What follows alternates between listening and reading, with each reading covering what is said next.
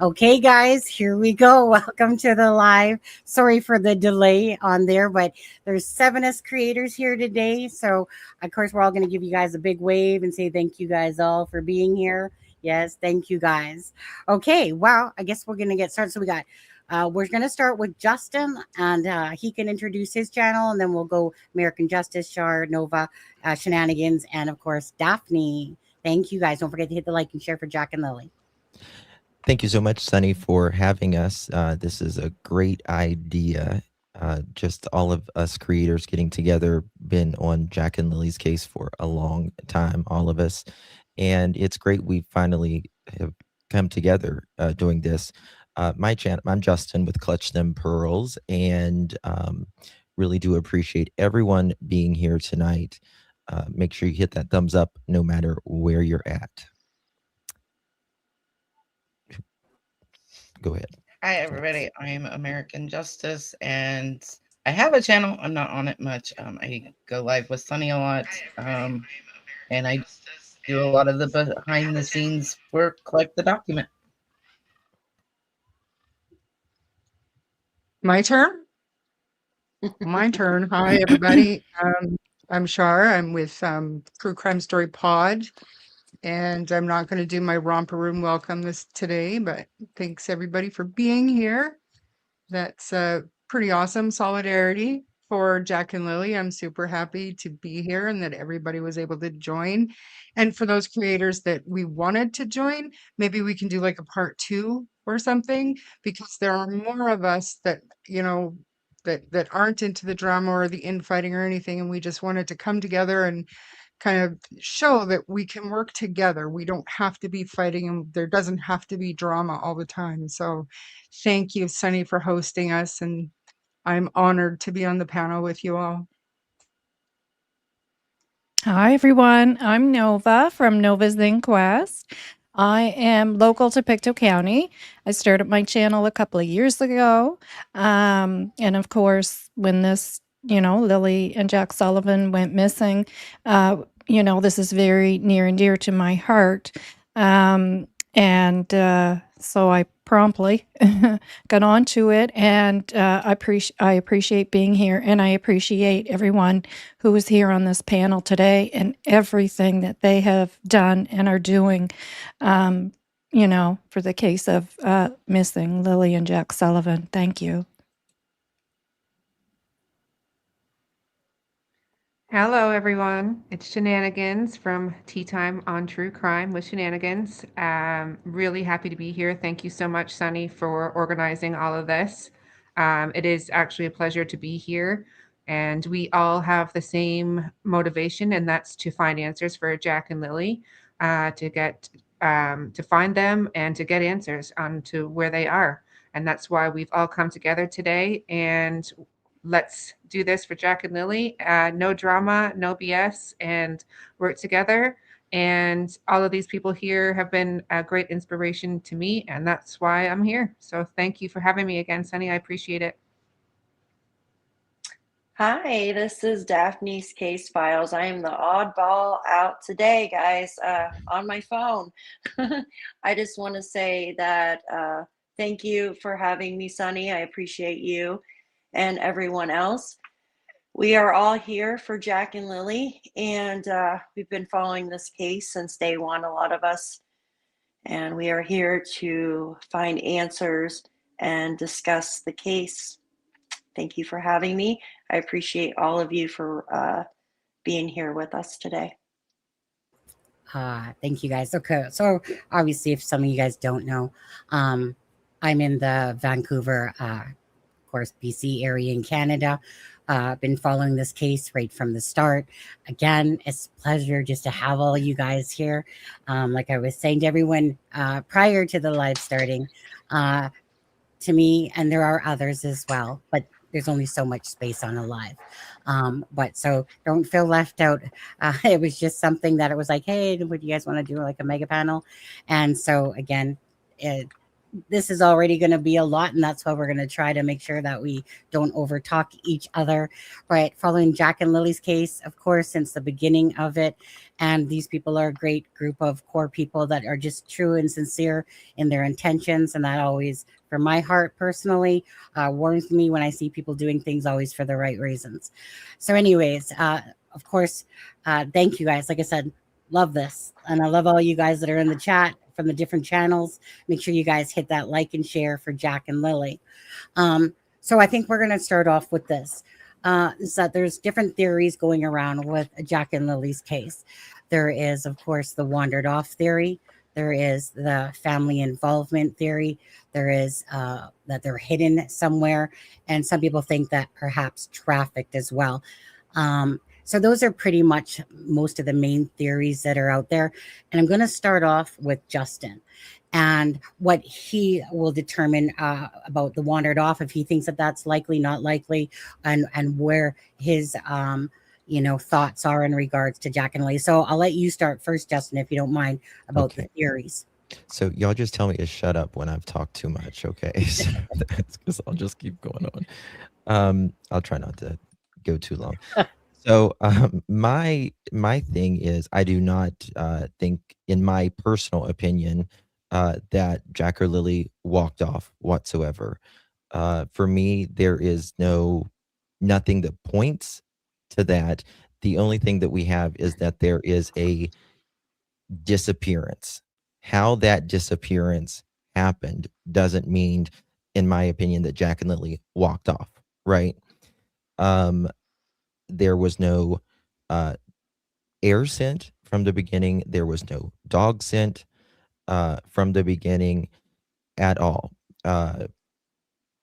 And there was, I mean, if you listen to Daniel and Malaya, they say 20 minutes max. Well, someone had to, if that was Jack and Lily getting on their boots, getting on everything, whatever their clothes or whatever they supposedly did or didn't have on. Daniel says they don't have on what they think they have on in some of his messages, but that's a whole nother story.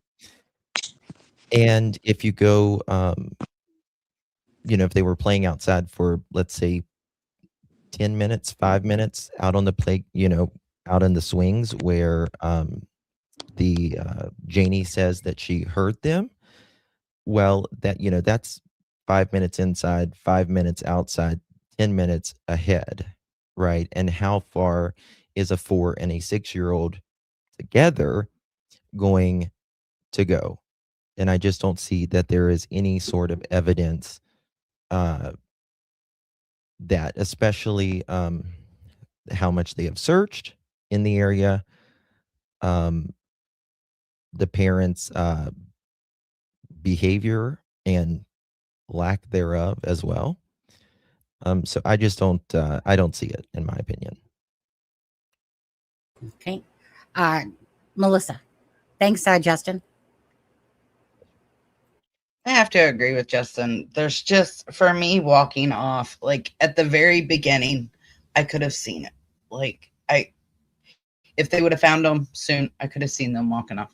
If there would have been, like Justin said, if there would have been a scent, I could have seen it. But kids are not going to walk through the woods, touching trees, rubbing on trees, scooting their feet on the ground without a scent. A dog is going to pick that up. So for me, them wandering off into the woods is just not a feasible, logical place for me to go.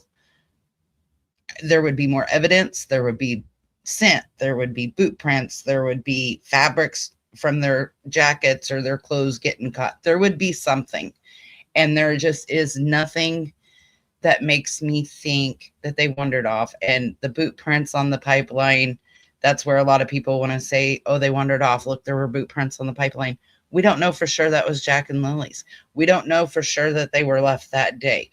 There's so many things, and there's no prints leading up to those, right? They didn't get abducted by aliens and just plopped on the pipeline. So for me, wandering off is just not feasible or logical as to what happened.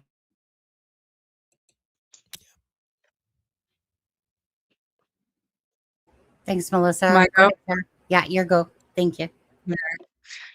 Well, I mean, at the very beginning, I remember I was in Mexico May 2nd, and I flew back home on May 4th. The first thing I did when I saw the story was I sent Sunny a message, and and she was like, "Well, we are Canadian. We should probably cover this." But when we're listening to it at the very beginning, we're thinking, "Wow, those poor kids." It's already been 2 days at that point. And we both started thinking that's not right with the amount of searchers and resources that were on. That's just not right. But obviously, since then, so much information has come out. And if you just stick to the information, the factual information, there is no way that those kids wandered off into the woods and got lost.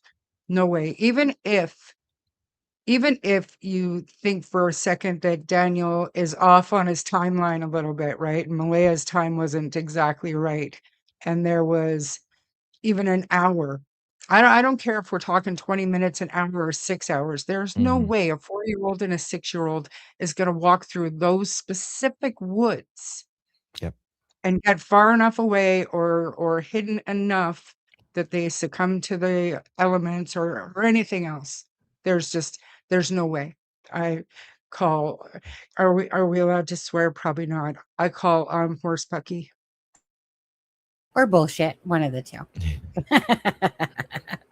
Okay, Nova. Thanks, Char. Well, when this first took place, and I very often go back to the beginning, which is, a lot of times what you need to do. When it first took place, I honestly thought, at first I did think, like Shar said, the first couple of days you're thinking, okay, well, perhaps, yeah, they're out there. And then as time's going on, you're starting to think, okay, something's going on here. I went from that to abduction, and and I felt bad for the parents, for Malay and Daniel, because they're themselves saying perhaps they were abducted, and that whole scenario. And then as more information started to come out, the more and more we learned, I just thought, there's no way they're in the woods. I just do not believe that. And knowing myself, how children typically travel, straight line distance, easiest route. I just can't imagine. And yeah, so I'm to a point now where I do believe something nefarious took place. Now, I do have some thoughts, but I I really do hate to, be concrete about it, because we really don't know at the end of the day. And I always say that on my channel. At the end of the day, we really don't know. Perhaps abduction is still on the table, a possibility, or something happened on that property. And with all the things that we've learned and heard from Daniel Martell, due to that, one can't help have their thoughts go in that direction. And they wouldn't. I never would have thought that if it wasn't for those things that we've learned. Yeah. Thanks, Nova. Shanann. Well, I think you all hit the nail on the head there. I also struggle to believe that they wandered off into the woods. I think the reason I struggle to believe that is with the amount of resources that were put into the search, with the fact that there was 160 searchers on the ground. There were 4 heat seeking drones up at one point, and I think more so it was the behavior afterwards. I mean, I think along with everyone, the first day I thought, oh, they're going to find them. They're going to find them. And the next day I was like, they're going to find them, just give them some time. And then when Malaya left and different stories started coming out, it just became more and more unbelievable that they had walked into the woods. And the fact that apparently nothing has been found to substantiate that they walked into the woods. No evidence of their clothing, no backpack, and allegedly the only evidence that has been found allegedly has been planted. So like the blankets, for example, and we haven't had confirmation yet, as far as I know, that both the sets of prints found on the pipeline corresponded with Jack and Lily. We have one set that is the same size as Lily's, but we haven't heard anything about the other, and there was no other boot prints other than that cluster. And if they had gone in that direction, I feel they would have been found. Scent dogs would have picked up something. They had cadaver dogs out there and searched 40 kilometers. So I struggle with that theory. All right. Thanks, Shanann. And then, of course, Duff. I got to unmute you. There we go. Oh, sorry, Duff. You're good. Can you hear me okay? Yep. Okay, thank you. I agree with all of you. And if you go back into the beginning, one of the first interviews, Daniel said the only set of boot prints they had found was 10 feet in the backyard.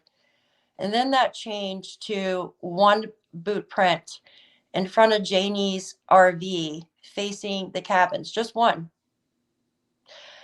And then it changed to the clumps or cluster over there on the pipeline. Now, I know that the dog did get some type of scent in the driveway, but that's it. And I believe, if I'm correct, that that same dog, after they found the blanket, was given the blanket or whatnot to try to find a scent with the ones on the pipeline, which it could not. It could not detect a scent for Jack and Lily whatsoever. So just having one piece of ripped blanket on a tree, and then the cluster, just one cluster. There's no footprints walking away or walking up to that cluster, right? Even though they matched the boot print to what Malaya had purchased at Walmart for Lily, there was no match for Jack, right? And we know that there's not many stores there in that area, but Walmart, where pretty much everyone shops at. Now, some say there's not many children out in the area, but Daniel mentioned himself that there actually is. And now I know there is children out in that area. A lot of them have four-wheelers, ATVs. They go out there riding all the time. And we know some of these children ride the school bus with Jack and Lily. So they absolutely could have the same size boots, right? The same boots. So I do not believe they walked into the woods because, number one, walking with the pine trees with all the brush that has thorns on it, they would have gotten cut or clothing torn. Kids do not walk in a straight line like little soldiers. They stop, they fall, they look at stuff. They're not just gonna, you know what I mean? They're not just gonna walk in a straight line somewhere, even if they're taking a path. Even to get to those pathways like the pipeline, you have to walk through thick brush. They used radar on helicopters for 7 kilometers, right? They used heat-seeking drones, dogs, and they still could not find Jack or Lily. Now, some say maybe a bear chased them off or something. Well, wouldn't you have heard children screaming from this so-called bear? I mean, you can hear a pin drop out there. So why not hear children screaming or crying when the searchers are calling for them? So no, I do not believe that the children walked off whatsoever. I agree with all of you. Thanks, Steph. Mm-hmm. Okay. Now, so for me personally, most of you guys know how I feel about this. Started off obviously with Malaya's interview, which I thought, and I still to this day think is the most absurd interview without mentioning her own children's names. And then it became a question of, well, Daniel's doing what looks like a parent should be doing, right? You're kind of talking to the news. You're trying to bring awareness in a sense. But to me, it was always one of those things is that right at the start, I felt like it was a family involvement. Well, the first couple of days, you're just kind of waiting that, oh, they've been found, end of story, great. The kids are found. Didn't happen. Same thing with Sebastian Rogers. After a couple of days, you're just going like, as more and more as the time went on, thinking that possibly, could they have been in the woods? Could they have fallen somewhere? Could they have done this? You're looking at the abduction, but you're also listening to the press conference and you're listening to, what's his name, Rob McCammon or something like that, say basically like, and the way he said it to me always stuck out that, basically if we felt like there was an abduction, we would tell you. And hence why whatever, no Amber Alert. So the abduction thing just didn't seem right with me because of the ruralness of the area. The fact that all of a sudden 2 children suddenly become targeted on this day that they're not in school and then 2 days off and they're sick. It just seemed all strange to me. But really, the whole telltale sign to me of all this is that I've looked at the whole hidden theory when it kind of came about, right? That's when Dickwood, whatever you want to call him, when he started claiming that Malaya was at the end of the driveway and that Janie just missed seeing a vehicle and stuff like that, but that Malaya had basically hidden. And that became Daniel's and Durwood story. However, that all began together. And then it was just full of, well, what do you mean? Like, then you learn that Malaya wasn't at the end of the driveway. She was about 10 feet from the trailer holding Meadow and stuff like that. At first, it seemed absurd because it went past a couple, like if somebody was going to hide the children, at some point the truth would have came out very shortly after that, right? But it didn't. So then it went into orbit. And then it went into the fact that they're hidden on a reservation. Their timeline of their 20 minutes, their own timeline, their own words, make that not make sense.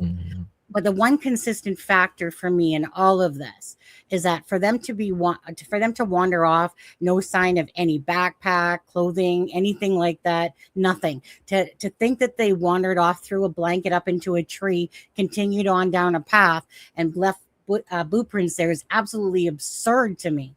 That one is absolutely absurd to think that a child that needed to be picked up, that could barely walk, like, could you imagine how long it must have taken them to wander that far? And in this time frame now that probably searchers and everybody's come in and they're just, walking off into the sunset, leaving a footprint here and then magically UFO picks them up or something in order. So that just to me seems absolutely ridiculous. No dog scent, nothing to prove that. And it just does not make sense. To me, it's one of even the most absurd stories. But anyways, so for me personally, the whole thing about this has been their own words. Do their own words make sense? Does the timeline make sense? Timeline absolutely does not make sense. You can't make sense out of nonsense. Daniel has throughout the months, and we're almost coming up to 8 months now, has shown that he's inconsistent, that he lies, that he's full of BS. And to me, this is one of those things. To me, it's not rocket science that when somebody is sitting there and you got something to hide, that's when, of course, you're going to start telling fairy tales and BS and things that just don't add up. Cases that I always follow, again, they don't happen like this. The only time cases happen like this is when the truth isn't being told. Do we know what happened to Jack and Lily? No. So mine is family involvement. And unless something shows me different, it's the way that both Malaya and Daniel have acted in this case. And just the whole weirdness, the lies, the hiding, the not saying anything, and the constant stories and the timeline just don't make sense. Okay. So that's my perspective on it myself. And so the next thing that I would like to do with every content creator now, and starting with Justin, is a specific, say, topic, and then we'll round table it. So Justin might want to talk about something specific right now with the case, whether it's about Brad and Justin, the car keys, whatever. Justin, I'll let you talk, and then we'll round table it to see all our thoughts about this case. I think we can start at Brad and Justin. That's a big, topic for me, in my opinion. I noticed how Brad spoke to the RCMP day one, right? Just a few hours after Jack and Lily vanished, right? Justin did. Justin, sorry, Justin. Justin did. I should know that because it's my name as well.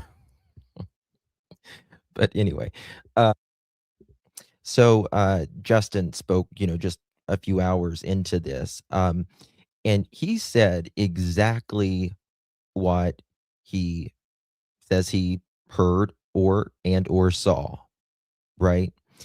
There was no way possible for him to know that unless he experienced that.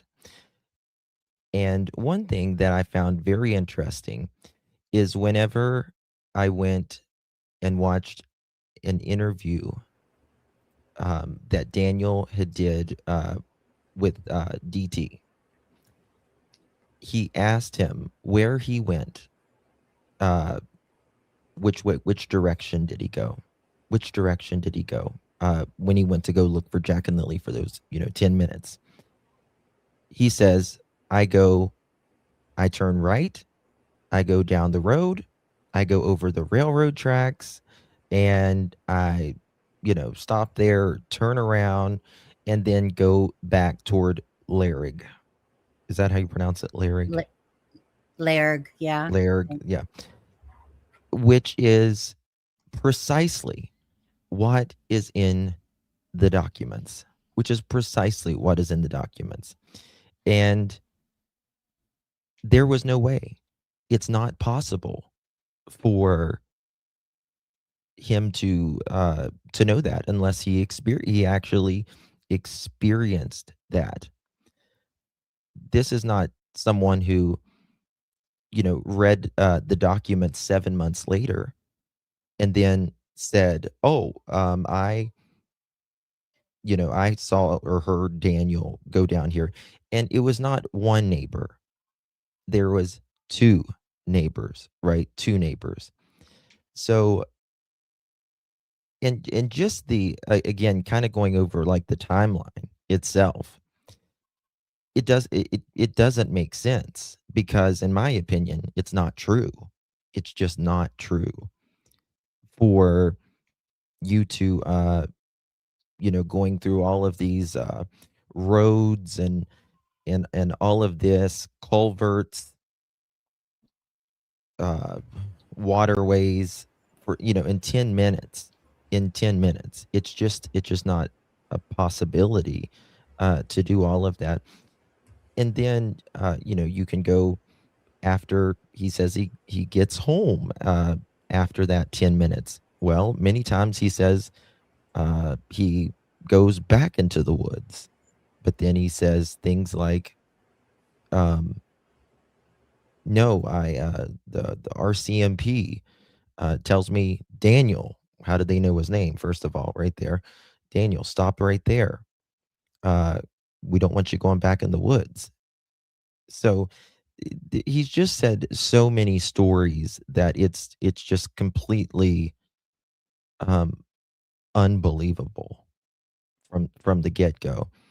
And just knowing these neighbors, they don't want attention, right? They're not they're not us creators where we're up here and in the public eye.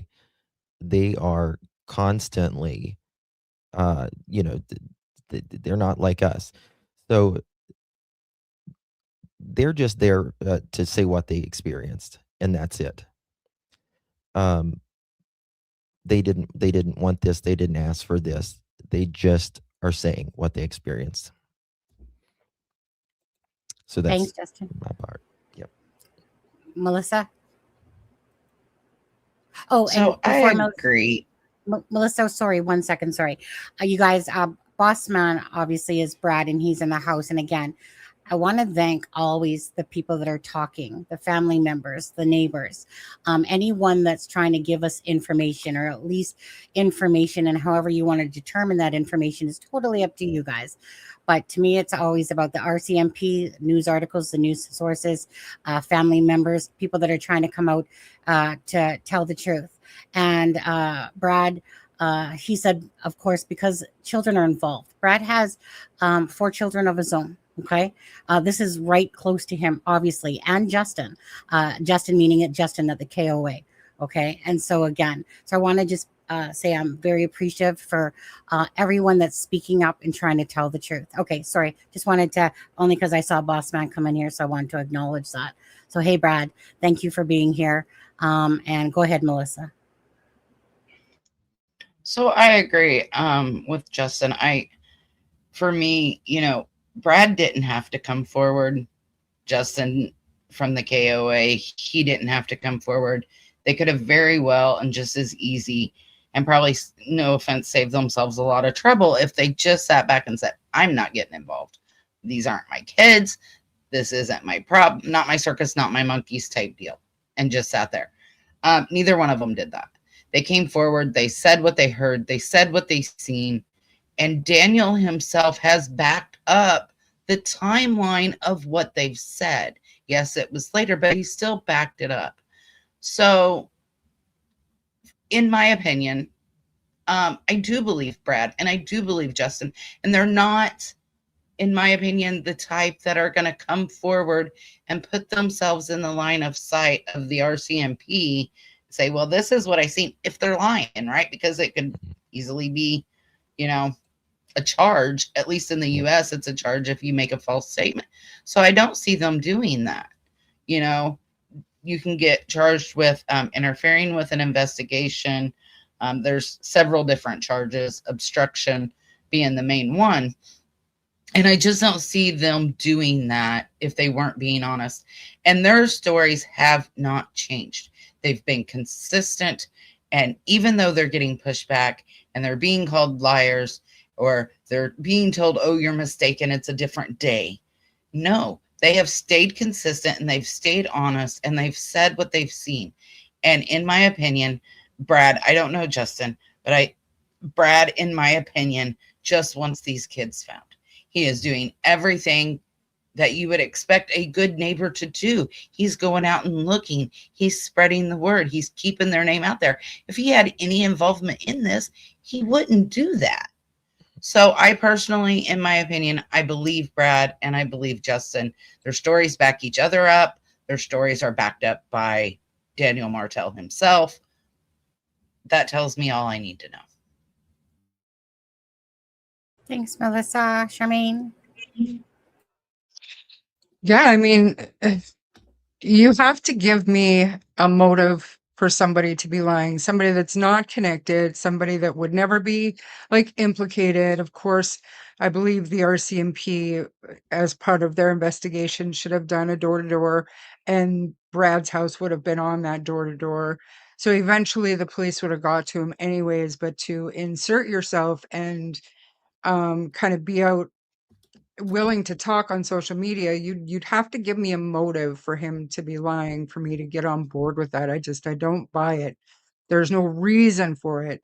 I know that Brad's children rode the school bus with Jack and Lily.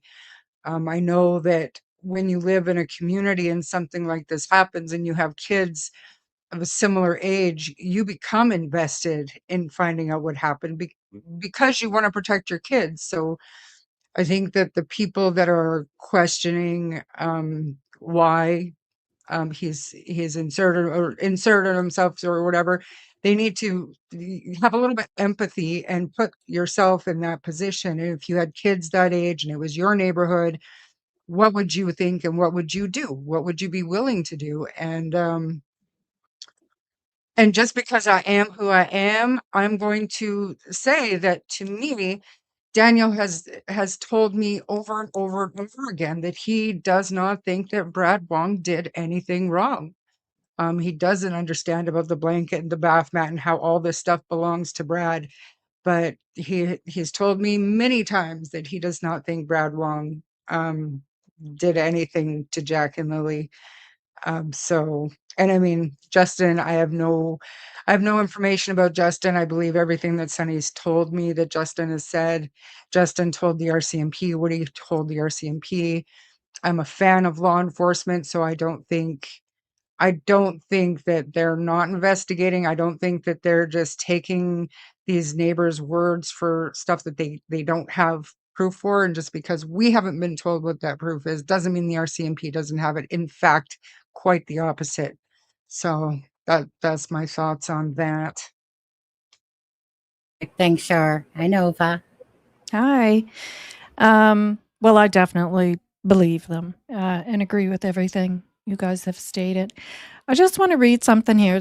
There's things that stick out to you that have taken place throughout the last 7 months. And there's many I've written down. But going back and looking at things, I just picked this out.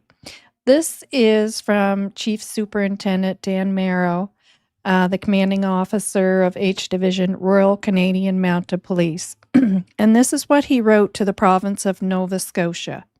The investigative team from the Northeast Nova Scotia Major Crime Unit has referred this matter to me for support and seeking your consideration for its inclusion to the program, and this is for the $150,000 reward, as they believe there are individuals who are privy to information that could result in locating Jack and Lily Sullivan. If they were in the woods, do you know what I'm saying? What does that mean? It doesn't mean that somebody's privy that they walked out into the woods. Mm-hmm. You know, there's something more going on here. I have a question I want to ask. Daphne and Shan both brought up the Jack's boot print. I understood when the boot prints first came up. Cannot remember. I thought it was in the documents, but I went back and looked. And then I thought maybe it was in an article or on the news, and I've been going back to look, but still haven't located it yet. There's so much to go through. I always understood that Lily's, out of those boot prints, was the smaller of the two, not the larger one.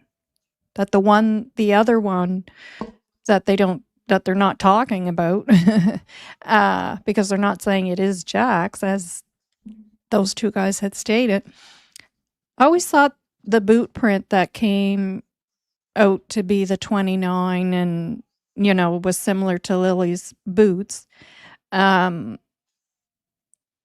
always thought that was the smaller of the two. And the other one was a larger footprint. Do you remember that, Sonny? Yeah. Mm-hmm. And I agree. It made it sound like that was a smaller one and that there was a big one. But I can't remember where I read that or heard it. But I know that was stated somewhere. So if that is the case. Well, I was going to say, if you don't mind, Nova. So we will come back to that. Sure. I was going to say, because we're round tabling here. So now for Brad and Justin, the vehicle, and then we'll come back to it because we each all have our turn. So as for the vehicle for Brad and Justin and that, what's your thoughts on that? Oh, I'm sorry. I didn't realize we're staying on the same topic. Yeah, we're basically round tabling. I thought perhaps you were thinking that. But anyway, so just to keep it on course. So basically, Justin was talking about that. Yeah.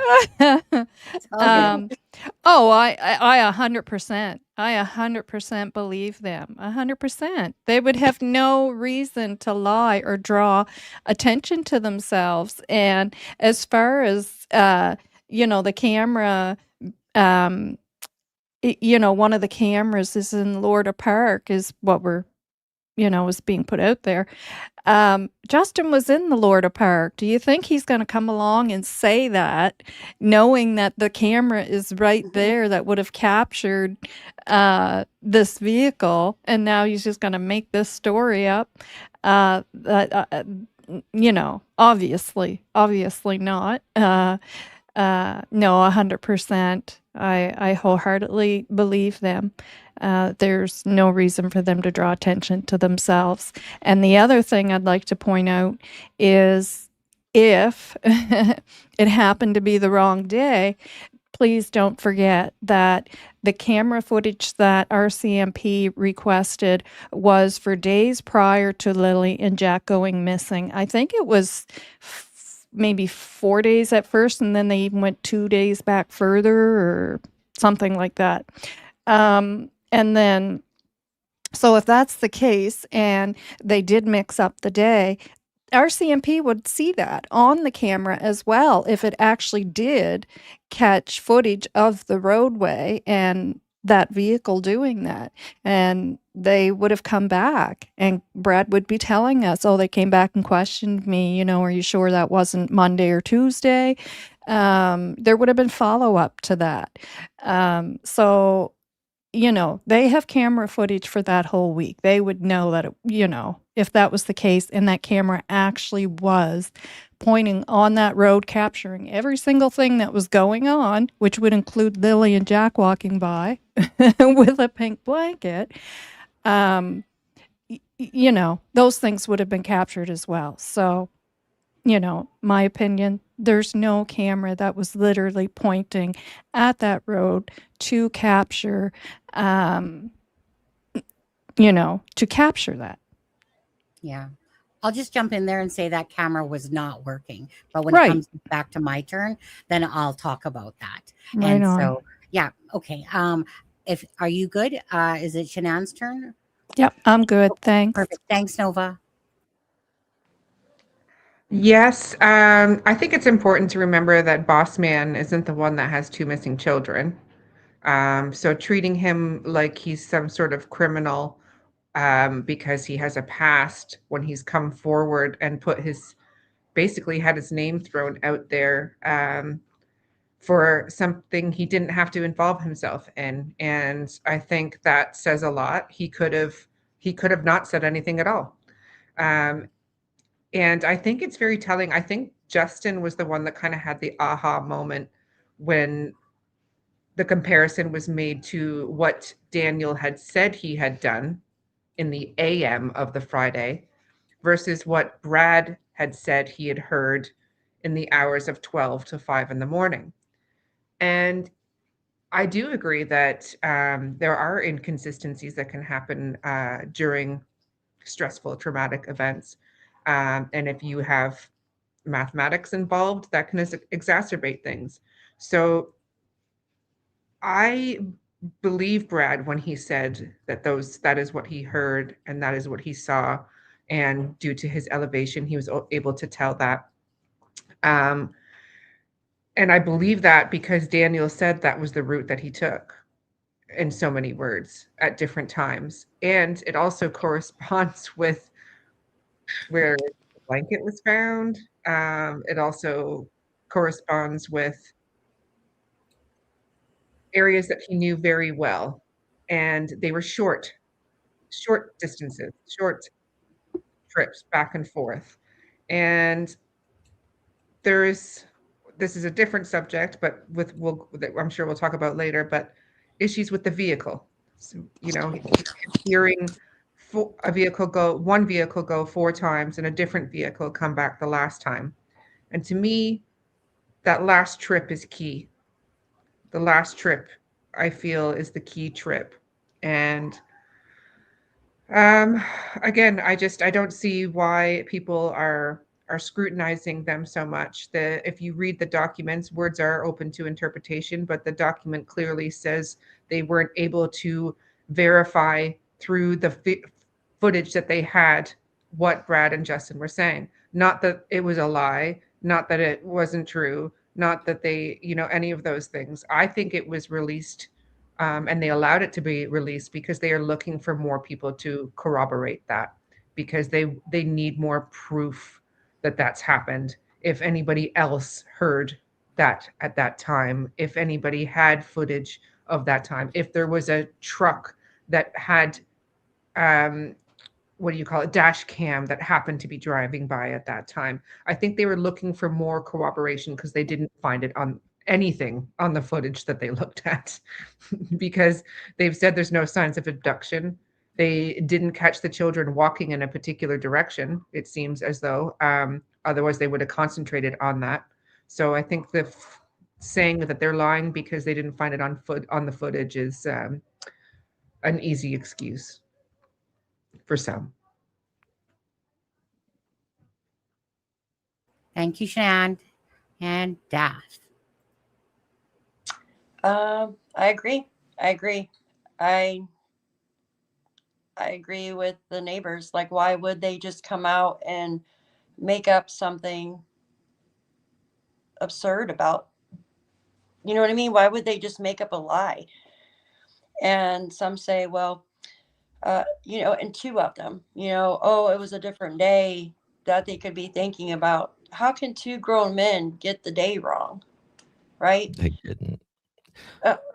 And then you have Justin, who was staying at the Lorda Park, what y'all just said, and he literally came out that afternoon and told the RCMP that he can give them every vehicle that had went by. And then the RCMP came out, like a week later or something, and spoke to both the neighbors. I mean, that's not their fault that the RCMP couldn't get to them later on. But then you have the RCMP grabbed the cameras and they couldn't see anybody driving, because usually most people don't film the road, right? I mean, your alerts would be going off 24/7. And then they came out the end of May and got footage out there off Glengarry Station Road. There's a reason for that. Now, if you look at the areas where we were told where Daniel went, it doesn't show him going out to Glengarry Station, though, right? But it does, from what they have told us, going up the 289 to Laird Road and then going to Matheson West Road and then Lansdowne Road, but nothing over there in Glengarry Station. So, in my opinion, they were definitely checking over there to see if they could get something just in case, like something that doesn't belong, shouldn't be in this area. Because even Melissa Scott said they want my neighbors' cameras and to give a list of our family members' vehicles and stuff like that, so they can eliminate who doesn't belong in that area. So there had to have been something, in my opinion, that had to have been seen, but not caught all the way, if that makes sense. Do you see what I'm saying? Because why would they go out to Glengarry Station area and get those cameras out there? That's pretty far. Mm-hmm. It's not far, but it's kind of out of the way from the house. So I believe what the neighbors say. Why would they just come out and say something like that? And like Shan said, they're not the ones who lost two children. Their children are still at their house. And do. Yeah. Okay. Thanks, Daff. Okay. So if you guys don't know, I've spoken with Brad for quite a few months now. I've spoken with Justin. This second caller, first caller, whichever, the one that called, obviously. So Justin would have been the one that called in from the KOA to say basically like, hey, if you need any, about the vehicles going down the 289 there, give me a call. That was on the scanner radio. So we know that was the first day. We also know by the documents that I believe it was May 17th is when they actually finally reached out to him. Even Melissa Scott said that they apologize for it taking so long to go gather camera footage. So Brad Wong, the search and rescue, it's pretty much in front of his home, and he has he had one camera working that would be facing, I guess, Lansdowne Station. That was it. I'm just gonna bring up Google Maps for a second. You guys, so we'll take us off the screen for a second. I'll pull up Google Maps for 1 sec. Share screen. Let's see here. Okay, just to show you guys all. Okay, 1 sec. And we'll make that bigger. Okay, so obviously, let's see. Let me just go to there we go. Okay, so the search and rescue was here. Brad's house is over here. Justin, of course, was staying at the KOA over here. This house right here has cameras. I think about 5. Some of them not, say, wired in, and some of them were wired, but they weren't working. Okay, so I know this from a different source, and that is obviously, I'll just put on the highest pedestal of a reputable source. Apparently, I think this piece of land here had a camera, but this isn't what we're talking about. It would be this house here. The blanket, of course, is here, right? Talking about a vehicle. And of course, the boot prints. And I think, if I'm not mistaken, that on DT show, he shows it. Actually, let me just move this for a second. And this is just going based upon what I seen on his. Was about here on the pipeline, the boot print. Again, I think it's rather absurd that 2 children were able to, come down here, throw a blanket up in the air, land in the trees, continue walking on, leave a boot print. It just seems totally absurd. Anyways, the other camera was right here. There was a camera here at the KOA. Okay. Now, although I don't see it now, it was there because I remember going down to Google Earth, seeing it stuck to a tree. Thing is that Justin himself from the KOA said that, he said that the owner would have showed him the camera footage if that camera was working, or a photo of a vehicle. So no, that camera was not working. Now, the narrative that's trying to be told now, in a sense, and that's okay. I mean, if DT wants to, have that information and say that it was work, or that Brad from Brad Wong's house, that Daniel pulling up here would have showed him the lights, coming off of this camera. Like, well, where? Again, right? Now, Brad's already shown us a video that he shared with me about a month or so 2 ago, of how he can see down from his elevation to Daniel's home down here, and showed a video to us to show that he can see that from that elevation, the lights, And so again, to me, I'm just going to come back up about that. Sorry, how come there's stuff? Okay, 1 sec there. Going to bring us all back up on the panel there. Okay, so the bottom line is that, yeah. So why would two people have such memory loss that they can't remember, that they're so stupid, that their brain cells aren't working, that they must have, perhaps had it on a different day, right? That they couldn't seem to remember that night. You got 2 people with 2 different incidents. The one, then Justin, correct? He's the one through the posting that Daniel Martell sent to me, went back to the documents and had a holy fuck moment, and was like, wait, the same things that Daniel said and the things to me are the same things that are being said, in the documents. And it was just like, yeah, and which is, again, coincidence? I think not. So you have 2 people that have no reason to come forward if they didn't want to, besides to help, want to, I saw or heard a vehicle. So Justin from the KOA, he never saw a vehicle. He heard a vehicle, a loud vehicle. And so Justin, as well, from the KOA, had also said to me, did you know about the missing vehicle? And I'm like, wait, what? What do you mean missing vehicle? Now, we've heard from Brad about a loud vehicle 4 times making trips. Not a silent vehicle, but a loud vehicle that would have their muffler.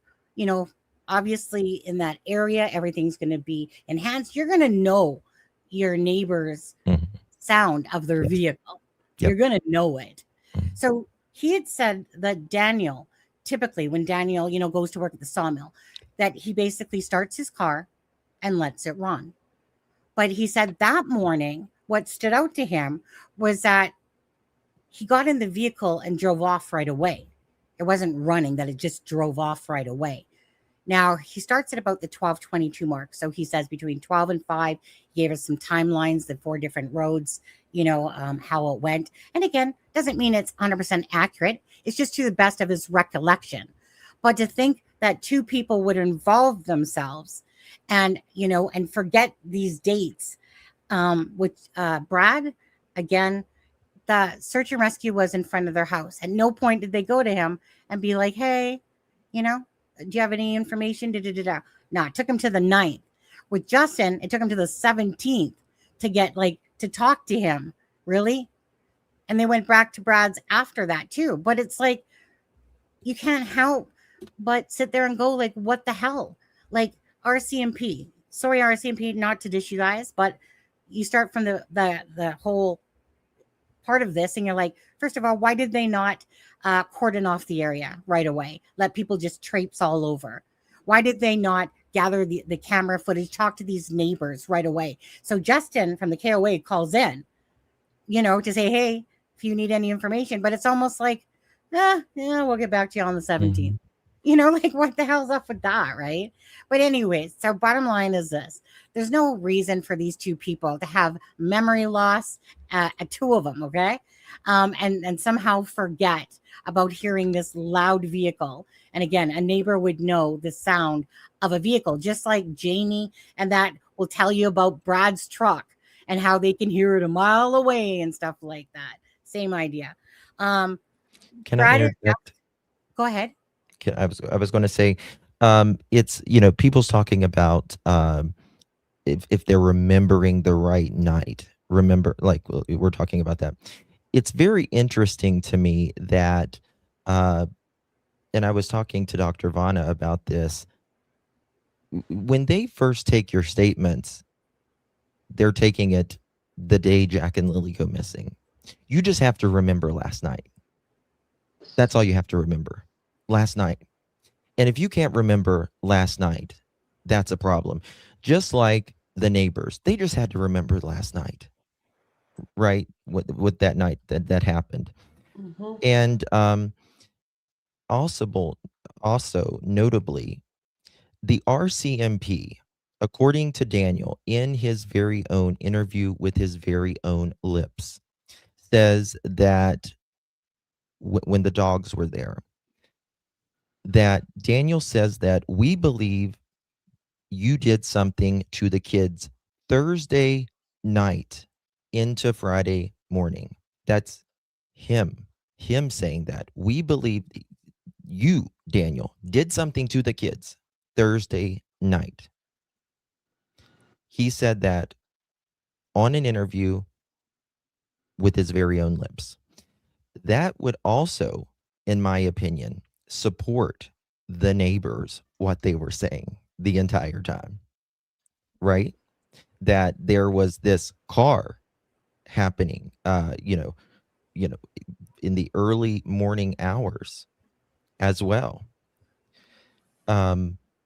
So I think it, and then, the other day I discovered that Daniel, he almost told on himself, in my opinion. He's talking about either the blue or the black, and just I went to get the 2 keys, all of that, because there's 2 keys. He says, and I always knew there was something up with that, in my opinion. Then he always talks about, I went to get the white Nissan. He says it in everything. He is, in my opinion, he's saying this to train himself to say these things. So all of those things. Now, Sonny, I think, what about, because this is what I would say the other side is going to say. Them talking about the RCMP said there's no evidence that the neighbors, Right. they don't have any proof of that. Well, that's because there's no fucking cameras. Right. Just because there is no cameras doesn't mean it didn't happen. Exactly. It doesn't mean it didn't happen. It's just that they don't have it. And you guys, and so I'm going to go back to this because yes, and just of course, so to sit there and call them liars is just to me, shameful, to be honest. To sit there and actually call them liars or thinking that their brain cells aren't big enough to remember that they heard a loud vehicle on this night, is a criming shame. I'll just say that but to call them liars, when it has not said anything about that wasn't truthful, it just says there's no evidence to support that. And I get it. If there's no cameras, why would there be evidence? Not that it didn't happen, right? But this is when everyone has to use their own information that we put out there. Now, I do want to say quickly as well that Brad and Justin have been friends for 3 years, okay? Brad was talking to me the other day when I was asking him about this. They've been friends for 3 days. Brad had done some work for Justin. He knew he lived over at the KOA, and that it was a couple, like 2 or 3 days after is when they spoke. And that's when Justin, the only thing Justin said was that he heard a loud car, right? I mean, we all know that it was, so, Brad had said that was Daniel's car. But Justin, anything about Justin, again, it's just that he heard a loud car at around 1:30 that night. And so I just wanted to let you guys know, like I said, that facts, because some people are sitting there like, oh, they're best of buddies and best of friends. They're friends and acquaintances. Again, they know each other, But does that mean? Oh, sorry. No, it's okay. I was just going to say, but, so again, it's not like these two people got together and was like, oh, let's conspire against Daniel and let's just make up some bullshit and let's just add a vehicle into the night. Right. Anyway, go ahead. I was just going to say, like I had said earlier too,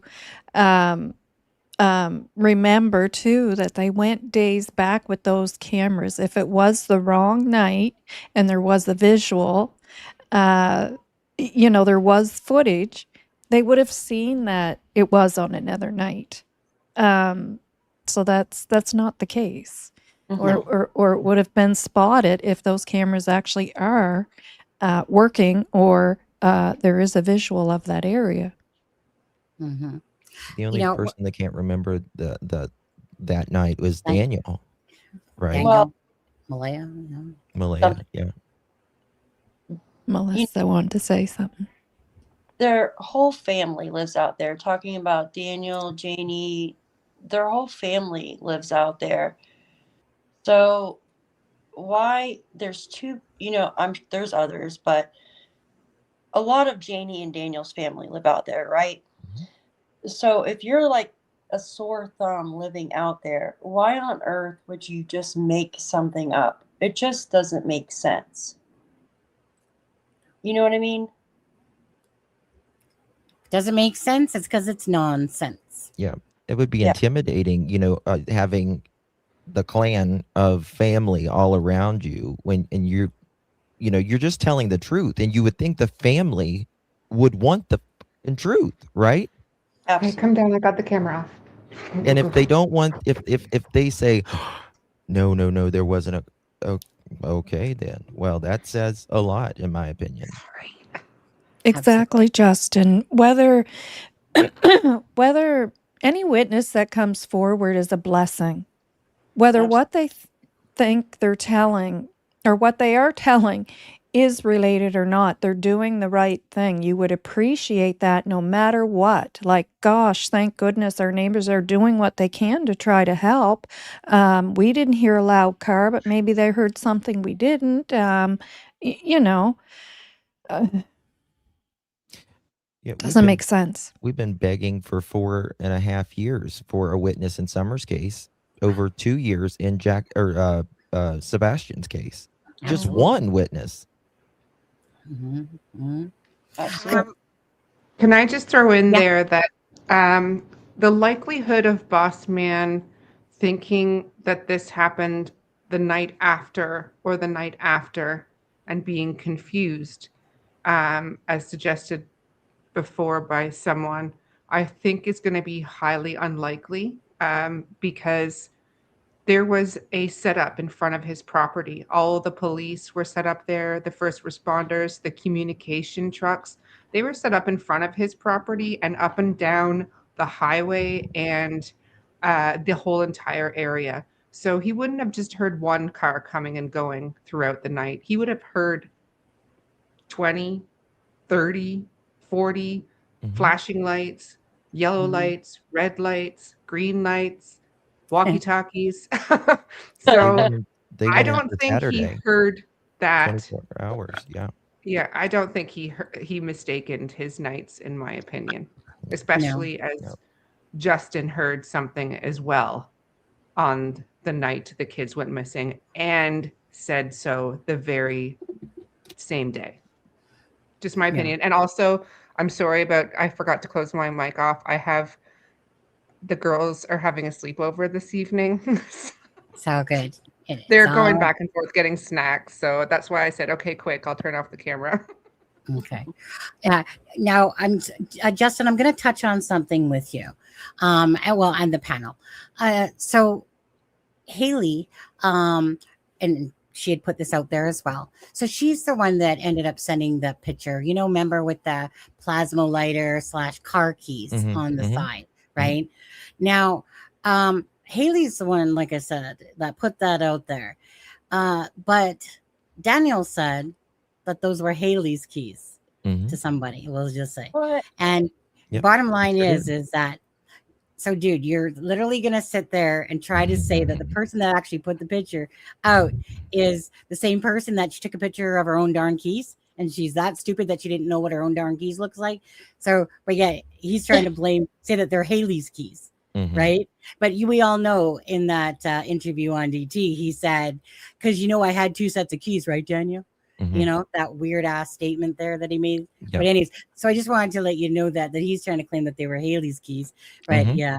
I mean, obviously it doesn't make sense. Haley would take a picture of her own darn keys. Yeah. As she was going to, put them on a hot water tank and just, take a picture of someone allegedly, smoking meth in the bathroom or doing some weird stuff already in the bathroom that they were concerned about. But yeah, hold on. Let me just drop my keys right there. Let me just take this picture while I just took a piss. Yeah, right. Let's go for it. Roll them in the mud first. Yeah. Okay, so now we're going to go to Melissa. Okay, so Melissa, what topic do you want to talk about? And then we'll round table it again. So before I go into that, I had something to say about the cars real quick. Just because RCMP has said that it is not substantiated through video evidence of another vehicle doesn't mean it didn't happen. It just means it wasn't caught on camera. Plain and simple as that. So for people to say, well, there wasn't a vehicle because it wasn't on camera. Well, okay, but that doesn't necessarily mean that there wasn't a vehicle. It just means it was not corroborated by the video itself. It doesn't mean it didn't happen. And I've seen somebody in chat, one of them, saying, well, why no Amber Alert? Well, there was no Amber Alert because we don't have a specific vehicle to say they are in a gray Toyota 4Runner. Here's the license plate number. There are very specific things you have to have in an Amber Alert. Do I think it needs revised? Yes, of course I do. But that's why there's no Amber Alert. And that's all I wanted to say about that real quick. Okay. I think it was Nova was going to say something, and then I'll go into my... I was just going to say what you said is an exact quote from our CMP as well. What Melissa just said, she's just not willy-nilly saying that. That's exactly the quote from our CMP out of the media. Exact quote, not substantiated. It is exactly what they said. There was no words of they lied or anything like that. It has not been substantiated. Melissa, I'm just going to say something to that quickly. And when on earth are we taking news channels' titles as actual fact? They're trying to get freaking views and clicks and all that stuff. But when are we going to sit there and act like that? Here's a title that, RCMP, says that, you know what I mean? It's just a joke. Go ahead, Nova.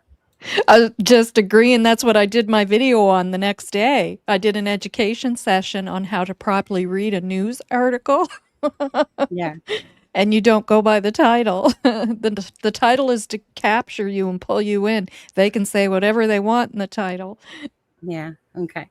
Anyways, that just cracked me up when I was like that. And of course, they change titles when new information kind of comes up, because like I'll be talking, for instance, to a reporter, and then she'll tell me that they've updated the article, right? Because there's some information that came out a couple of days later, in a sense, and so they again used the same article, maybe updated the title, added another paragraph to that whole storyline and stuff like that. Anyways, never going to sit there and take a title as it being factual.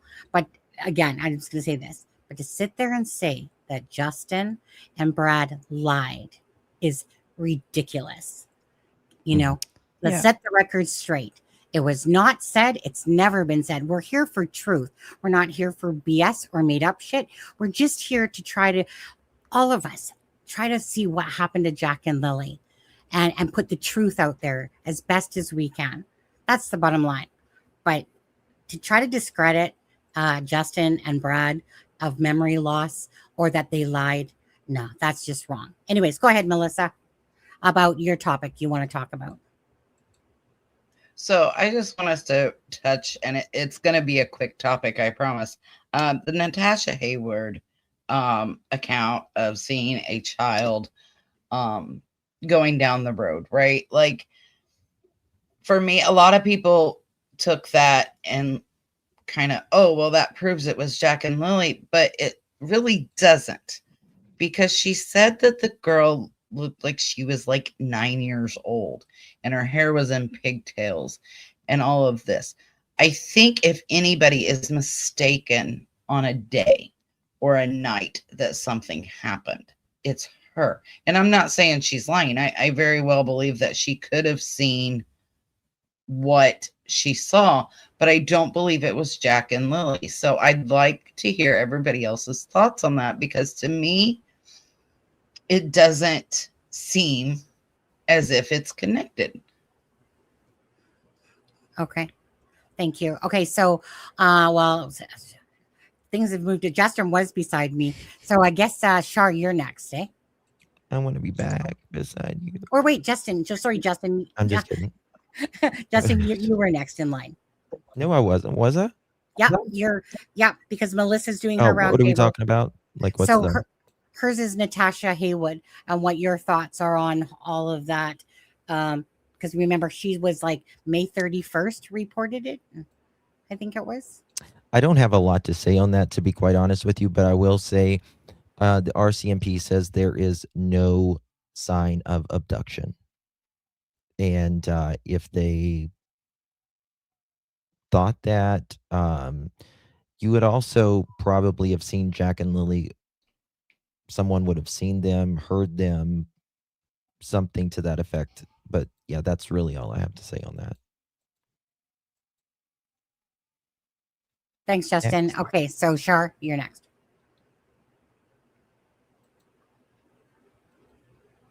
Shar. You're muted, Shar. Oh, I thought I unmuted myself. I apologize. Yeah, I mean, I believe she probably saw what she saw, but the fact is it wasn't Jack and Lily.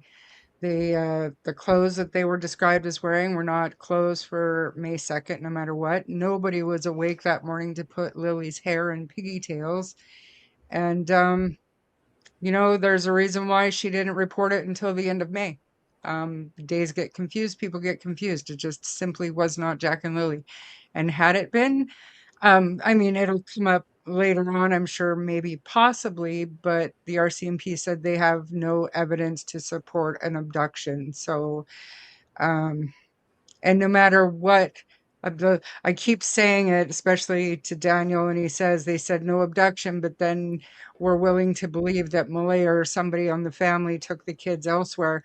It doesn't matter who took the kids, family abduction, non-family abduction, a stranger abduction. There's all different types of abduction, but when they say like an all-encompassing statement like that, no evidence to support an abduction, that's any abduction. So it wasn't Jack and Lily. It's just that simple.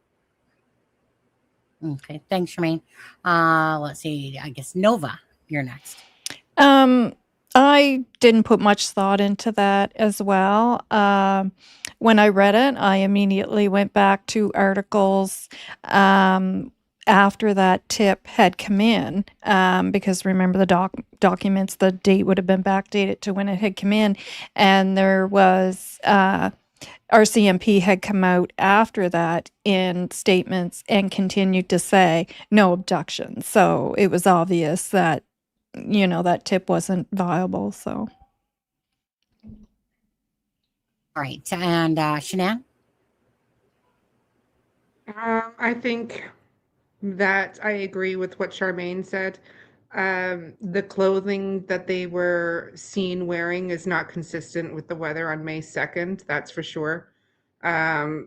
She was described as wearing a tank top, a blue tank top with like blue dangly bits that hung down, and Jack was in shorts, I believe, and that it wasn't tank top weather, that's for sure.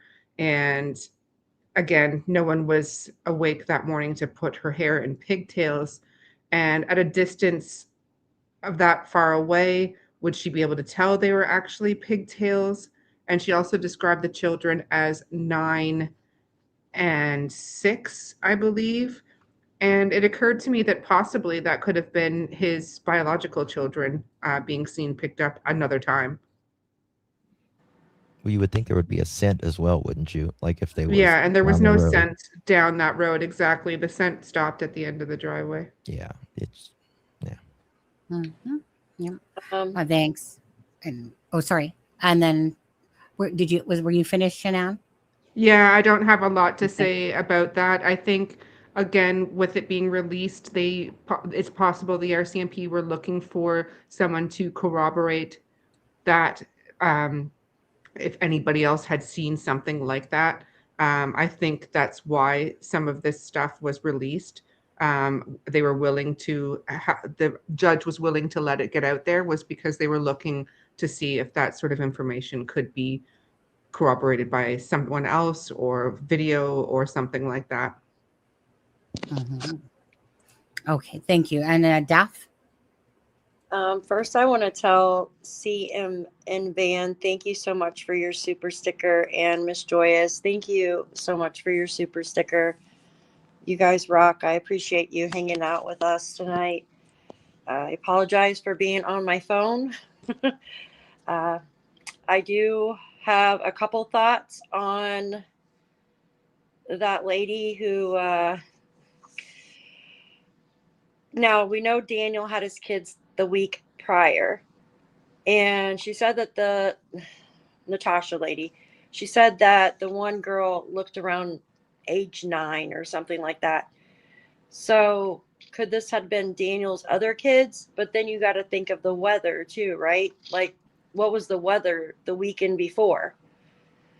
And then, she didn't come out until later on. So it definitely could have been other children. You know what I mean? It definitely could have been obviously it was other children, in my opinion, because there's no abduction.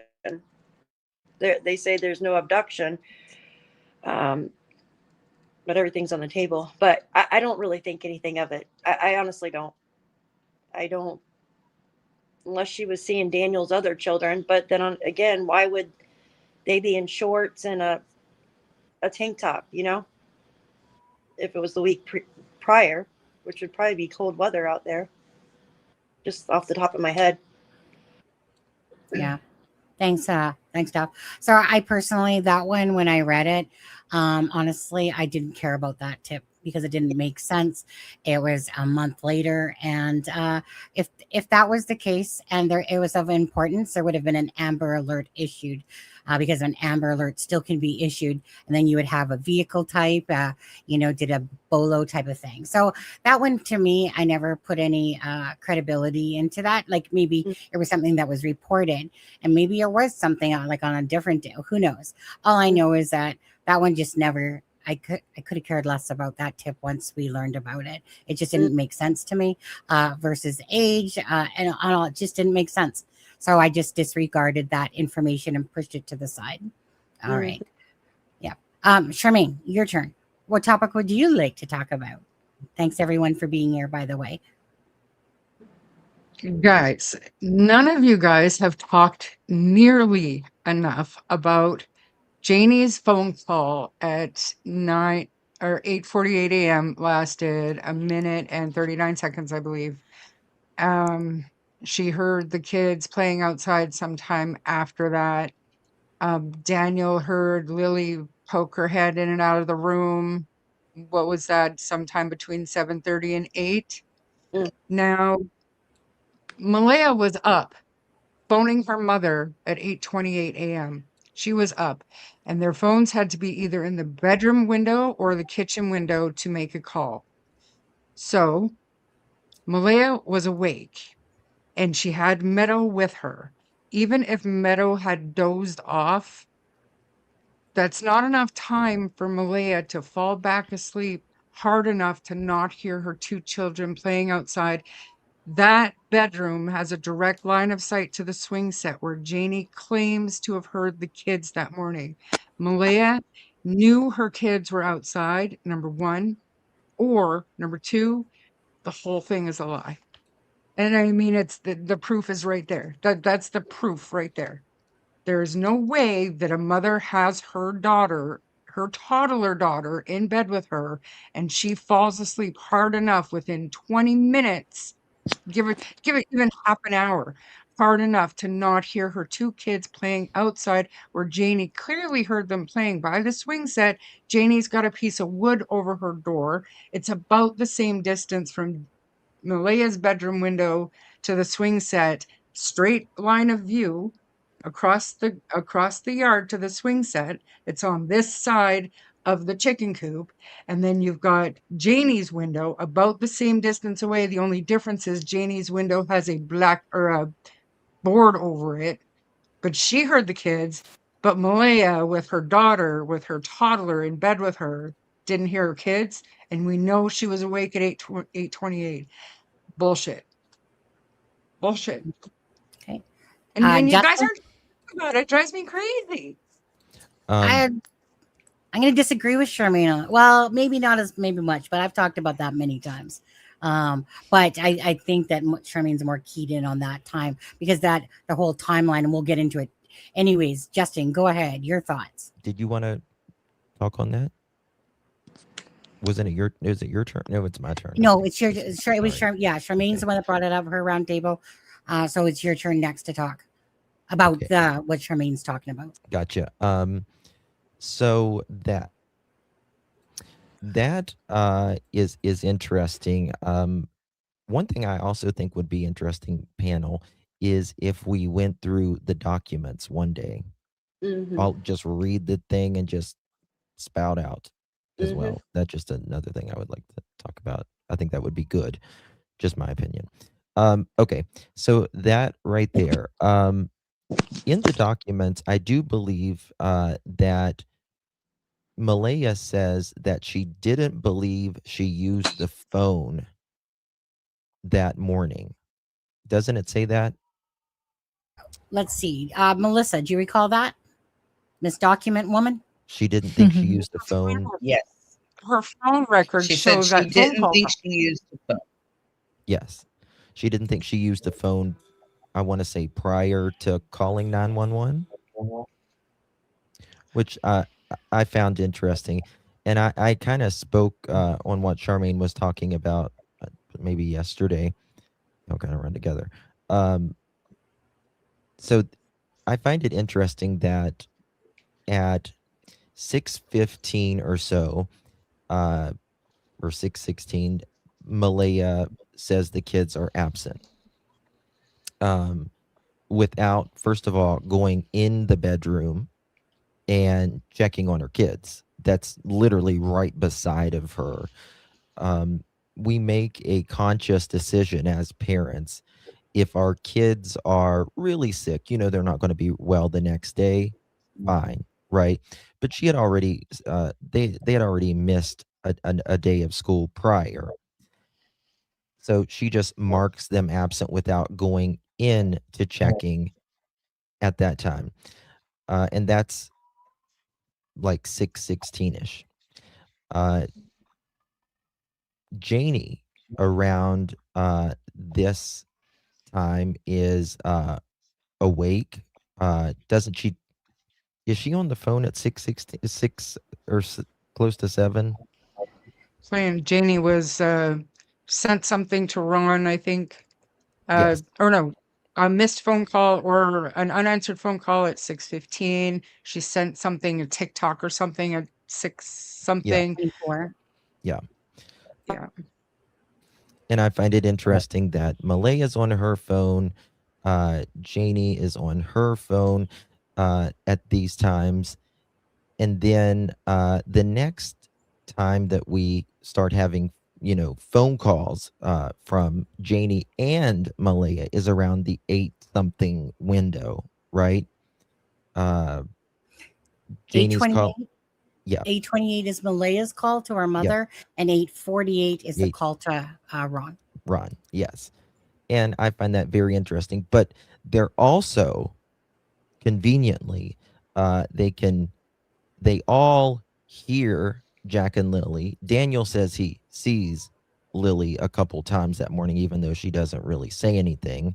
And then he came out later, like 7 months later, and says, she said, "Hi, Dad," or something like that. "Good morning, Dad," or something. I find that interesting as well.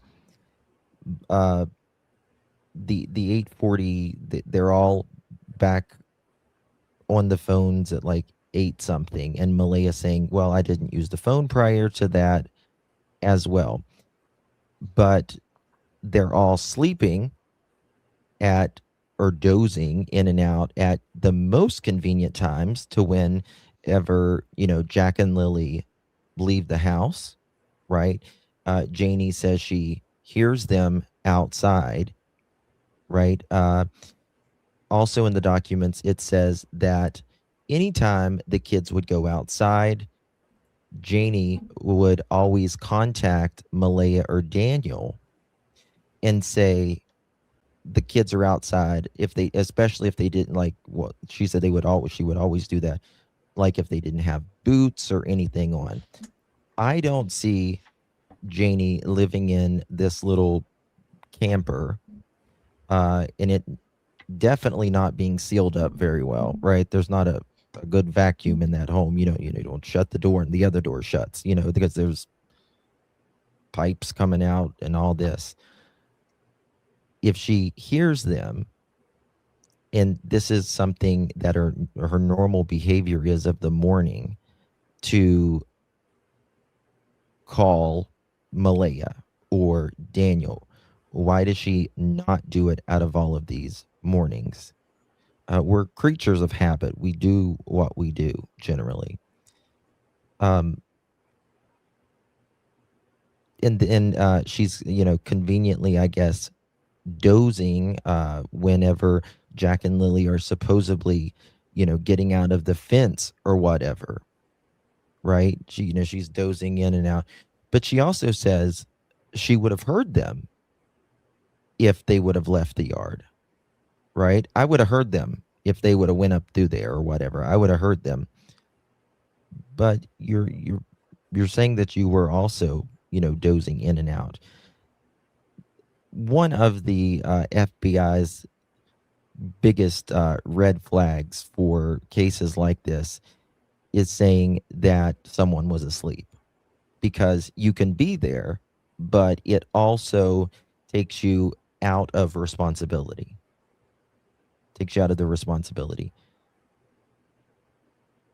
They were all enough awake to check on, to hear their kids, but, not give the responsibility that they've, been asleep since what, 11 o'clock that night, Malaya, somewhere around there, 10, 11 o'clock. And you're not getting up to check your kids to see if, they're sick, they're hungry, or whatever else. And, yeah, it's very convenient that they're all on these phones around the same time, and they all hear something, but they also don't see anything. Mhm. Okay. Thanks, Justin. Okay, Melissa, Mrs. Queen of the document.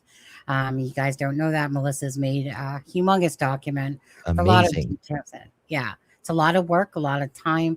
And so it's one of those things that when Melissa came in here, she really didn't know much about the case besides following, what I was putting out in a little bit.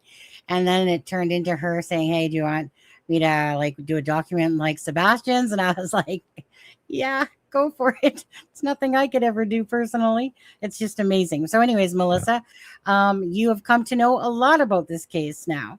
So go ahead. So Charmaine's thing was about the Malaya being awake at 8:28, making a phone call to her mom, a phone call with Janie type of thing. And about obviously, how one could not know or hear, Jack and Lily and stuff like that. Anyways, timeline kind of thoughts there for that. So for me, I picked up on that too. So, to go back to what Justin said real quick, I've said that several times in several different chats.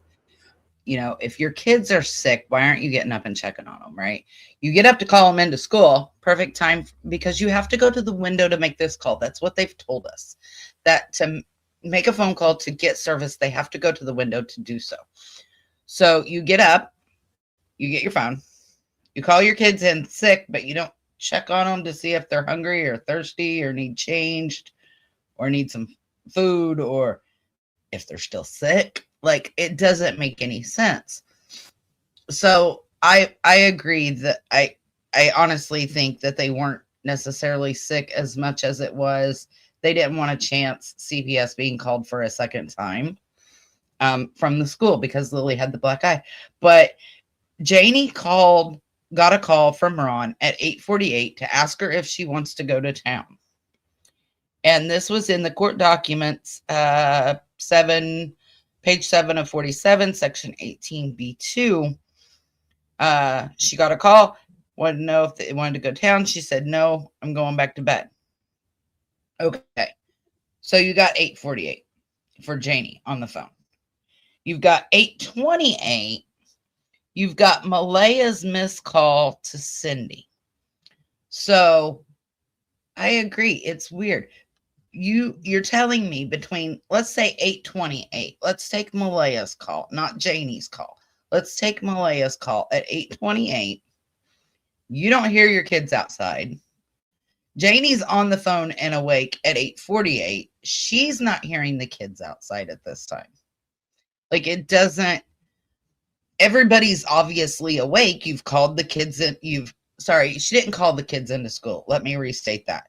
She texted the kids into school or emailed them into school that they're not going to be there at 6:17 and 6:18. And then your alarm goes off at 6. And then 6:15, you get up. Within a minute of getting up, you already found your phone, logged in, and marking your kids absent within 1 to 2, 3 minutes, right? You're not checking on your kids. Janie's because she's on the phone with Ron about going to town, and she's like, yeah, no, this is the one time. She's like, no, I'm just going to go back to bed, right? She normally went to town with them. So for me, that's weird because you're breaking your pattern of life. And your pattern of life is you get up, you call them into school, you check on them, you feed them, all this stuff for Malaya. Janie's pattern of life is she gets up, she has her cigarette and her tea, she goes out and, messes with her chickens. And on Fridays, she goes to town with her brother and her mother. Well, this is the one time that she doesn't do that and the kids go missing. Like it just doesn't line up for me. It just doesn't. So you've got Malaya up at 8:28 at least. You've got Janie up at 8:48. Both of you are on the phone, but yet you don't know what these two babies are doing when they're supposedly sick. Come on. Take that shit elsewhere. I don't believe it. Thank you, Melissa. Nova. I just want to touch on where Charmaine had stated about Malaya needing, if she was up around that time to use the phone. Well, we know she did attempt to make a call to her mother. So obviously she was either at the kitchen window or at the bedroom window to do that. So I did actually do a whole video. That's why I was saying I did. I did a whole video on that possibility because I do agree with Charmaine. If she was up in the kitchen to make that phone call around that time, it's really hard to believe that that she did not hear the children, or there was no type of interception there between them. So I it did hit me, and I wondered, the theory of accidental.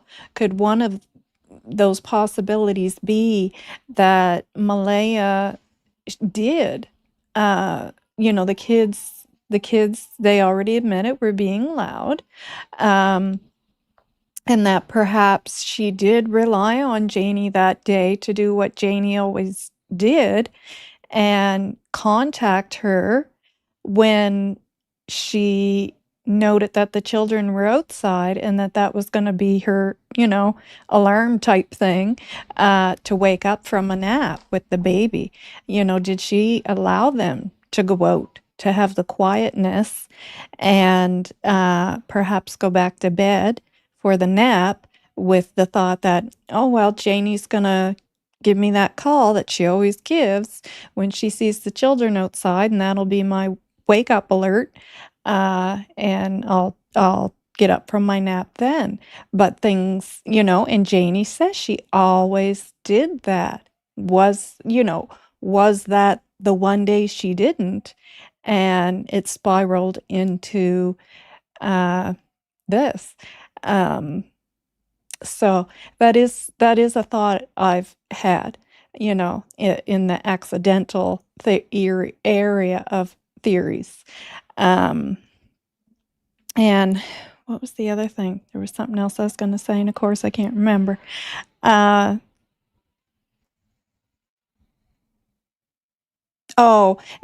to note that it wasn't unusual for her to call her mother every day as well. And it would be interesting to know those, what the history was there of what times she typically did call her mother, or, what times of the day did they have their phone calls. Because if it was not in that time frame of, around 8:30 in the morning, that would certainly be unusual for that to take place. And Janie, as far as Janie, I've touched on that a couple of times, that I certainly hope that her phone, we do know for a fact that Malaya's and Daniel's were taken, but the logs and everything were looked at, the records, and I certainly hope Janie's were as well. Because, her statements of she was on TikTok, she was on Facebook, I certainly hope that was looked at as well to be fact. And I do know in those documents, there's a couple of things that are redacted. You can't really tell what they are. You can see the address, but everything else is redacted. And I looked up those addresses, and in those areas, it came back to like telephone companies. So whether those were to do with Daniel and Malaya, I don't know. Or perhaps it does have to do with Janie. I don't know. But yeah, that's my thoughts on that. Thanks, Nova. I did put everyone's links, well, not mine, but I put everybody's links in the chat just a minute ago as well. Okay. Shanann, your turn. Nay. Yay. Yay. Oh, So I'm going to try to not make this go on and on, but you've all touched on some really great areas there with regards to the timeline and Janie and Malaya and Daniel and what was going on around the times of 6 a.m. to when the police were called. And it does stick in my mind. I took some notes because I didn't want to forget that Malaya used the app to report the children absent. So she technically didn't have to leave the bed in theory. But between the time of 6:17, 6:18 a.m. when she reported them missing on the app and 9:40 a.m. when she noticed the children missing, did she not have to get up and go to the kitchen to get Meadow a bottle? She was only about 12 to 14 months at the time. About 14 months, was she? Maybe She Not- was 16 months.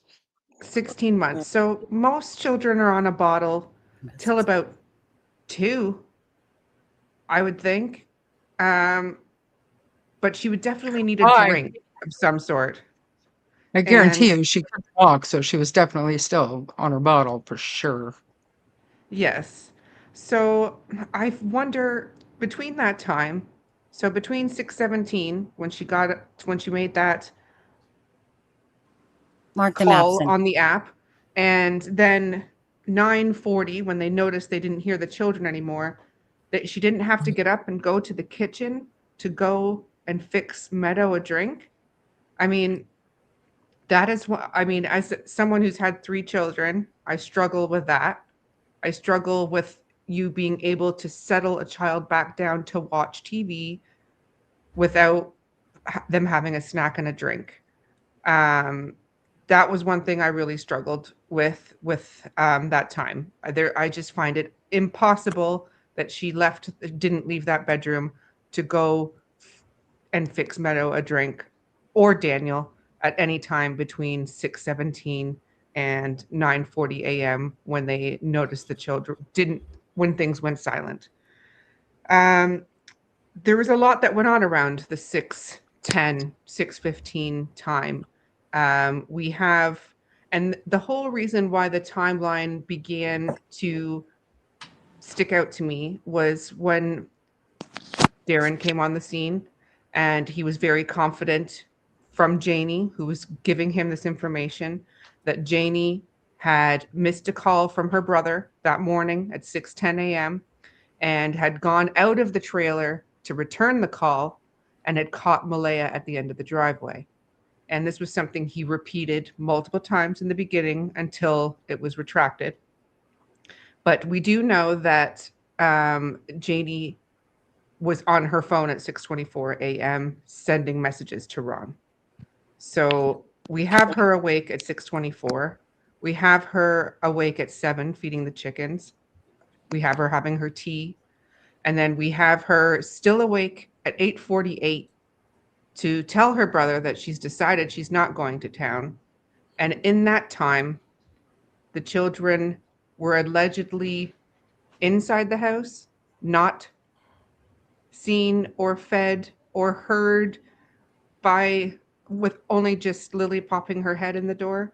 Like the whole timeline of that morning is strange. And again, that's the only day that Janie isn't outside to see the kids that morning, to see them go on the bus. It's the only day that she decides she's not going with Ron to go to town. It's oh, and also that allegedly Malaya didn't know she was going to be there because she was supposed to be with her boyfriend that night.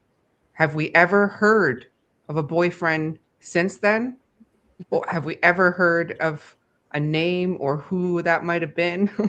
There was just so much confusion around that timeline.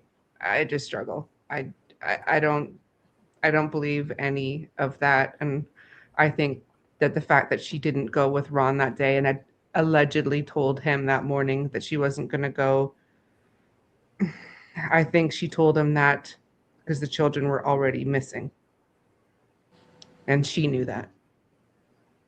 Perfect. And Thanks, they all Nan. knew that. Sorry, I did ramble. I apologize. No, you didn't. No, you didn't. Daph, your turn. Well, what do I gotta say now? I'm just joking. Yeah, like Shan was right on the dot with that. So her alarm goes off at 6:15, and for her to get her bearings, think about it. So you hit snooze, right? And then your alarm goes off at 6:15. Within a couple of minutes later, 6:17, she checks the kids out of school. 6:17, 6:18. That's not even enough time to get up and like realize, you know what I mean? To go check on the kids to see if Lily is still sick.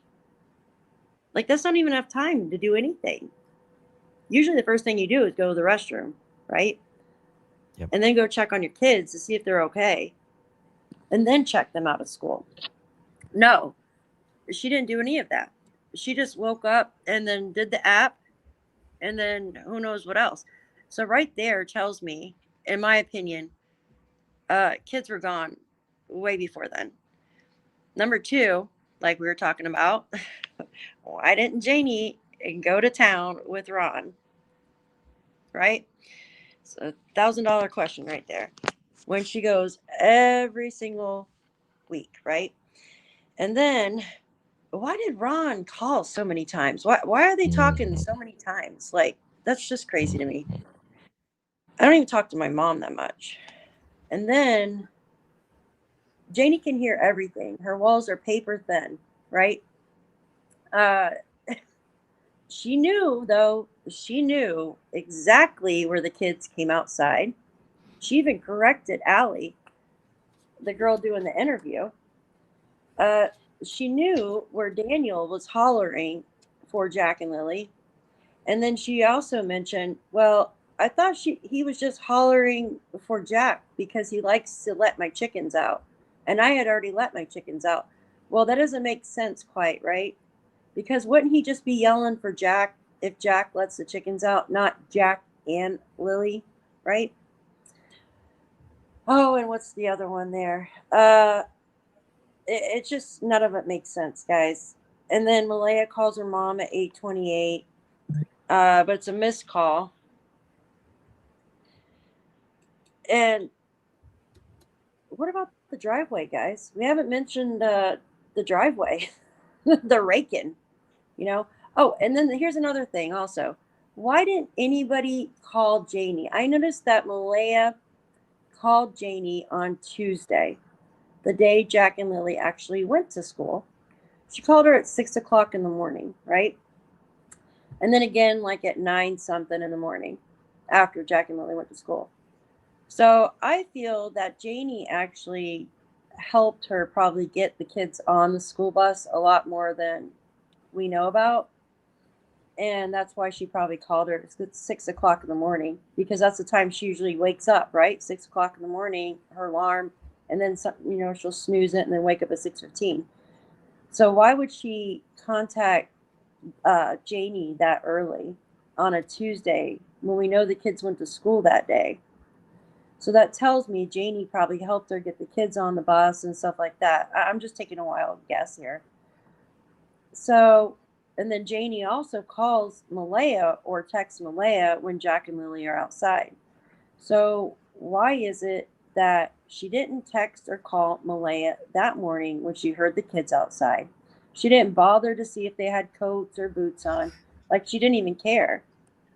Why is it she didn't go to town that day like she usually does? Why are there so many phone calls going back and forth between her and her brother?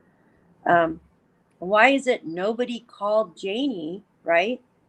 Even if they thought that she had stayed out with this invisible boyfriend that she had that morning when Jack and Lily went missing.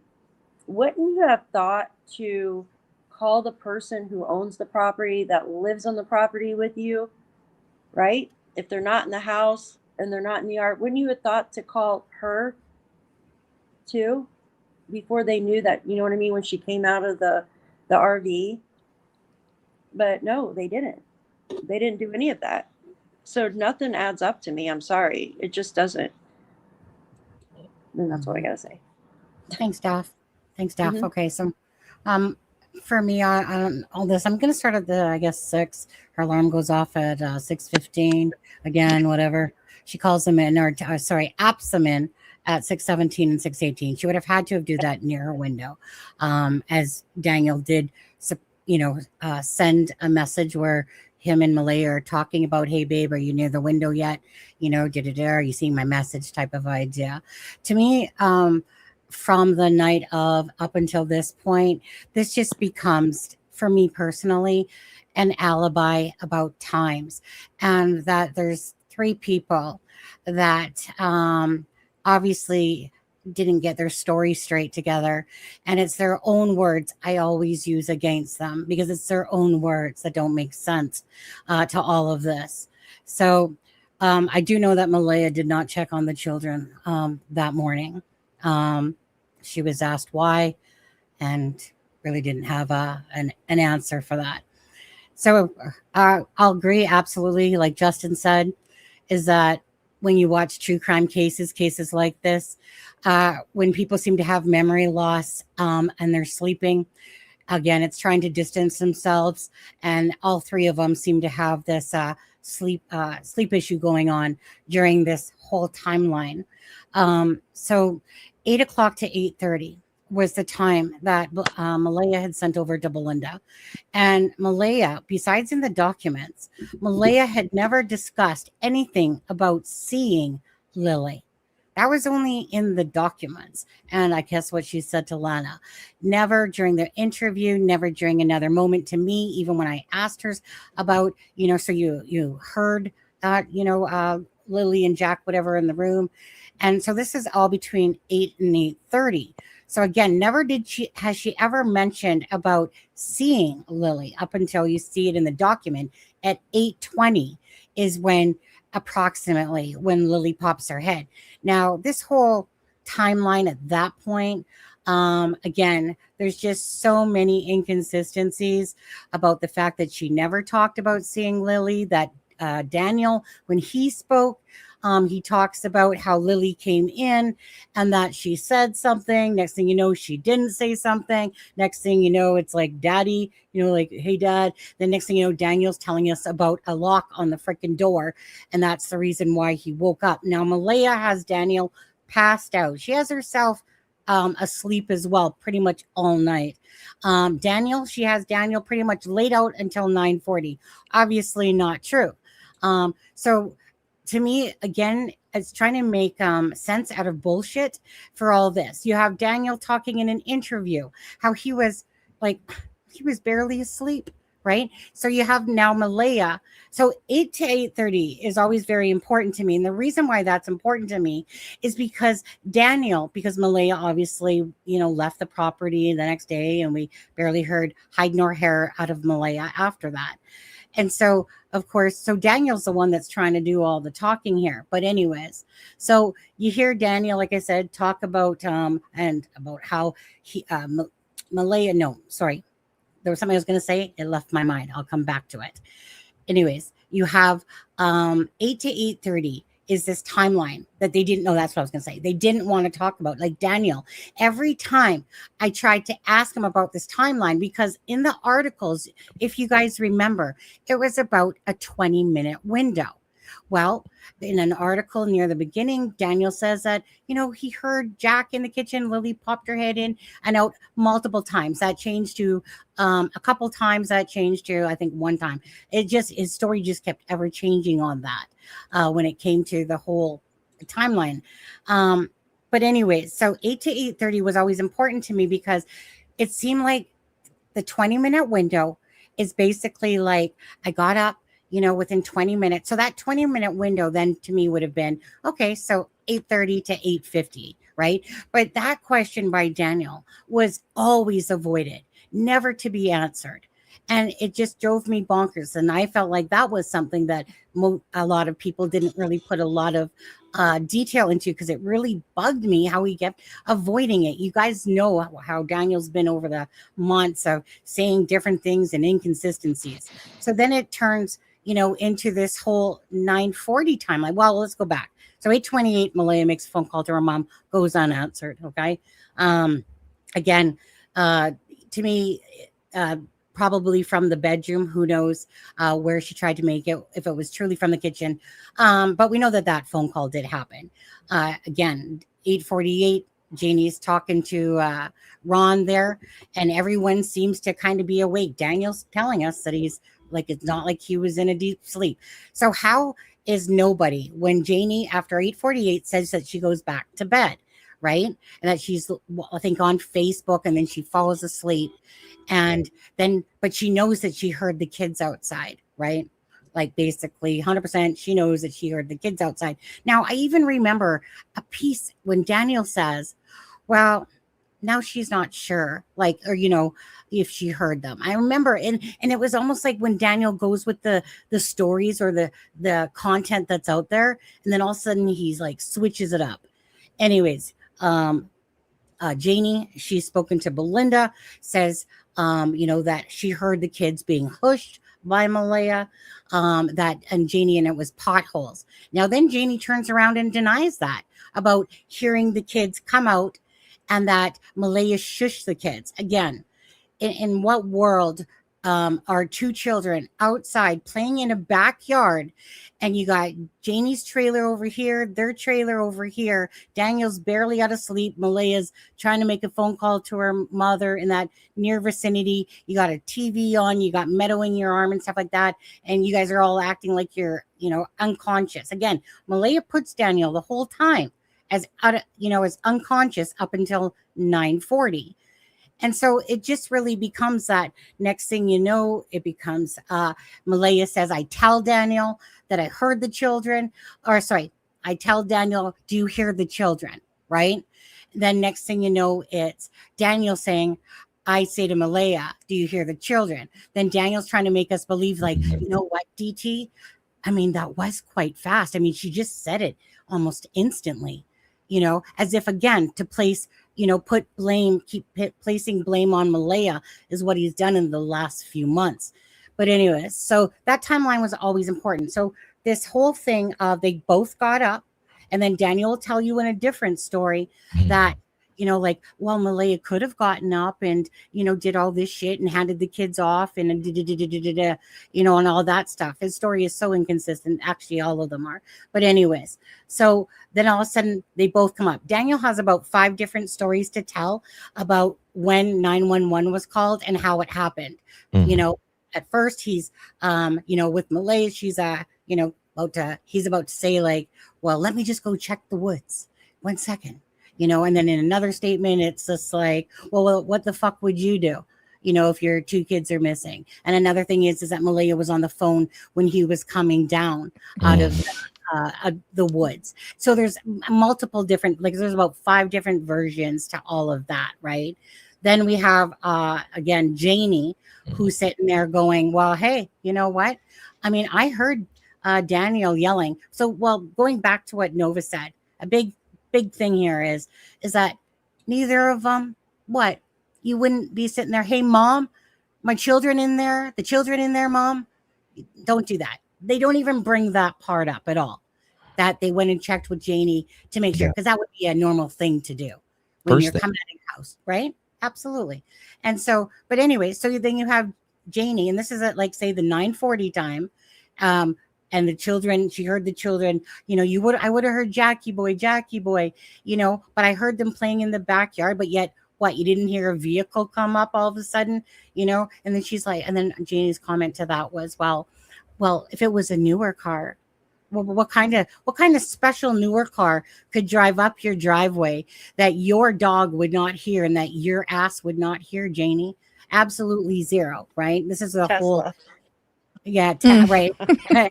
Like some special UFO hoverboard somehow came in there, grabbed those Hoverboard. children, and took off, right? Freaking Back to the Future shit. But anyways, I have a Tesla, and I can hear it outside. By the way, you can hear it like when someone's Well- back in. It's like wah, wah, wah, wah, wah, wah, wah, wah, wah, wah. yeah, especially when you Yeah, got rocks on gravel and stuff like that. Like you're not gonna hear Exactly. that of the tires and I stuff like when that. Sunny does the UFO down and got them. Because it's absurd. So again, so Janie is sitting there acting like she's like, well, I heard Danielle yelling for 10 minutes, and because she's saying that she came out after 10 minutes. You honestly think Janie's butt would be sitting in that trailer for 10 minutes listening to Danielle call out the kids' names and stuff like that, with her just like, just a normal, just a normal day on that Friday too. There was But- one story where she actually came out. Remember, he says it was actually Daniel that said that. He said Mom came out because she heard me yelling, but then it changed. She was dozing. Well, I mean, exactly. Like I can understand that there's discrepancies in bits and pieces of a storyline, but Yeah. it's still consistent. But this, like, again, we all know Janie is not that grandmother that sits there and minds her own business. Okay, she just ain't. We all know that about the pink blanket in the garbage. Oh yeah, Right? we need to talk about that. Yeah, and we will. but so anyway, so then all of a sudden this little window that they're trying to say that the children were taken from becomes like pretty much a 5-minute window, really, because then Janie basically is like, I saw Malaya holding Meadow Yeah. right about here, How did she get out there? Like how did Janie get out there? You know Well, what she I said mean? af- Like, go ahead, please. No, she just, her reason why her being out there was because Daniel, after 10 minutes is that, oh, well, I thought Daniel was just calling because Jack and the chickens and that they're calling the kids inside. And then and all she said was that she came out of the trailer, right?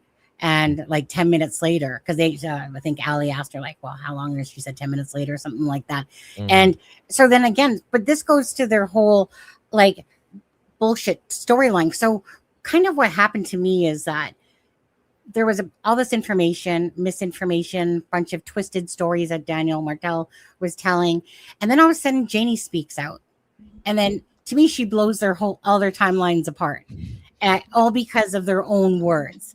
And then this whole time of being taken by somebody, right? Haley and all that stuff, becomes a very small window.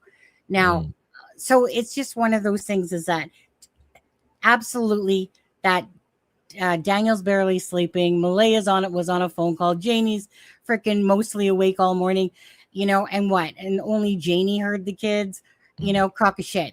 Janie didn't hear no kids, in my personal opinion, at all, because it's just a false timeline. But like I said, so the 10 minutes after that, then Janie comes out and then she says, like basically, like, where's the children?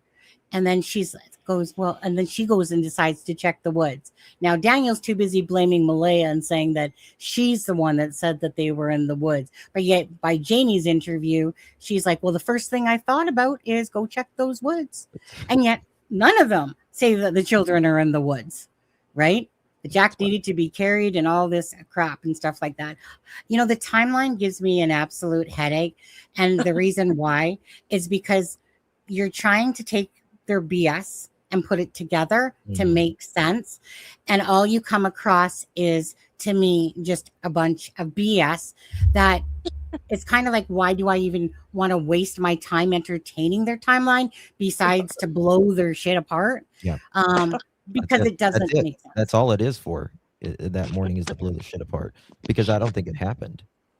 And they don't remember Thursday night because they don't want to remember Thursday night, because that's when it Just a normal happened. day. Just a normal day, Justin, right? And Just a Yeah. and normal- Daniel always has 2 or 3 answers to one question. Yes. Like Yes. I didn't so hear her, confusing. or sorry, he says, Malaya woke me up, and then he said, we woke up at the same time, and then he said, I don't remember. Yeah. Yeah, I mean, same sentence, same sentence. I Well, got questioned something one of you said, I think it was Sunny. You said near the window yet message. Yeah. What is that about? so in order to so I was kind of curious about the messaging, like how could Malaya have messaged, like where in the house would she have messaged from, considering that they have such a bad connection. And so Daniel, so when I was wondering about the call, like the app to school or the call to her mother at 8:28, he said that she would have to stand near the window. And then he sent me a message that he had a conversation with Malaya when he was saying, hey baby, are you near the window? So, for me, I don't believe Malaya went out in the kitchen. I don't believe any of their shit, to be honest with you. But didn't the they call have- did happen. Didn't they have Starlink? Wi-Fi? Yeah, but Yeah. in the home, in the home, there was only like 2 spots. It was either near the window or I think in the kitchen or something like that. For the Wi-Fi. Yeah. Even with the Wi-Fi, they had a hard time Yeah, connecting. with the Wi-Fi. That's why she Okay. had that Text Plus app. Okay. Yeah, Daniel said that his phone didn't work from the bedroom, but Malaya's would, because he has like whatever, a Samsung or whatever, versus her iPhone. So that hers would work from the window, but his wouldn't. He said he said Malaya was playing on her phone. Mhm. Remember in that one Yeah. story, he Oh, said yeah. Malaya was playing on her phone. Yeah, that's all she was doing. She wasn't calling the name. He was running around and all that stuff, and that she was just playing on her phone. Again, my brain hurts for the timeline, because even as the months continued, it's just inconsistent. It doesn't make sense. It doesn't make sense to not hearing the kids. So we have 3 people that were in and out of sleep, but Malaya puts Daniel sleeping the whole entire time.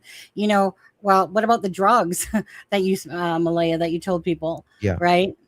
Family, even about the drugs that she woke up and Daniel was doing meth in the bathroom and stuff like that. Like for Daniel, in that interview, when Daniel was like talking about, I think it was Reddy and the dog Narc, of course, that to me was just Daniel.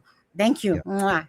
That was like a chef's kiss right Yeah. there. Him telling us that, going, see, Daniel, like even they don't believe you, but you're the one sitting there telling us. And but on that interview, he's like, well, Thursday was just a regular day, nothing to remember here, just a regular day. Can't remember So last night.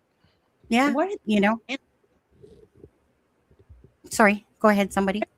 landline if their phones didn't work that well? Say that again. You broke up. Oh, I'm sorry. Why didn't they have a landline?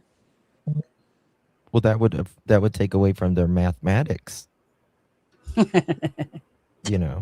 would think that's the right thing to do if they had to stand on top of their head in a corner to Responsibility, though, Daff. We're not talking about They don't check on their children. They don't check on their sick children of the morning. Also, in the dispatch, they said, when's the last time they had seen the kids? They say 8 a.m. Yeah. Well, it's 8 to 8:30, but they took the 8 a.m. time because obviously they took the first time that was said. So, right, even though Malaya is saying, well, obviously, right, that she's seen Lily at 8:20, poke her head in, but they took the earliest time for that. And that's why hence it was said 8 a.m., 8 a.m. So exactly, like you're talking about 8 a.m. to 8:30, that they're popping their heads in, they're playing in the kitchen, and then you're acting, like I said in the first interviews, you're acting like this 20-minute time window is right after that. But no, then all of a sudden, like I said, we get this 9:40, because that's just, to me, bad alibi planning, to be honest, is how It is. It is. But they were building a timeline on us, in my opinion. Oh, I When agree. everybody else coming up with it seemed like reading the dispatch and all that. Yeah. Okay. So I'm going to go to Nova. Nova, now you can talk about whatever you want this one, Nova. Thank you. Finally. No, I'm teasing. Well, let's go back to the boot prints. Yeah. So somehow, somewhere along the line, I remember reading or hearing somewhere that the smaller of those two boot prints was Lily's. Does anyone else recall that? And any other thoughts you have on the boot prints? And they're not saying in the documents that the other one is Jack's as well. So that's interesting. Let's start with that too. And so we'll go round table again. Now, in saying that, when you guys are referring to Nova's question there, also tell me if you guys actually believe that the footprints have anything to do with this case, or if it's just, not even anything to do with Jack and Lily's disappearance, even if the boot print might be the same, but it could be a different child. So, Justin, go with you. So, what was the first part of her question, Nova? And I'll just say I'm on the fence about whether they are the children's or not. I'm still hashing that out. But the boot prints, when we first heard about the boot prints, I was so sure it was stated somewhere. I thought it was the documents, but I looked. Whether or not the bigger one, out of those two boot prints, Lily's was the smaller boot print. And then there was a larger boot print. I remember the size, but I don't. I remember like something about a size, but I like the actual size of the kid's boot print.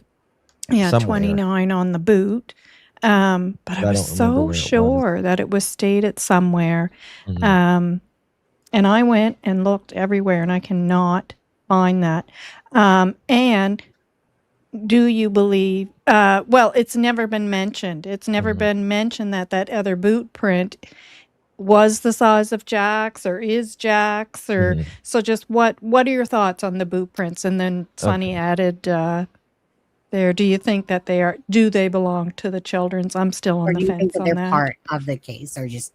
I don't think, in my opinion, they are anyone, no other. In my opinion, I don't believe there are any other childs out there. I don't believe people's going to have their kids out there looking for. I mean, there was one on the four-wheeler. There was one kid supposedly on a four-wheeler with a mother or something, but I don't believe they're going to be having them tracking all over looking for a kid, because you never know what you're going to find as well. So I believe they're planted, just the same as I believe the pink blanket is planted. And yeah, that's all I really got on that. I believe they're both planted. So I agree with Justin. I think, in a way, I think there's a good possibility that they're planted. I'm on the fence yet whether or not they were actually planted.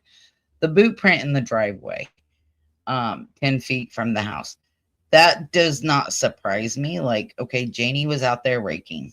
So did she rake over some and wasn't noticing it? Just they're right there in the driveway. That one doesn't bother me. That boot print, I don't think is connected to the kids' disappearance.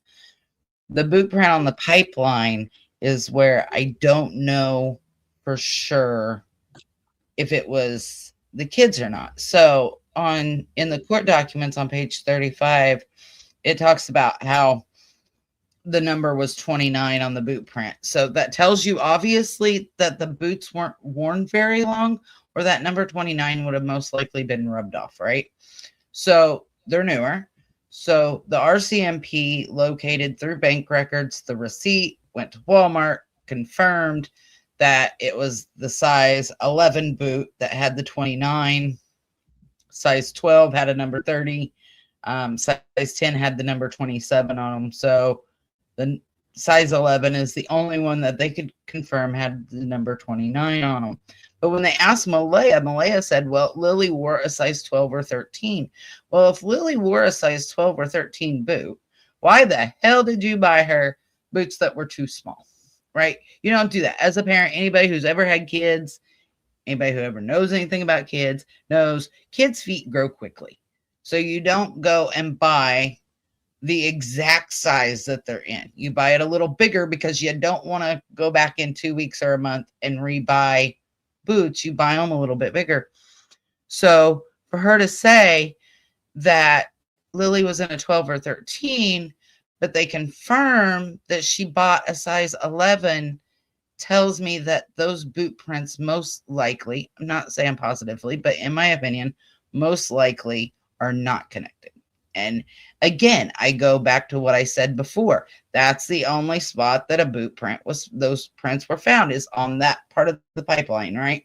It's not, there's boot prints throughout the woods. There's boot prints leading up to those. Nothing like that. It's just that one little area. Well, we also know that Janie and Justin were on the four-wheeler. They stopped and picked up Daniel, who rode on the front of the four-wheeler on the pipeline. So did they plant them? I don't know, but in my opinion, it's a very good possibility that that boot print could have been planted. But again, I go back to, why buy her a size 11 boot if you thought she was in a 12, 13? So I don't think that they're, I hate to say it, but I don't think they're really. Daphne did message, she dropped, she's trying to come back. Okay. Oh, yeah. Now, okay, Charmaine, your turn.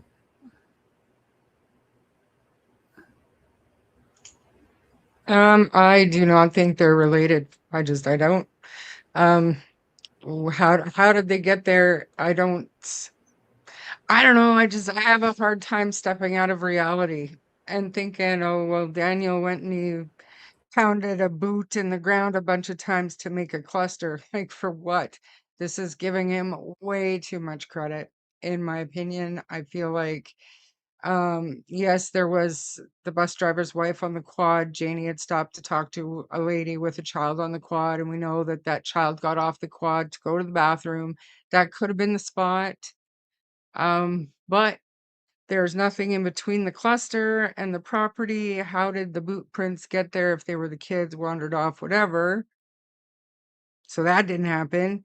But then again, you're giving Daniel way too much credit to think to take a boot and stomp it around a bunch of times for what, with nothing in between.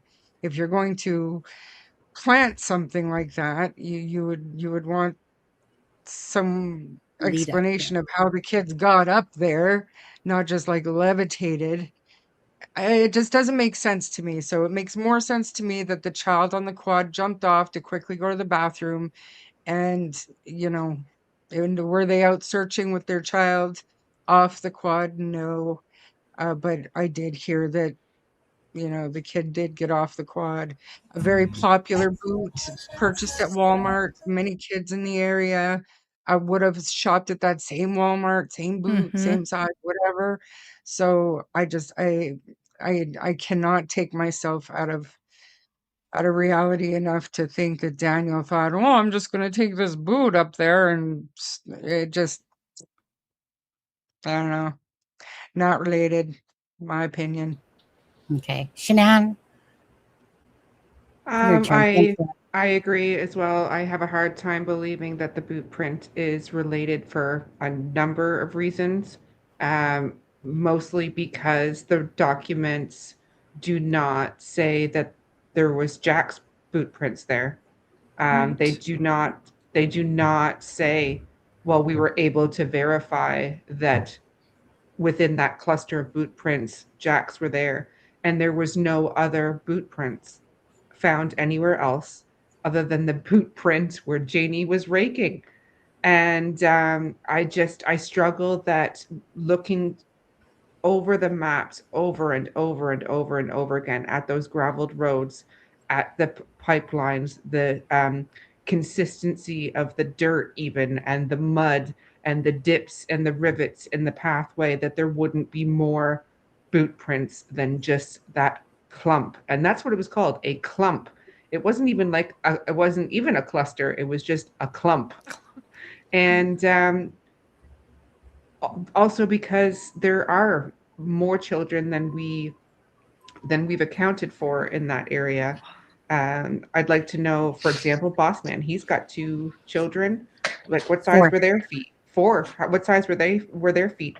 That house that you pointed at earlier that had the cameras, there's several children there that live there. And Ron McKenzie and Margie, they have grandchildren, minimum 4 there often that she watches, and I've heard sometimes up to 12 children. So, and again, Walmart is the only place that people are buying boots. I just don't like the statistics or I don't like the percentage of probability that they're not they're not theirs. But mostly they never said they found Jack's prints there. They've only said that the boot had a 29 on it and the skew matched the 29 that was It was on that boot. consistent. Yeah. Yeah. Okay. You're muted, Justin. Sorry, weren't they really deep, the boot prints? Just a question real quick. Weren't they supposedly like deep? I don't know that. From what I understand, they were pretty deep. Boot prints don't normally last that long, especially in the rain. So the deeper you make it, the longer it would last. Well, yeah, Yeah. the impression of it for sure. Okay, so Daff, we're gonna be we're back to you, and it's about Nova's question about the boot prints and shit. Nova, what was the darn question? Yeah. Oh, You right. guys. Smaller, Did you hear it? Okay. Mm-hmm. Yeah, because Yeah. I had noted that too about where they didn't state that was Jack's or it was the size of Jack's or, and I always understood that Lily's was the smaller of those 2 prints. Can't remember where I got that info, but, and they never talk about the other boot print. And, yeah, what are your thoughts on what are they the kids? The only confirmation of the shoe, they said it was Lily's size that Malaya had bought because they compared it to a receipt from Walmart. But like I said, I mean, there's several kids out there. Now, think about this. I know Shar said she doesn't think, Daniel would have planted it, but if somebody was in a hurry to plant stuff, they're not going to have time to plant boot prints like walking away or walking towards. They're just going to try to make some type of trail, right? Like if they planted the blanket, just throw it up there real quick, get on an ATV and go and drop some boot prints on the ground. Like there was 2 of them on the ATV.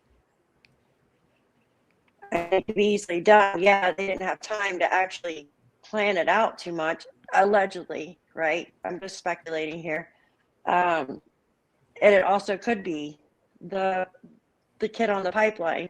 Now some say, well, why wouldn't they come forward and say, oh, my kids were on the pipeline? Well, maybe it was, a few days before.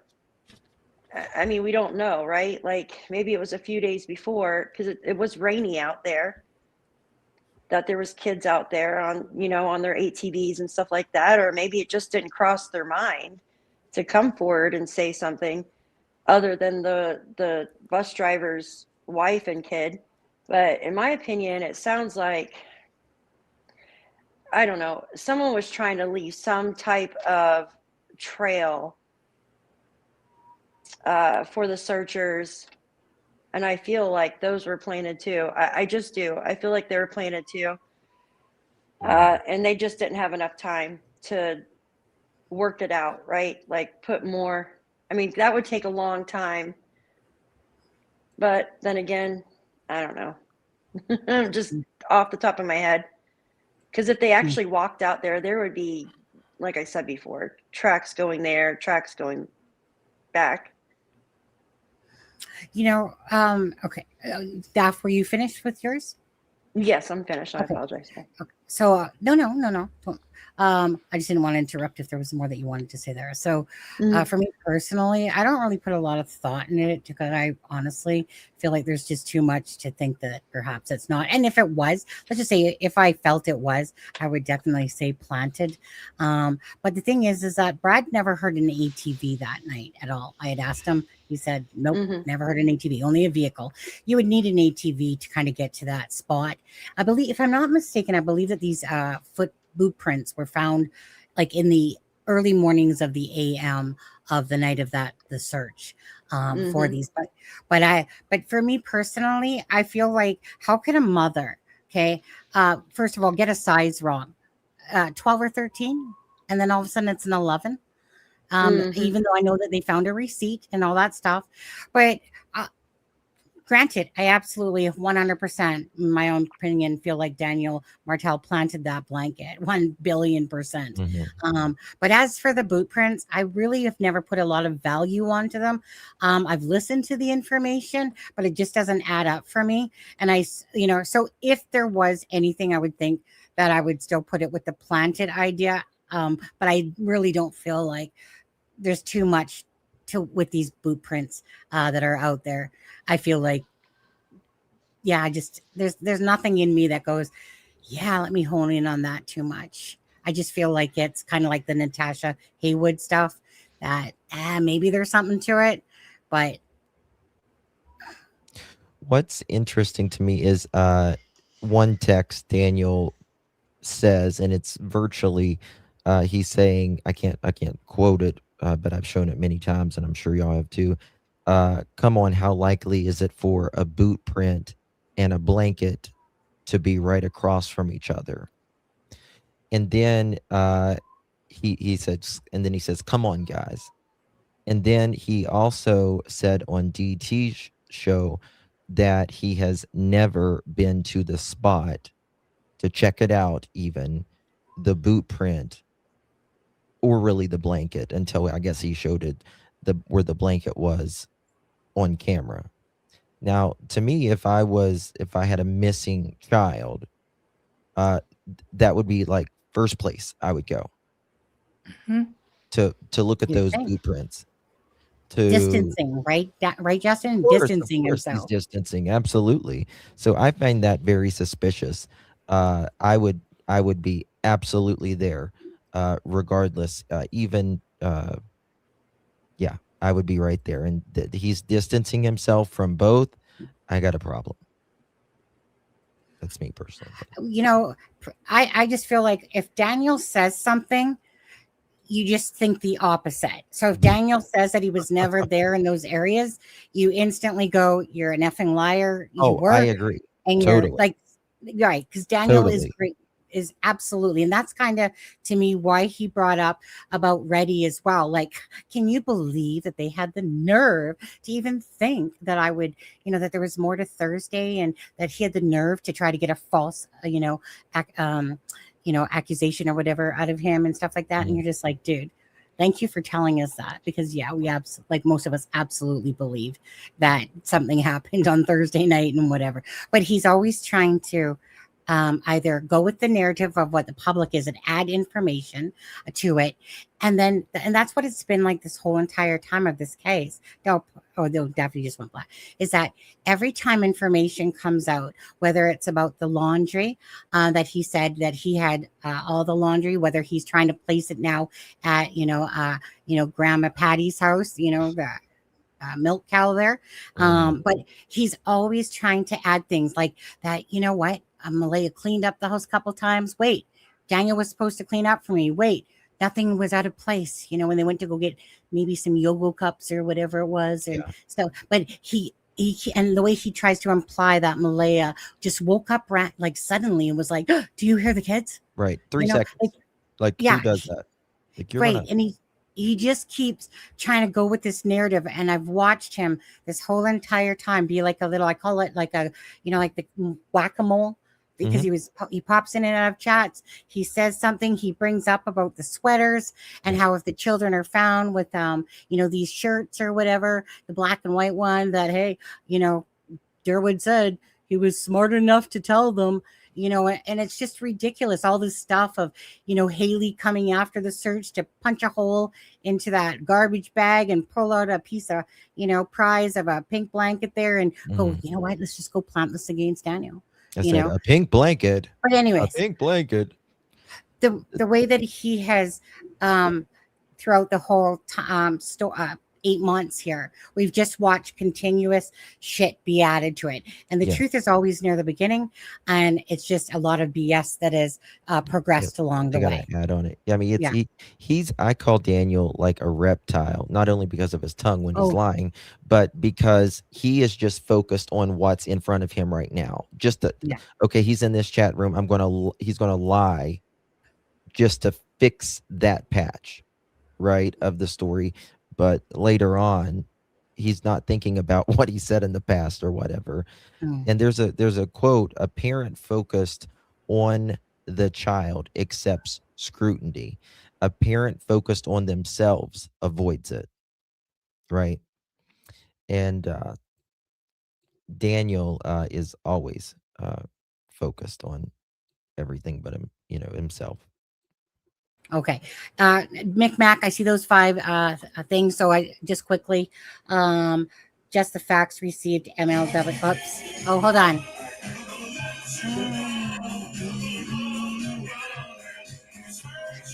You guys know I desert you guys in a second, especially for cheesecake.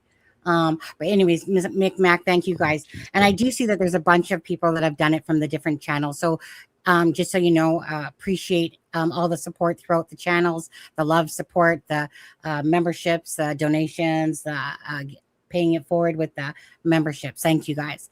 Okay, so Shanann, whoops, one sec.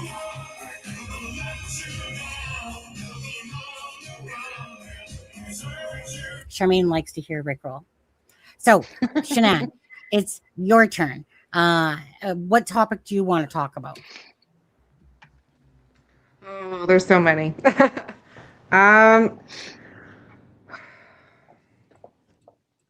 Well, I guess we need to address the elephant in the room, which would be what people think of the theory of Malaya, because we're just going to get accused of being closed-minded if we don't think about what the possibility or the odds were of her involvement.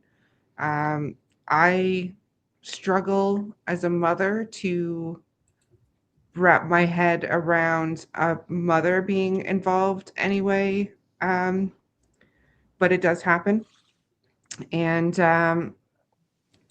but I am of the mind that there was some coercive control going on, and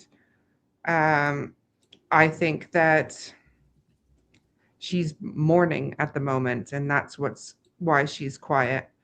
And I struggle to believe anything else, really. But that could be me being, biased, and as a mother, that not being able to see that. But I have covered cases where mothers are responsible. So anything is possible. I almost think that her silence is worth 1,000 words. So that's just my opinion. What do you guys think? Okay. So Justin, started off with you. Yeah. One of the Rickrolls went off, but I think what we're talking about is about Malaya, right? And her involvement or non-involvement or whatever. Sorry about that. Okay. Sorry, yes. My whole view on Malaya is I think she was a good mother up until a point. The only person I believe in this case is Belinda. That's it. That's all. And if Belinda said it, I believe it. So I do believe Malaya was a good mother up until a point. But I believe things in life and circumstances change. And that being said, whether that be mental health or substance abuse, depression, all of that. Something happened. Something happened, I believe. And I believe she became uh, a bad one, just to put it bluntly. Whether she got lazy, whether she became afraid even of Daniel, but I don't like to say that because she had many times where they were pulling up the U-Haul to get out, and she backed out of it. So I don't really think it's that. In my opinion, I believe she's afraid she's going to get in trouble for what happened that night, in my opinion. And or I believe that it was something to the effect of saying that the kids were missing, and the police came and started asking them questions, and it kind of took a life on their own, and she had to just bear down on that story. And it was, she was afraid to say what happened. But my main theory on Malaya is she knows, in my opinion, what happened that night, and she's afraid she's going to get in trouble for the neglect or the abuse, or there may be a part of this where she could be afraid, where Daniel could say, okay, you're going to talk to me about this. I'm going to tell them this about you, what you did to ever Jack or Lily ever, or whatever. You know what I mean? Something like that. But a mother who doesn't advocate for her children, whether that be looking for them, answering the confusing questions, or whatever, is no mother. Is no mother. Yeah. You tore your parent card up. It's done. No respect. That's all. Yeah, no, that's fair. Thank you. Daniel did say that she was gonna try to blame him so she didn't get in trouble. So that was an interesting comment to make for him. Mm-hmm. Yeah. Okay. After Justin, Shar, you're next. Sorry, I thought Melissa was next, but Actually, you know what? You're right, but go ahead since I said. do you want me to go or do you want Melissa to go? No, you go. Go ahead. Well, as far as Malaya is concerned, I cannot wrap my head around a mother who doesn't forcefully look for her missing children publicly. I cannot think of a one good reason why she doesn't use her social media, her Facebook, to share missing persons posters. Not one. Even if she doesn't think the kids are alive or something like that, I can't understand that. However, I can see a scenario where when we found out that Malia was suffering from worse than postpartum and she had been disconnected from the kids, and Daniel did everything for the kids and Malia was kind of all about meadow. I could see a world where she woke up one morning to her kids being missing and all of these, people are there and searching, and now she's got this serious reality check, and she's listening to Daniel say that I heard Lily come in the morning. I heard Jack rustle around in the kitchen. Janie heard the kids outside, blah, blah, blah, blah, blah. And now when we see her, she's got television cameras in her face. She's repeated stories 100 times to the RCMP. And now she's trying to relay all of this information back to the news cameras. And I don't think any of them were her true memories. I think that she was trying to recall what everybody else had said to her. And I think in my opinion, I think it is possible that come Saturday evening, after the altercations and everything else, people had convinced her that Daniel could have done something to her children, she exits, blocks him from everything, and has been working with the RCMP, working with the investigators, and keeping quiet, because even when she opened up to you, Sonny, that one time, she was all about saying that Daniel would never hurt children and Daniel wasn't violent, whatever, whatnot. But then at the end, she had changed that a little bit and said he'd pick on Jack and sometimes Lily. He held me down. And I think at that point, she might have thought I said too much. And that's why she shut down and she wouldn't answer any more questions. She had said too much, and the RCMP, we know, would have told them, talk to the media, talk about your kids to the public, but be mindful of what you're sharing. And if she's working with them and sharing all of this behind the scenes shit about abuse and whatever else and CPS stuff, and they don't want that to get out in the public, she doesn't know what she can and can't keep it. It's like me, right? Word vomit. Like sometimes I just say stuff because I'm used to just saying what I want to say. So sometimes things slip out that shouldn't. So she might have thought, okay, I need to stop talking right here, right now. And I still, I struggle with that still, because there's no mother on this planet that would not be at least posting missing persons photos on her Instagram, it's the way of the world now. So even if she didn't want to be in front of the cameras or on YouTube or social media, and because she's seen everything that Daniel and Janie have gone through, I get it, but there's still no excuse for her not looking for her kids. And the one opportunity that she had to come out and say something for her kids, it was that bullshit letter that it was either written by her buddy sitting beside her or by AI or by a friend. It's not the words of a mother who truly misses her kids. It's what she thought the public wanted to hear.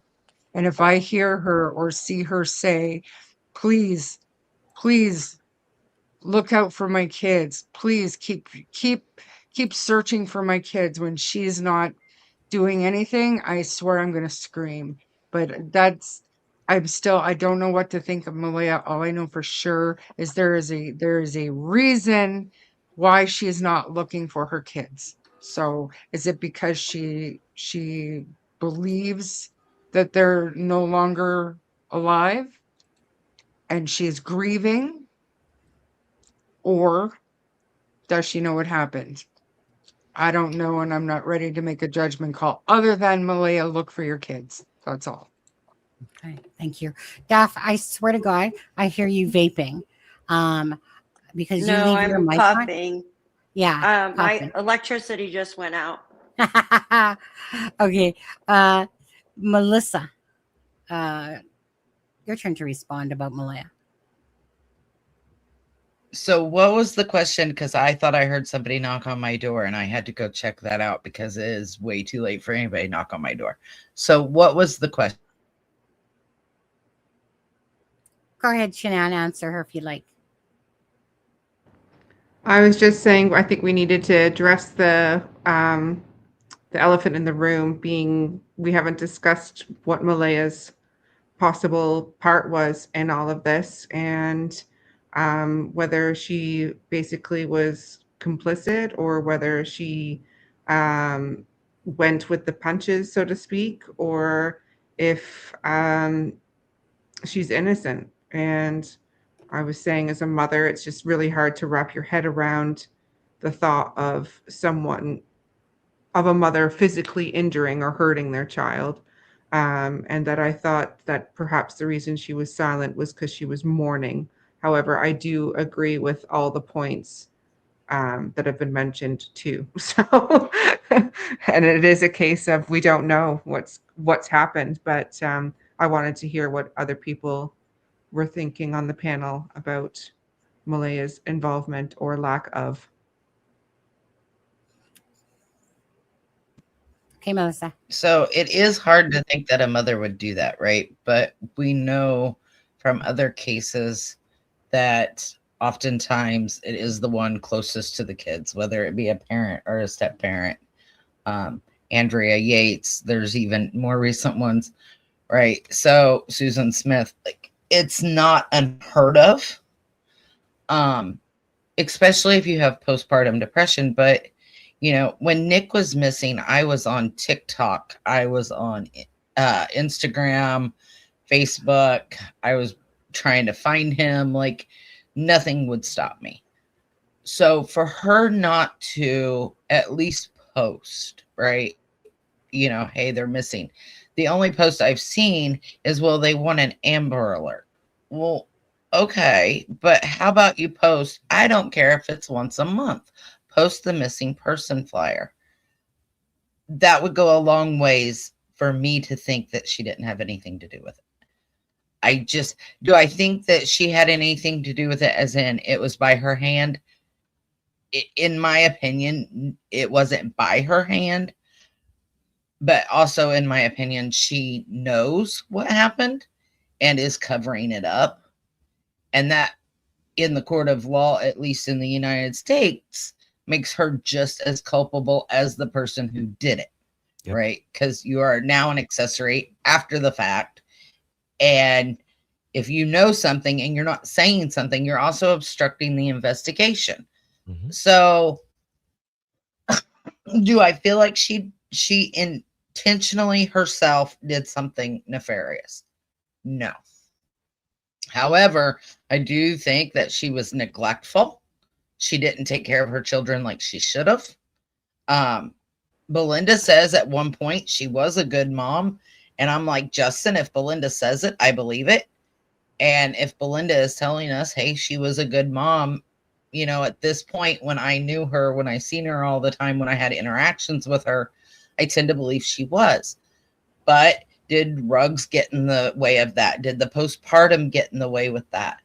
Did the fact that she was in clearly a domestic violence situation get in the way with that? There's so many things that could have affected her and made her not as good of a parent as she used to be. But I can't get over the fact that she is radio silent completely. She's not saying anything. She's not begging for her children to be returned if they were taken. She's not begging for people to go out and search. She's not even thanking the people that have gone out and searched. So I have a hard time giving her any grace, I guess, so to say, because, she even said in the one interview that she did, yes, like Shar said, she's repeated these things to so many people, the RCMP and everything, but she said, it was one of the worst nights. How is the fact that your children are not in their beds for the first night, how is that not the worst night? It's one of the worst. For me, that's a good point. The night Nick went missing, that first night, I couldn't sleep. I didn't sleep for 48 hours. It was the worst night of my life up until he passed away.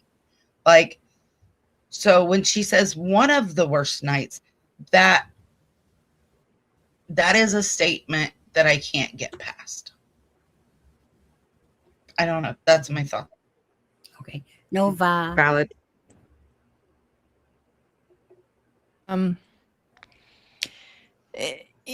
I agree a lot with what Charmaine and Shan said. I always felt as well what Malay was saying in that interview, that she was repeating a narrative and not so much a planned narrative, but things that were being said around her and that she took as being truth. And that perhaps it eventually became the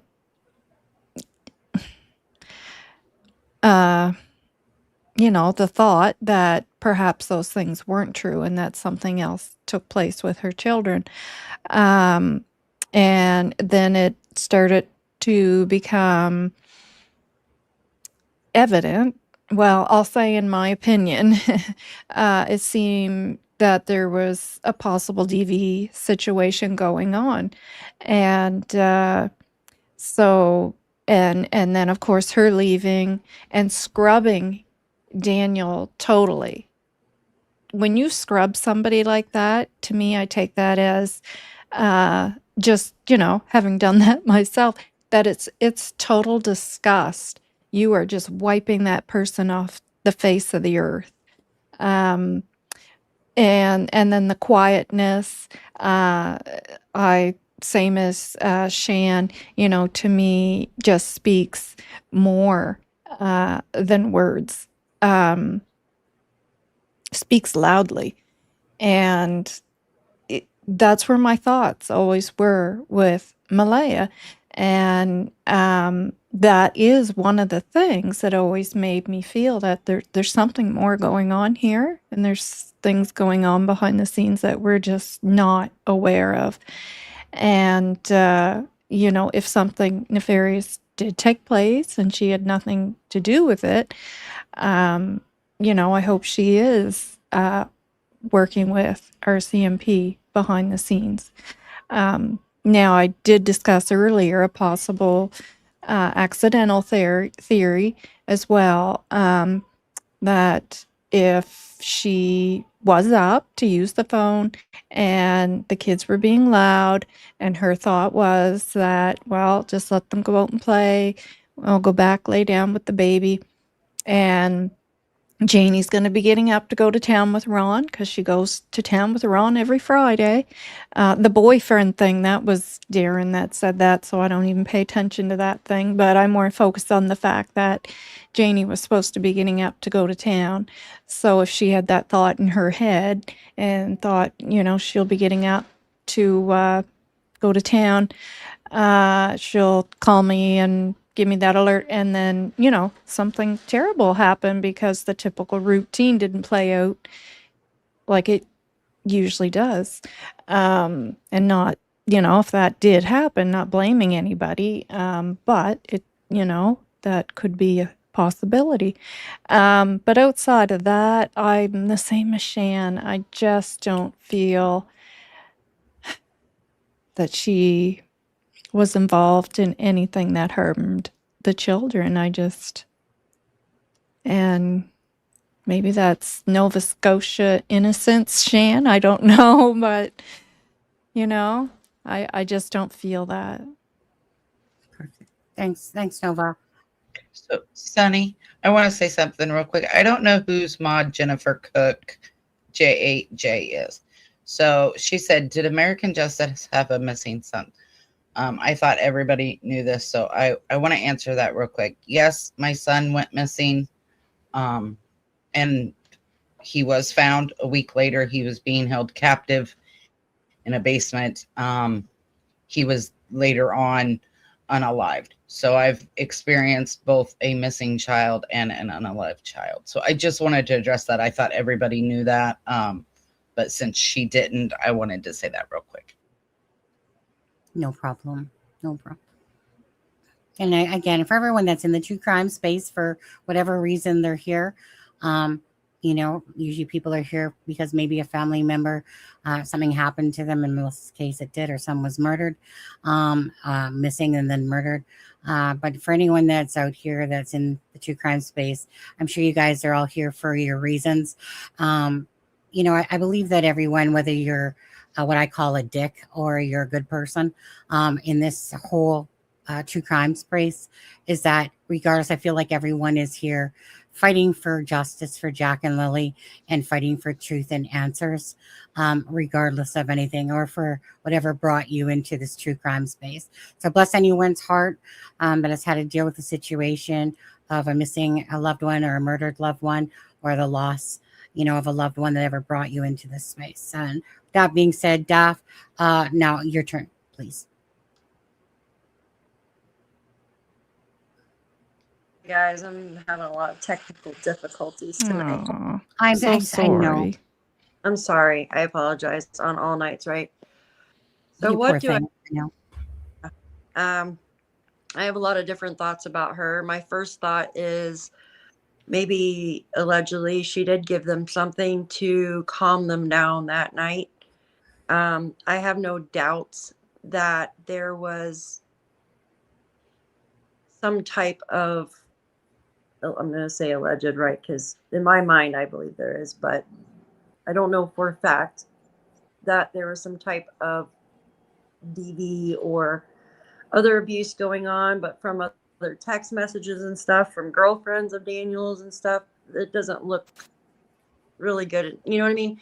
So could she have given the children some type of medication to go to sleep that night?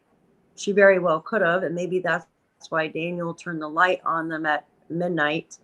That is definitely not normal to do unless you are checking on them because you know something might happen, right? That's one thought in my head. And then you have her not really coming out into the public. Maybe she feels the need that she doesn't need to because Daniel is, or knowing that she has made YouTube videos and stuff before and TikTok and what have you. We know that she is used to like social media. So it makes me wonder. Now, I know I'm probably going to get a lot of hate for this, but it makes me wonder if she feels relief that they're missing because we hear all this that, Jack did wander off when he was 2. We've heard stories from Kiki, Wade's daughter, that they didn't even know of Jack. But I mean, I don't know if that's true, but that's what she said. We've heard, stories that Janie and Daniel usually take care of the kids, that 3 of them are too much for her. So could she be relieved that they're gone? I don't know.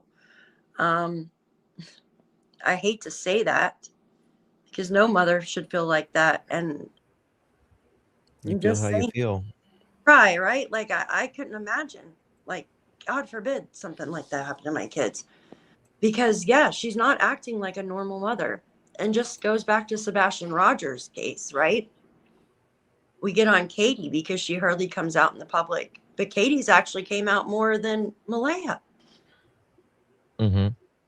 So Candace Wells came out more absolutely. than Alea. Absolutely. And even though I can tell like she has a problem with Daniel as she's changed her schedule with CPS. She's even told them to the point where if he parks next to her. So that tells me she's frightened of him, frightened to the point to she doesn't want him around her. A lot of people are, actually, if truth be known. A lot of people have said this. Yep. Yeah. Allison makes a good point right here. She said, because I said a second ago, Malaya said that they were really hyper that night. And I said, you would think Daniel would remember the kids being really hyper that night, right? And then she said, but both of them are really sick and really hyper. Right. Very good point. Okay. Daff, So Shan is going to have to go soon, Sunny. Yeah. So do you want to get any last thoughts from her before she has to leave us? Yeah, no problem, Shan. I just think I just want to say that I think this evening went really well, and I think that we've shown that we can all have discussions about what may or may not have happened with Jack and Lily. We can leave here with our pride, and this is what this is all about: is trying to find answers for Jack and Lily, and find where they are and what happened to them. And I think that we've all done a really good job of Bringing awareness. Discussing various points around what could have happened. And I think it just needs to continue this way until answers are found. And I feel like the heat is on, and I have faith that the RCMP are going to find the answers as to what happened. And I'm going to leave it at that. And just thank you very much for having me on tonight. And it was a privilege to be able to speak. Thanks, Shanann. Thank you for this, for being here. Absolutely. I didn't actually know about you until recently, only because I kept hearing this name shenanigans on there. So it's been a pleasure to know you, and um, again, fight for justice for Jack and Lily. And yeah, thank you. Thank you, Well, thank Shan. you guys. Enjoy the Hi, rest of Shan. your chat. But I'm on the 3 hour mark, and Yeah, I've got some girls that need to I start know you winding have down. I understand. a sleepover night. All All right. right. Thanks, Shanann. Okay. Okay. Good Bye. night. Good Okay. night, hon. Now, Daph, did you finish up with your thoughts on Malaya? Because if so, I'll go next. Oh, yeah, no, I did, but I'm probably gonna have to jump off soon too because I gotta be up for Yeah, work no early. problem. No problem.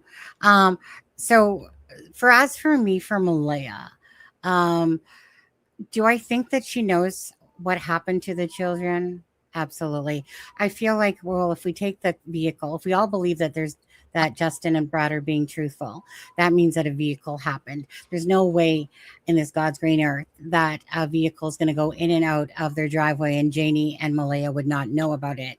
Um, now, so Malaya's interview, regardless, for me that's a personal or for me personally, that interview stuck out always because right from the get-go of that interview, to me it was a huge red flag.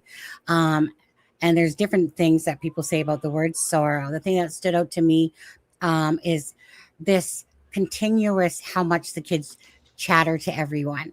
As if it was to me perpetuating about an abduction, that they just talk but about but the one thing that really kind of as a mother pissed me off a lot, well, besides she didn't even say their names, was because she said like, well, it's like whatever, it's warm outside today, or it's sunny outside today, I just hope that they're warm, instead of saying like, you know, I just really hope that we find them, and bring them home, just something like that. Not like, what do you mean you just hope that they're warm today? I mean, it was like such an odd statement to me to make. And so with Malaya, it's been hard because we obviously have had some text messages to Belinda from Malaya.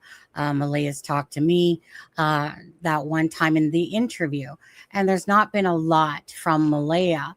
But the thing that always stands out to me as well is like what Belinda always says, is that she must have known that the children weren't going to be coming back home if she left the property the next day. And one of the first things she does, of course, is leave the property. And then she takes down all of Daniel's pictures, and then eventually replaces them with Jack and Lily pictures. I think that says a whole lot about how she felt about Daniel, that there was like this distaste, probably this hatred towards him, that she wanted out of the relationship. Definitely agree that it was that Daniel's a sexual deviant. And I think we can tell that by Taylor text and just all of it. Now, as for Malaya, I believe Malaya knows the answer. There's one thing that I did quickly want to show, image file, um, just because of when I was just on AI there. So I'll put this up and I'll make it full screen. But it says why this matters in the investigation. And this is about being intertwined. When motives are intertwined, it makes the case harder for the police to solve because they protect each other, because their goals are linked. If one person snitches, then they often take themselves down too. Harder to find the mastermind. It becomes difficult to tell who originally came up with the idea and who was just following along. In court, it can be harder to prove intent if the motives are messy, mix of love, fear, and greed. So I personally agree with all that. That's kind of like what I feel in this particular case. I feel like my opinion, I feel like Daniel absolutely, perhaps in my opinion, did something to these children. But Malaya, equally, that whether it's fear, control, Daniel saying that he's going to do this to her, or that if she tells or something like that, or blah blah blah blah blah. but I feel like Daniel's the one that's always trying to control the narrative to all of this. Malaya, during the conversation that we had, like Charmaine said, there's some things that she's saying that are like, about Daniel and his drugs and how she found out that Daniel was doing drugs before Meadow was induced, the picking on Jack and Lily, that he basically held her down whenever she tried to leave, that he pushed her up against the wall. I think Malaya has minimized the situation that was truly going on in the home. I think that Wade, during his interview, well, we won't say interview, but the video with Wade, when of course he's talking with Tint and he doesn't know he's being recorded, and basically, obviously, Wade and Cindy are going to talk, and obviously Wade is telling stuff to his daughter. What's his daughter's name again? Wade's daughter. Oh, Kiki. Kiki. Sorry, I had a brain fart. Right. We've heard stuff about Jack being strapped in to a car seat. Now, I think that was, I believe that there's truth to this, but it's just a matter of, I think that it was over embellished in a way that it didn't quite happen like that, but probably maybe Jack was strapped into this car seat and then, of course, throwing a temper tantrum, tipped it over type of idea. But it just begs to wonder what truly has gone on in this house with CPS. But so back to Malaya. So because you guys know, I've talked with many different people and family members and stuff like that. Malaya, I'll just say, in my opinion, from everything that I've been told and stuff like that, is not coming across as this mother that is searching for her children, that's using her social media. We get this letter where she tells us to be voices, and you're just like, wait, what? Like, come on now. Like, did you even write this letter? You can't even spell the name right, but whatever. But there's the family is questioning Malaya. Malaya hasn't really changed her story to what she said in the interview. I've asked about the fact if Malaya's helping RCMP. I'm just going by answers that I was given, and I was given that, yeah, she's given information, but not that she's, helping RCMP per se. Maybe she is. Maybe the information I heard was no. But so I'm not seeing that. What I've been being told is that the family members are questioning it. People are questioning, like, what the fuck happened with Jack and Lily, and why is Malaya acting like this? Obviously Daniel is, he's just kind of giving himself out there in so many different lies and different things. Like, that man hasn't shut up until recently. So with Daniel, he's just, to me, transparent as glass. Malaya, again, just by the actions of what have been said, this doesn't sound like this. I don't know. It's not coming across like this grieving mother that's out there searching. They're the actions that don't match. Cases like this, when you watch weird shit like this happen, it's because there's involvement. Now, again, I kind of believe myself, my opinion, that Daniel is the one that probably, in my opinion, did something to Jack and Lily that particular night. Of course, his vague memory doesn't remember any of this shit. And I just think that Malaya, that there's something about Malaya that he has a hold over her head. When Daniel says that Cindy has a hold over Malaya's head to Charmaine, I think it's that Daniel has a hold over Malaya, and why this interview came out, in a sense, and it was weird, and it was just, again, it goes back to the vehicle. If you believe that there's a vehicle and you got two witnesses saying that means that these three people on the property would have known something, and then it was a cover up. Now, what part Malaya played in this, or Daniel, or whatever, the full story of this, we don't know. It's just speculation. But the way Daniel acts says a lot. The way Malaya says, or how she acts, says a lot. This it's just not normal. So I believe that Malaya and Janie absolutely know that something happened that night, in a sense, and that for whatever reasons we don't know, that's the $1 million question. What does RCMP know? What has Malaya been saying to RCMP or whatever? I mean, Malaya sat there and said, though, that Cody, right? had the kids or something like that. I Mhm. just think that the lot of them are all playing a twisted game of cover up and protect their asses, regardless of who all did what at where. I just see 3 people lying their asses off. That's why we have the inconsistency in the timelines. That's why we have the BS going on with Daniel, who can't remember one thing he said from one day to the next, and he just keeps adding bullshit and keeps telling on himself. Yep. So that's how I feel about that.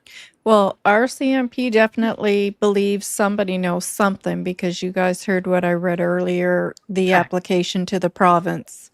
We believe there are individuals who are privy to information regarding their disappearance, and that certainly has nothing to do with them wandering into the woods.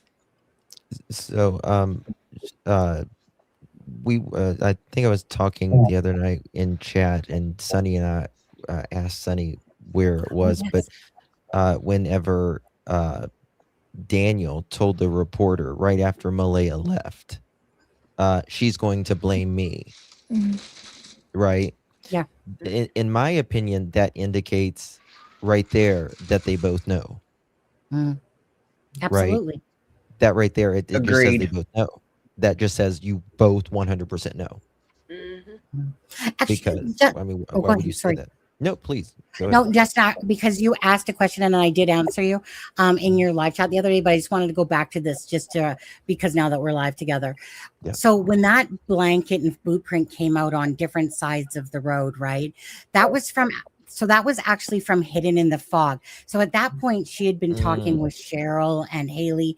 And so this is where it was my downfall, because I just took that information as, okay, well, she's talking to them. So they're basically telling her. Then I had asked Haley at some point, like, Haley, like, where was the boot print to the whatever? And she said it was on the same side of the road, the left side, but up further, which obviously meant the pipeline. Got So that's where that stuff came from, is because Hidden in the Fog had it on a map, basically across from each other, Yeah. for that. And Well, then going Daniel back, was agreeing to it. So you know what? it's just crazy. Of course. Daniel was agreeing to that. So it's But just, One of his 3 answers, right? yeah. One of his many answers. But going back to what you were talking about there, Justin, and so Malaya, or sorry, shoot, Justin, you know what? It was there, you guys. I'm so sorry, my brain. I've been tired. We but were talking about what you said. Malaya. Daniel said he was Oh, right. told the reporter. Yeah. Right. So the biggest thing, and you guys know Globe and Mail, okay? And when they were talking about that story, and right, so he said, of course, she's trying to blame everything on me, so she doesn't get in trouble. Now, the one thing, of course, that the Globe and Mail had reported there was that, but he was so focused. There's no video or audio of it. Because I had asked about that, but that he was so focused on the relationship about him and Malaya that he didn't seem to give 2 shits about Jack and Lily, that he was more focused on that. And I think that again is another telling story, is that they already know what happened to Jack and Lily. So his focus now is like, really? Like, she fucking actually left me? Because it wasn't a planned thing that she was going to leave.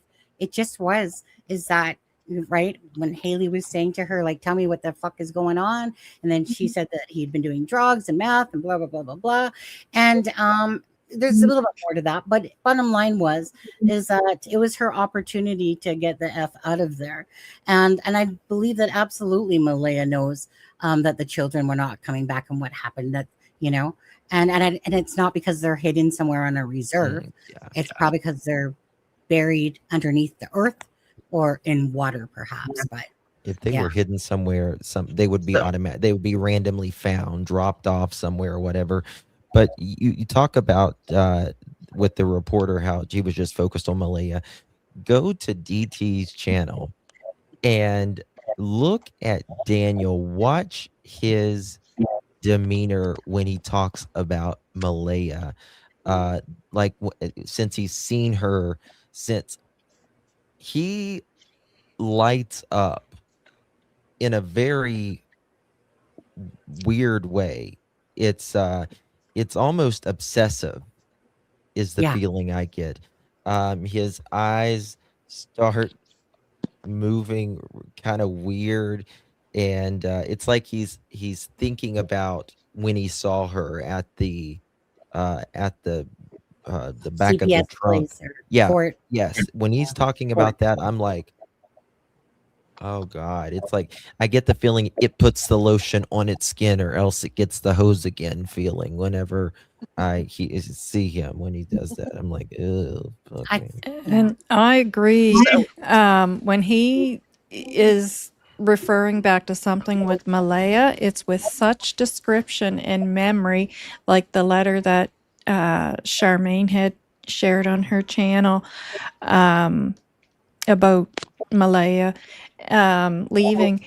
And, it was like it just happened 5 minutes ago, his detail and memory. But regarding things to do with Lily and Jack, or between 8 and 8:30,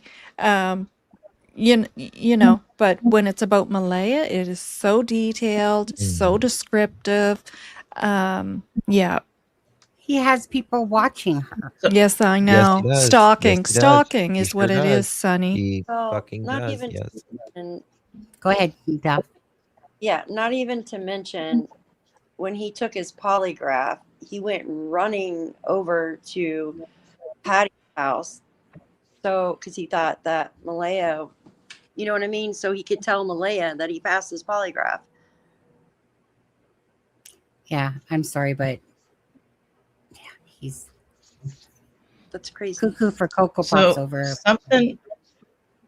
something I want to bring up here, and this may be just me, and yes, this is in my opinion, but one of the 5 reasons of, or one of the reasons of filicide, which is the taking out of your own family, if you don't know, is spousal revenge, which is when one parent harms, unalives the child to get back at the other parent. So, in my opinion, if Daniel harmed the kids, it was to get back at Malaya. And he never thought Malaya would leave him because that was his way of keeping her. And so when I hear things like, I can't believe she would leave me, or stuff like that, it brings me back to that, because that is one of the 5 reasons of taking out your family. And when you look at one of the interviews that Daniel did, he's got his arms folded and he's got the Chris Watts sway. And that's all I can see in that interview. His words don't matter. It's his demeanor and what he's doing, because he's got the Chris Watts sway and he's got the arms closed. And you can tell when he does talk about the kids, it's almost as if it were in disgust, because if you go and you watch the interview that he did with DT, he said, let me go down here to it. At the 19-minute and 30-second mark, he said, I woke up when Malaya woke up. I'm pretty sure it was her that woke me up, because we both kind of woke up at the same time. So, first of all, make that make sense, because he gave like 2 or 3 different things right there. But it was when he was talking about the house, and he said she woke up, and within the first 5 seconds, she said, I don't hear them.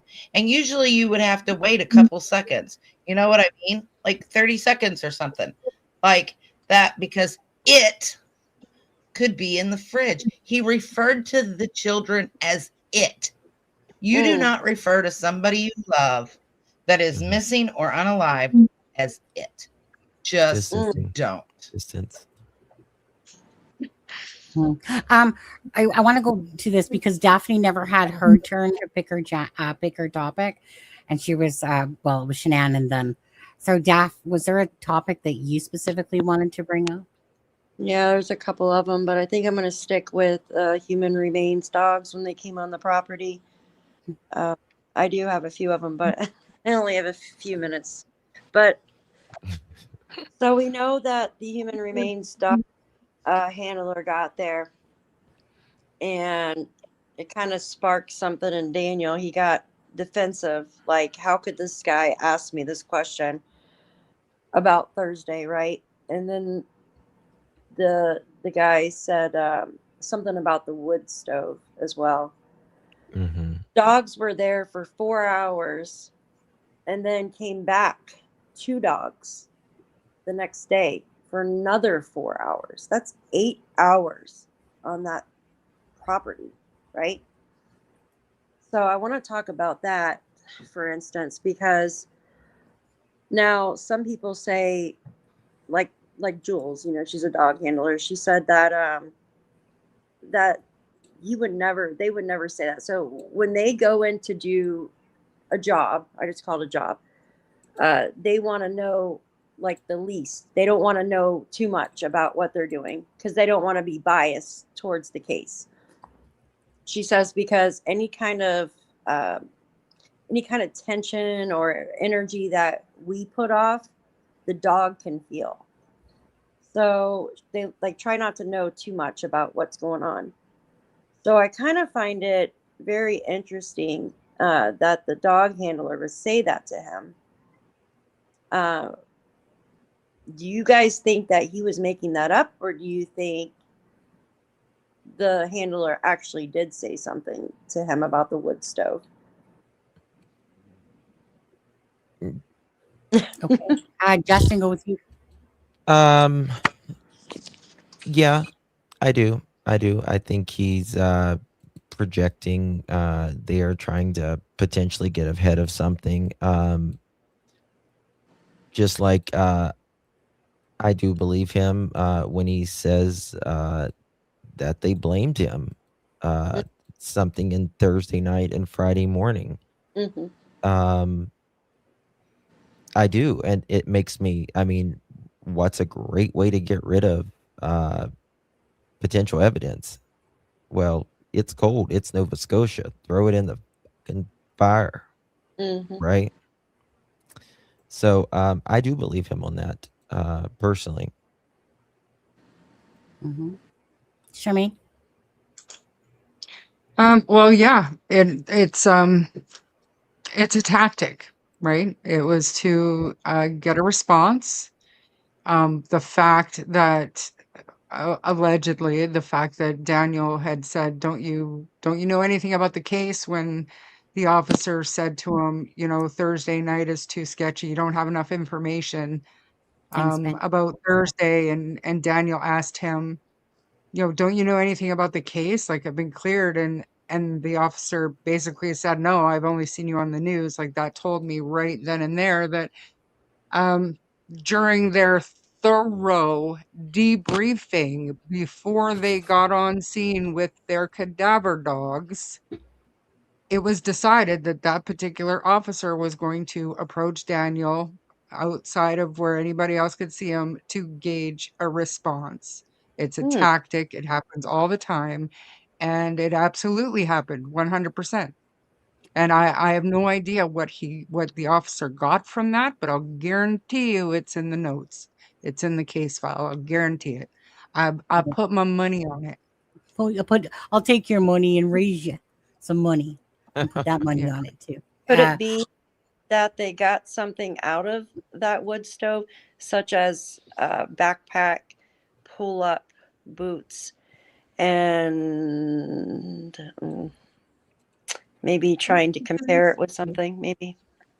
I think that at this point enough time has gone by, and if we're thinking about, everybody wants to know, why haven't they been charged? Why haven't they been charged? Well, because they don't have evidence that's going to hold up in a court of law. And I think something as specific as a charred backpack in their wood stove would give them reasonable cause to believe foul play occurred, Right. and that would be evidence enough to, at the very least, pivot from a missing persons act investigation to a criminal investigation. So I don't think they found anything. Okay. But I mean, mark my words, that was deliberate. The officers were thoroughly debriefed before they even set foot on that property. And it was all by design. And I don't know what the response was and what they took from it, but I suspect it was probably what they expected. So What if that's they're testing the maybe plastics or ashes or whatever. I mean, they still could be testing it, but you'd think after all this time they would have some kind of, I mean, It's only it's 7 still, months or 8 months now. I mean, it's not a long time. I mean, it is, but it's not, sometimes yeah, with these no, cases. Mhm. fair enough. Fair Uh, enough. You're not m- wrong. From September. Melissa, oh, go ahead. Sorry. Oh no, I was just saying it was in September. It was just a few months ago, but still, The like, wheels of Yeah. justice turn slow. Melissa, your turn. Answer Daph's. So I kind of agree and I disagree. As far as would the dog handler have said something to him? Yes, probably. Is it exactly what Daniel said? Probably not, because the officer wouldn't have said, no, I don't know anything about the case. He would have said, yes, I know a little bit, or something like that. So I agree that the dog handler probably asked him, hey, what happened on Thursday? And when he couldn't come up with anything and essentially said, I don't know, it was a normal day or an ordinary day like he does, then the dog handler probably looked at him and said, well, I need more than that. Like, give me something. So I believe something was said, but I don't think it was said the way Daniel says it was. And that dog handler, that canine officer, he would know what they were thinking. He would have been debriefed. He would have been told, hey, this is when they went missing. This is when they were last verified seen. This is what the family is saying. This is where we've searched. Mhm. Yada, yada, right? He would have had a lot more information than Daniel is saying he has. Yeah, absolutely. So Remember how pissed off Daniel was I think, because he wasn't told? He was pissed. Sorry. Yeah. right? Like, Yeah. he wasn't happy about them coming on unannounced. No, But remember what he put in our I chat? think the fact that they did 8 hours of searching, they did 4 and then they came back, that says a lot, because for me, the way I see it, I don't think they would have came back and did another 4 hours unless they are truly convinced that the kids are gone, because that's a lot for a dog to constantly search for 4 hours for human remains. And then you make it 8 hours. Like, that's a long time to search for human remains. And they're not going to pay that officer for those 8 hours and do all of this work and have the dog out there if they don't think something happened. They're just not for 8 hours. Do you So remember? I think that they, Go ahead. Sorry, Melissa. I think that they know, I know they know a lot more than we do. But I really, really don't think the conversation went down exactly as Daniel said it did. Because in my opinion, that officer knows a whole lot more than Daniel's given him credit for. Right. And just quickly, remember the team speaker, whatever that Charmaine was in, with, when they were talking about the dogs coming, the one thing that always stood out for me was when that one gentleman, whatever his name was, said, basically, we don't go out unless there's a reason, in a sense. He said it probably a little bit different than that, but it was one of those things like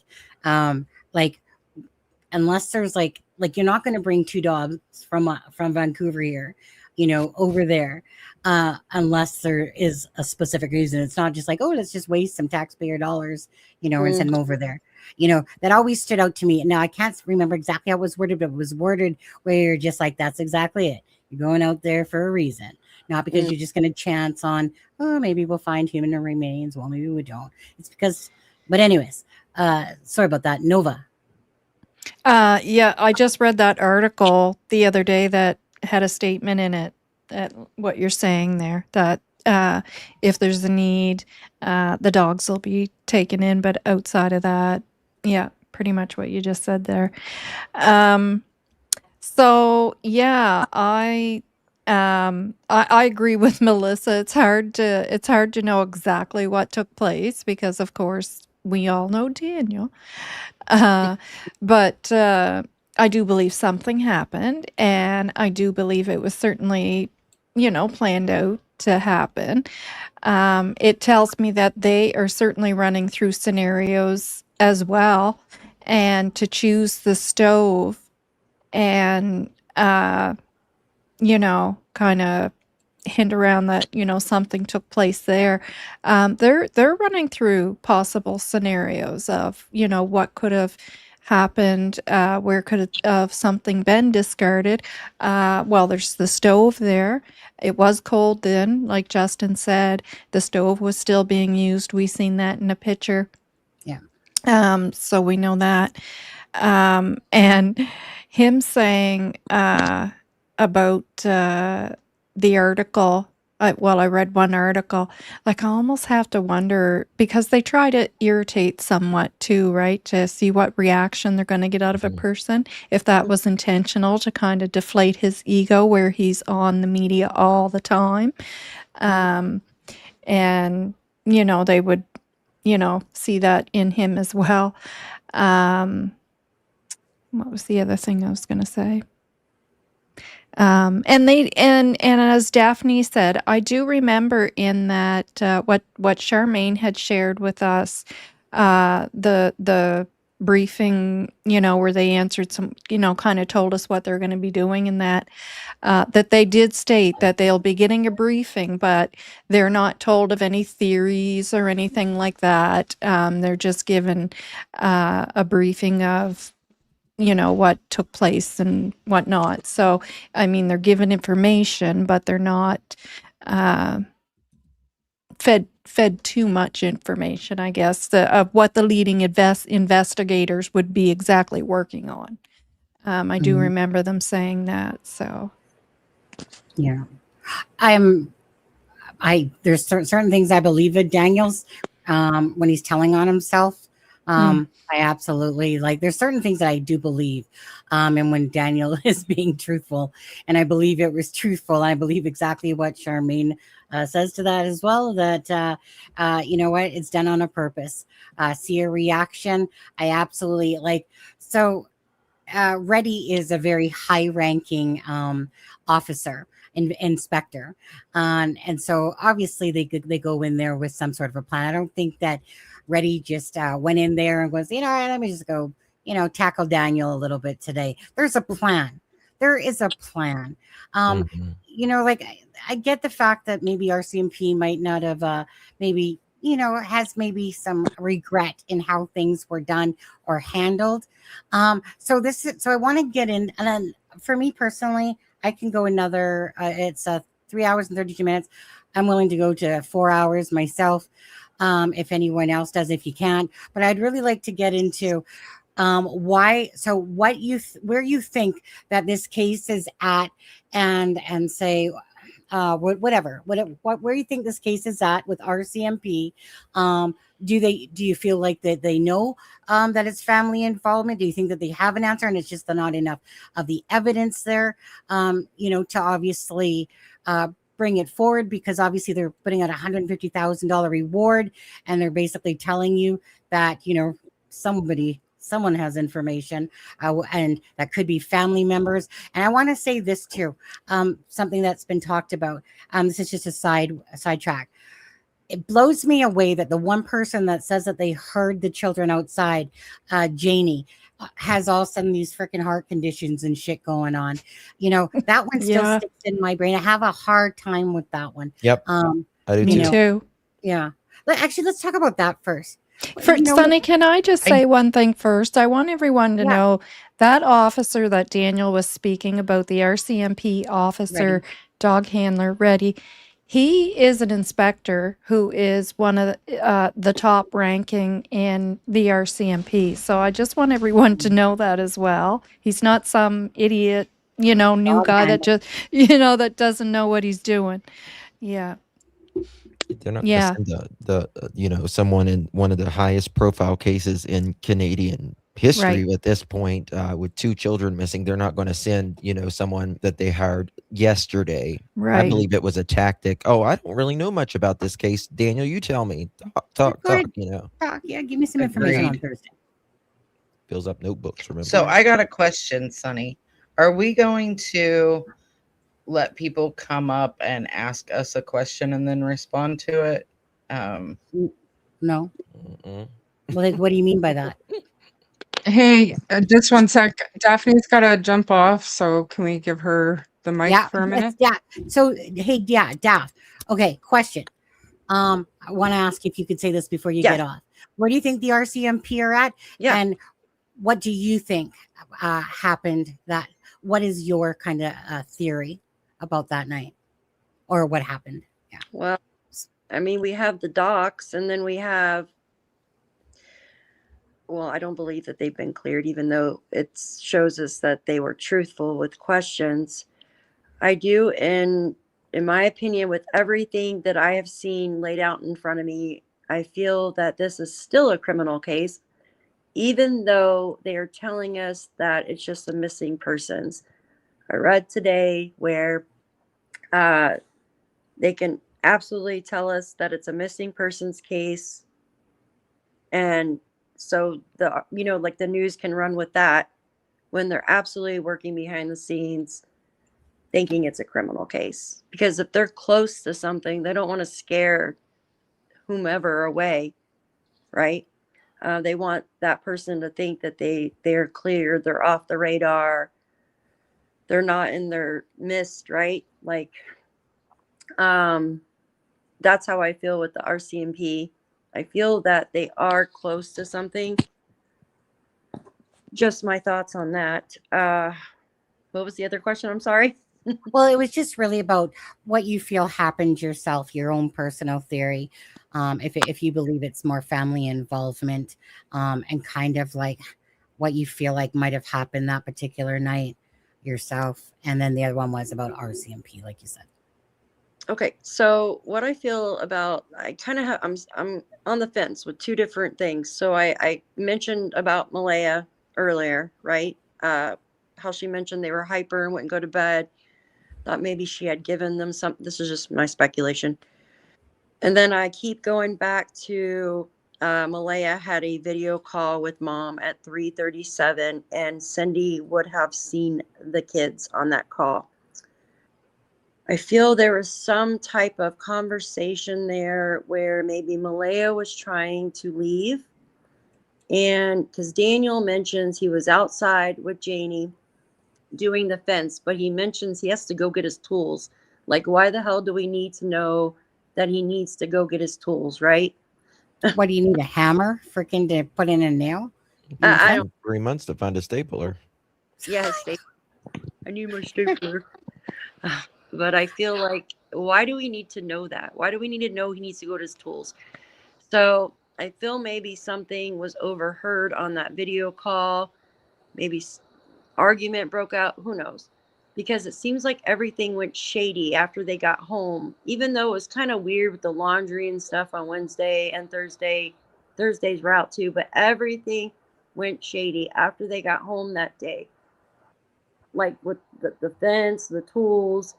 Also, Daniel said the kids were already in bed when he got in, but yet Malaya says that the children went in at dark, and Daniel says he went inside at dark. So shouldn't Jack and Lily have went inside the same time Daniel went inside that night? You know what I mean? That part's all weird. Yeah. And then, Malaya can't even remember if the kids were outside playing or not. Janie just acts like she took off and the kids were outside playing while she went in for dinner. And it's just weird. And stuff. The raking, shoveling. Oh yeah, the reiki Janie stuff. Yeah. They should have took that rake and shovel and tested it. I'm sorry. They should have. Yeah. They should have done a lot of things, in my opinion. Yeah. Okay, so Daph, if you need to go, thank you so much. Hopefully, another content creator that's on here, maybe wants to put on another Power Live or Mega Live and do it as well, because there's so many different things that, obviously when there's this many people, right, and then you're trying to do it. And I think we did a great job, by the way, Yes. of not over talking each other. But there's so many more points to this case than what we've talked about tonight, obviously. Yeah. So, Justin, and I know that you and Nova are a lot later time than us as well. Well, me and Charmaine. Well, It's Melissa, 10:57 here. yeah. Is it 10:57? Oh, so you're in Mountain Time Eastern. or Eastern. Central? Eastern. Yeah.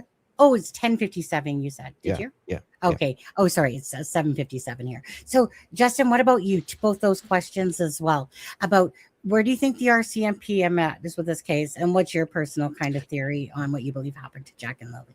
Well, I've talked to different police and even FBI in the past, and one stuck out to me before, and he said, "There's the investigation, and then there's the investigation," and just because they're not telling us doesn't mean things aren't going on, right? I absolutely believe they have checked all options a 100,000 times over, and I think that I said, who was it? Sherlock Holmes. When you have eliminated the impossible, whatever remains, however improbable, must be the truth. And I think it leads back to one direction and one direction only. Us in true crime, it's not our first rodeo. It's certainly definitely not RCMP's first rodeo. There is this was a high risk lifestyle that they were living, and CPS involvement, volatile relationships, financial things going on. Daniel's children saying that he abused the kids. Malaya saying that he picked on Jack more than Lily. There's black eyes. Teachers are concerned. A breakup that's about ready to happen. All of this, and I certainly believe that the RCMP is now looking at one thing and one thing only, and I believe that they are building their case as much as they can. I believe they need to find Jack and Lily. Yeah. And secrets are not quiet forever. Something happens. Whether that is Jack and Lily are found, or new types of evidence or technology rather comes about, or someone speaks. But I do believe Jack and Lily will be found, and justice will absolutely be served, because there's too many people that is putting pressure on the RCMP, and we're just not going to take any other thing for an answer other than justice for those two kids when they were failed miserably while they were here. So that's all. Absolutely. Yeah. Thanks, Justin. Shar? Or Melissa, which would do Shar? I feel like, I mean, so in the background today, this evening, I've been talking to a family friend who is also an RCMP officer here in Alberta. And although he doesn't obviously know anything specifically about Jack and Lily's case, but I was just asking him for more generalized answers to some questions that I had about protocol, about like securing the scene and all that kind of stuff. And the one thing that I'll bring up right here and now, because it relates most to the question Sunny posed, is just because I asked him, okay, what could the RCMP know to have them come out to the public and say, we have no evidence of an abduction. And now the public says, well, it's not an abduction, so we need to look elsewhere. And he basically said what I already knew, that just because they said they don't have evidence of an abduction does not mean they're still not considering that as a possibility. That just simply means that they have no evidence that can prove that it was an abduction to focus all their efforts that way. Just like they have not come out and said that they have enough evidence to focus on any one scenario. I think it would be foolish for anybody to rule out abduction completely. I know what the panel believes. I know that everybody here thinks that it's a 1 in a million shot that 2 little kids would get abducted at the same time on this rural road where barely any traffic goes by. I get it. I understand it. But lightning does strike and people do win the lottery, and predators are everywhere, and you never know when or where they'll grab. They're beasts of opportunity. And although I have serious concerns and questions, obviously, like everybody else on the planet, about why Daniel is inconsistent, why he is outright lied, why Malaya is so quiet, why Janie can't be consistent, why it seems like Janie couldn't stand the kids. I have all the same questions as everybody else, and it's troubling. It is. But for me, I am not ready to pinpoint no abduction. It was an inside job because, like everybody on the panel also agrees, these are not geniuses we're dealing with here. They are not mastermind criminals. Having said that, it's been almost 7.5 months. So no matter where they are, if it was a family, something happened in the home, now they've had 7 months to go and clean up their tracks. They've had time. They had time day one to make sure there was nothing around. So unfortunately, we're still left with all of the same questions. But like my friend, the RCMP officer said, a big part of what we're hearing is standard public relations protocol for an RCMP open investigation. And then the one last thing that I want to point out is the last interview that John, the lead major crimes guy, gave to the public. He was very careful with his words, and he said it is still a missing persons act investigation. And those words, because words matter, lead me to believe that they are using that act as a resource for them. Yep. But they're not stupid. If we see stuff on social media, you have to know that they've seen that same stuff on social media and then some, right? They've seen and heard things that we don't have a clue about. So I think that they've got one chance to get this right.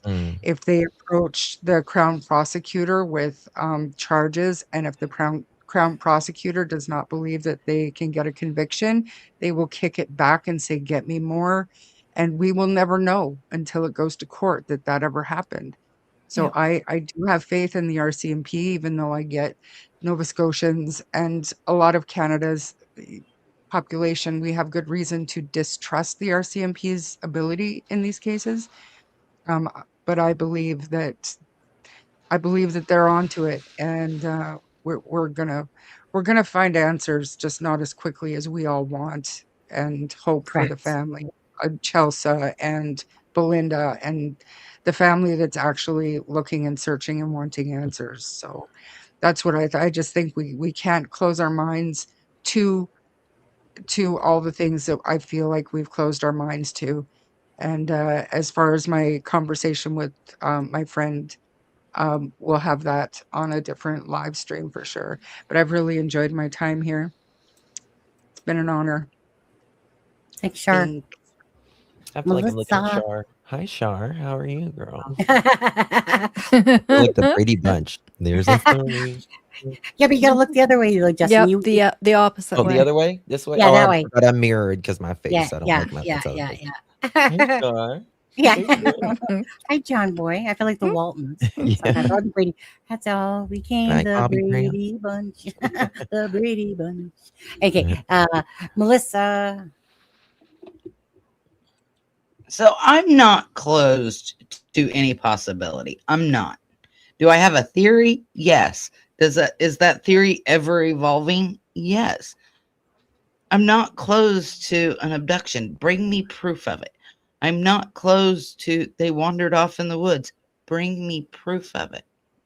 Like I said, I have a theory, and that theory is that one of the three on the property did something, and the other two are accessories after the fact. But again, I don't have necessarily proof of it, right? Like, I'm open to the option of something else happened, just like RCMP is. But there has to be proof. And to prove it in court, you have to have proof. And there's just not enough on our end with what we know that we can say, well, I know for a fact, and put it out there as a fact that X, Y, and Z happened. Of course, we all have our own speculations and opinions. But again, those are speculations and opinions, not facts. And I do believe that the RCMP knows way more than we do.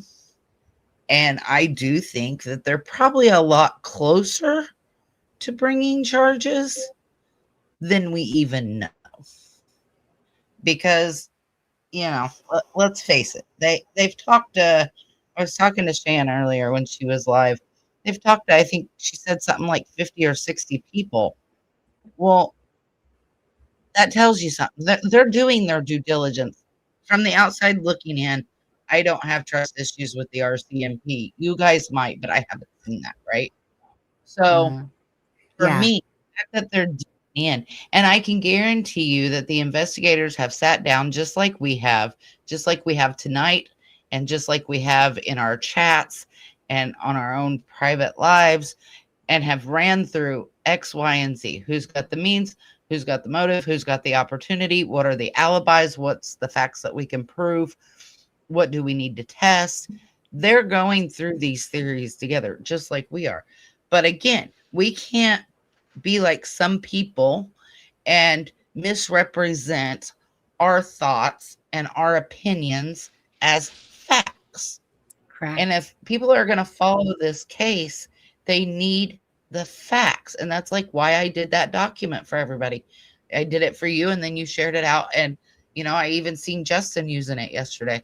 It's so that people have the facts, because that's what it's based on. It's based on the court documents, things that have come out of Daniel's mouth himself, or things that have come out of Malaya's mouth, because that's all we have to go on.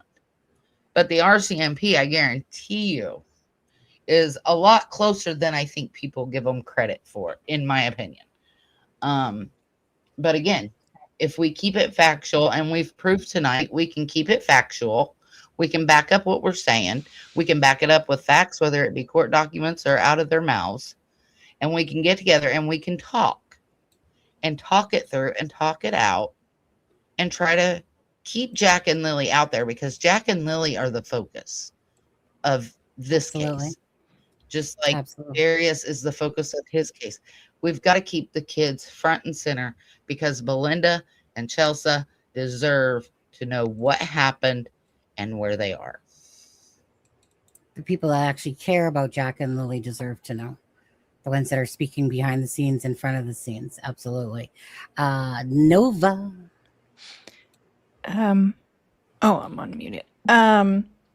Yeah, I think we have to be patient and let them do what they're doing. I think they're, working their heart and soul on this case. And of course, they want to figure this out. I'm going blank. So because it was really about what do you think is kind of maybe holding the RCMP back? Where do you feel like the RCMP are at? And I think. I know what it was. The power's flickering really bad. I agree with Charmaine, and I had, mentioned it earlier that I still do believe there's a possibility of abduction. And people, we have to remember when, abduction doesn't necessarily mean stranger. Typically, an abduction is someone known to the children or the family, or someone that's driving by all the time and sees them out there playing. And that very well could have happened. I still have, uh, I'm the same as what the RCMP say. Everything is on the table. Everything has to be, or you're not. You can't be one-minded, and anything is possible. So I do think that is still a possibility. And 100% with the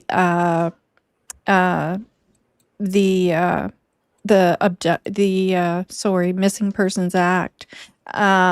I picked right up on that too, and totally agree with that. Shar and I think the same a lot of the time. It's like she's in my brain. So basically, a lot of what Shar said is my same thoughts as well. And I think we just have to be patient. Of course, there's much more going on than we know behind the scenes, for sure. And it has to stay that way. Yeah. So. I mean, RCMP has doubled down and continuously say that there's nothing to show that an abduction happened via whether it was a stranger or family member.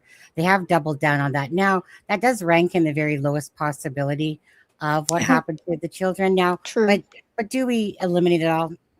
Again, we would be silly if we still didn't have an open mind to everything, even the in the woods thing, even if we think it's one of the least most likely impossibilities.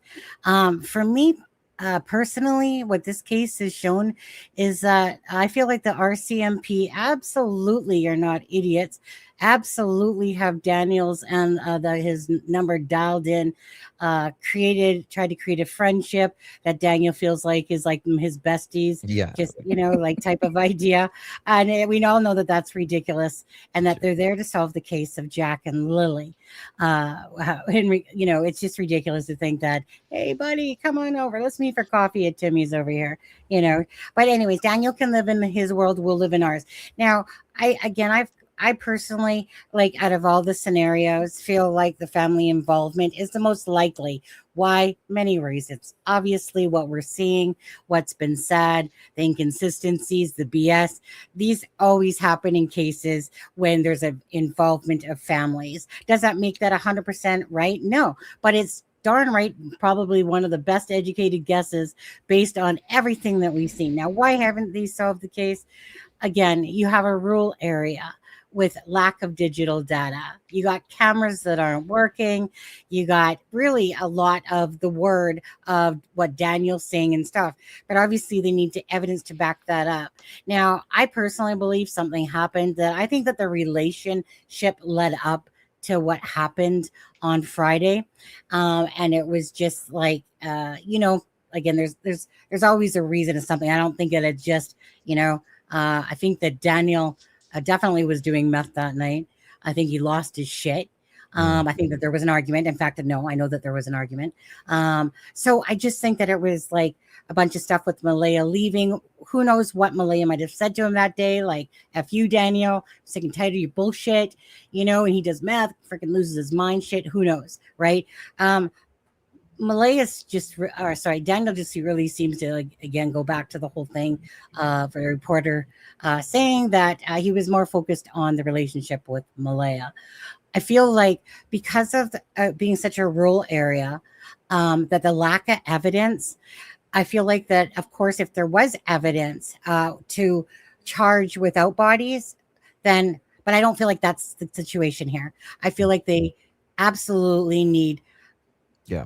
You know, a bunch of evidence, you know, like you would have to have quite a bit when you don't have the bodies. But I feel like that they need the bodies at least, you know, and I think that they're lacking in the evidence area. I think that they know what happened and that they're absolutely working on the scenes behind what happened. Daniel can live in his world. I like to stay in what seems like it's the most like reality of what typically happens in situations like this. Like Justin said, you know, we got the CPS reports. We got, you know, we're hearing about all these black eyes.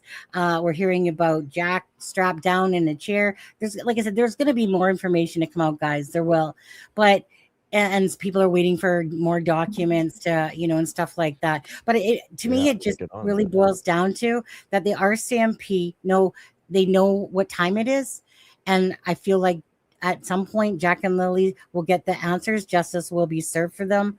And until then, we'll just have to keep trying to bring awareness to Jack and Lily, you know, talk about whatever we want, really, inconsistencies that don't make sense still, because that's kind of what you got to do if you're, you know, trying to keep a case in the limelight. You know, you regurgitate information over and over. And maybe like Justin there caught on. Good catch, by the way, Justin, when Daniel went to say blue or black, but I think probably maybe black, but it came out sounding like blue. Yeah. And then goes on to say about the white Pathfinder. I think those are like slip ups. I think that there's like a lot of lies being told from the people that are on this property. And I'm just one that knows that. And I think a lot of content creators know that at the end of the day, we're just going to wait for the RCMP. They're the ones that need to, you know, get all the information, gather it from whatever witnesses, et cetera, et cetera, et cetera. And then hopefully at some point that answers come out from Jack and Lily. I have patience, but I don't have patience. I hate seeing the fact of two beautiful children, and to watch what the actions are happen. I find it disgusting. I just find it very disgusting what's going on with what the mother's acting like, what Daniel's acting like. You know, I mean, Janie, whatever. I mean, to me, she's, again, you would have, unless nobody heard any vehicles. I think that the vehicles did happen that night. I think that that's exactly what the Reddy was kind of insinuating. Like, Daniel, there's not enough details, dude, in Thursday, because you're not giving us the truth. You know, but anyway, so I just think that it's lack of evidence that's holding, but I do feel like they absolutely got the number of what's going on with this case. You don't think Tucker would have heard? Yeah, Tucker, I know, right? You don't think Tucker would have heard? You don't think he would have heard? Come on now. Free Fluffy. Yeah. You know what? If you guys don't mind, the last thing I know that some people might roll their eyes on this one. I don't care. But the last thing I want to touch on is Daniel was recalled in for an interviews, right? And about the blanket. And so what do you like? So I believe Daniel planted the blanket. Does anyone believe that he didn't plant the blanket, or do you guys all believe he did plant the blanket?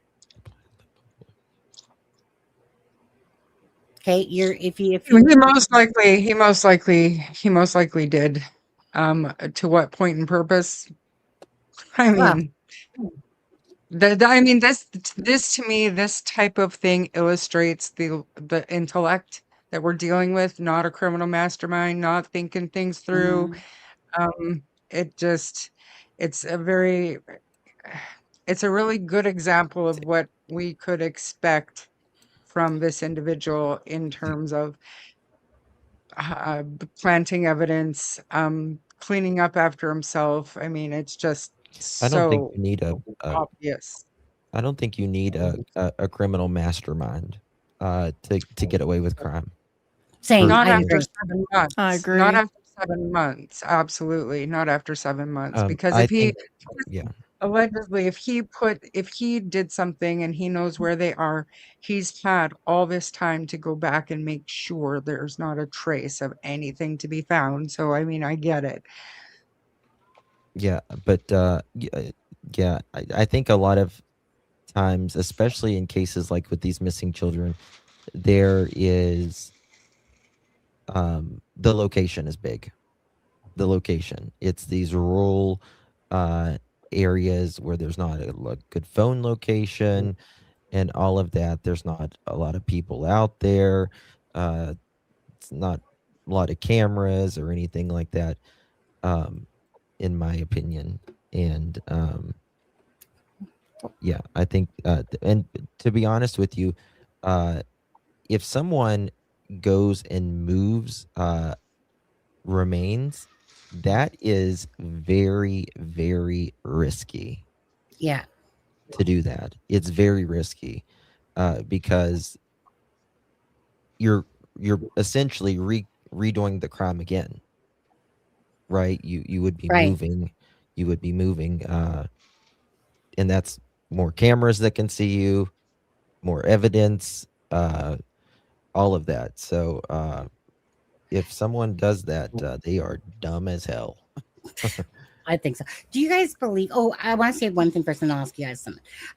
Okay, so let me say this, and I want to say this to the people that think that Haley planted the blanket. Honestly, don't you think that Haley would have been polygraphed by the RCMP if she had anything to do with planting of the She didn't blanket? plant the blanket. No, That's the only person that keeps giving this. foolish. Well, just like the other day, right? And what I was trying to give to Justin, that someone that he kind of put up, but he put up the one and then later the other, was the interview versus what he said. I know I had nothing to do with it. I know Malaya had nothing to do with it. Then there's that text message where he says, I am 99% sure that Cindy and Malaya had everything to do with this. And it's just another thing that Daniel talks about that is always inconsistent. He always totally blames Malaya, blames her side, blames side. All I know is when Daniel blames Malaya's side, you guys look back to Daniel on this one. Do you believe that the children, first of all, just to ask, children alive or deceased? Deceased. Deceased. Okay. And most Yeah, people feel that deceased. way. Now, let's do just quickly about Brad's trips, right? We're talking about Laird, we're talking about Matheson, we're talking about McLeod, and we're talking about, of course, Lansdowne Road there, and up where the blanket was. Since having, like you said, Daniel gives the exact same freaking thing as the other Justin. But do your guys' own thoughts? Do you believe that the children, how far out would you say that these children are? Where, and do you believe that they're in water or in earth, or where do you guys think? I'm just curious where your thoughts are. I believe that they are. I think they're near water, but I don't think they're in water. I think they Same. are most likely. I think probably the most crimes that happens when someone is disposing of someone's remains, they're on top of the ground. Most people think people are buried, but they're actually on top of the ground. But generally with loved ones, they do a burial. But burial takes a lot of time and a lot of energy as well. But I do believe that they're probably, in my opinion, under a cliff or close to water. And how far out do you think that they are, a proximity from the home? I would say I go by miles, so I would say Yep. 8 to 12 miles. Okay. There's 2.2 miles in a kilometer. That I do know. It's one thing I remember in school. Yeah. Uh, So go ahead. No, go ahead. No, I was just going to say, Shar, your thoughts on Jack and Lily, close to home. You think that they're within that search area of parts that they didn't search? What do you think? You know what? I think that they're outside the search area. I sadly think that there's been plenty of time to, and I mean, I really think that he was, I shouldn't say it, but there was just enough time there to take them further than anybody would believe two children would wander away. And I do believe, I agree with Justin. I don't think that they're too far from the surface, but I think that once the snow and the rain season and everything comes and goes and we get some nicer weather in Nova Scotia, I think certain things will become unearthed. And I'm hoping. you'll see a hunter or something like that stumble across something, in my opinion, but definitely outside the search area, not far outside the search area. I believe that what Justin clued in on with Justin Smith's statement and what Daniel had told you in August, I think that that is key. I think you get to the closest point to that route outside of the search area, and you might be onto something, sadly. Mhm. Can I say And that something was just 2 seconds real Yeah, quick? go ahead. Also, how they are found is going to immediately rule whether this is if they are got lost or, because if they are buried, you don't Yeah. bury yourself. That's right. Just remember that. That's why I say they are the Just remember that, evidence. boo-boo. Okay. It's not Just so bad, you but know. if they're not, you've got animal predation that could scatter remains too, right? So it sounds terrible, but I truly hope that they're protected wherever they are until they can be located. I just hope they're found. Yes. Just answers. That's Yeah. what Belinda Yeah. and that want. They want answers. Belinda has already resided to the fact that Jack and Lily, are deceased. Obviously, it would be a hope and a prayer and a miracle if it was otherwise to this, but it's just answers. And sadly, I hate to think of that part because that means that the children, are no longer with us, and they should be. And children are just innocent. They're innocent. Yes. Pets, children, innocent. And it just disgusts me when games are being played or different shit when it comes to children. It's just, as a parent, and Justin, I didn't know you had 3 children until you said that today to me.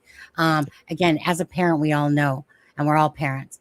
You just know that you could just never fathom something like this happening at all. And then having that biggest hole in your heart because every day you have to wake up to this nightmare that's going on about, a missing loved one, and you just don't have any answers. And we're almost coming to the 8-month mark.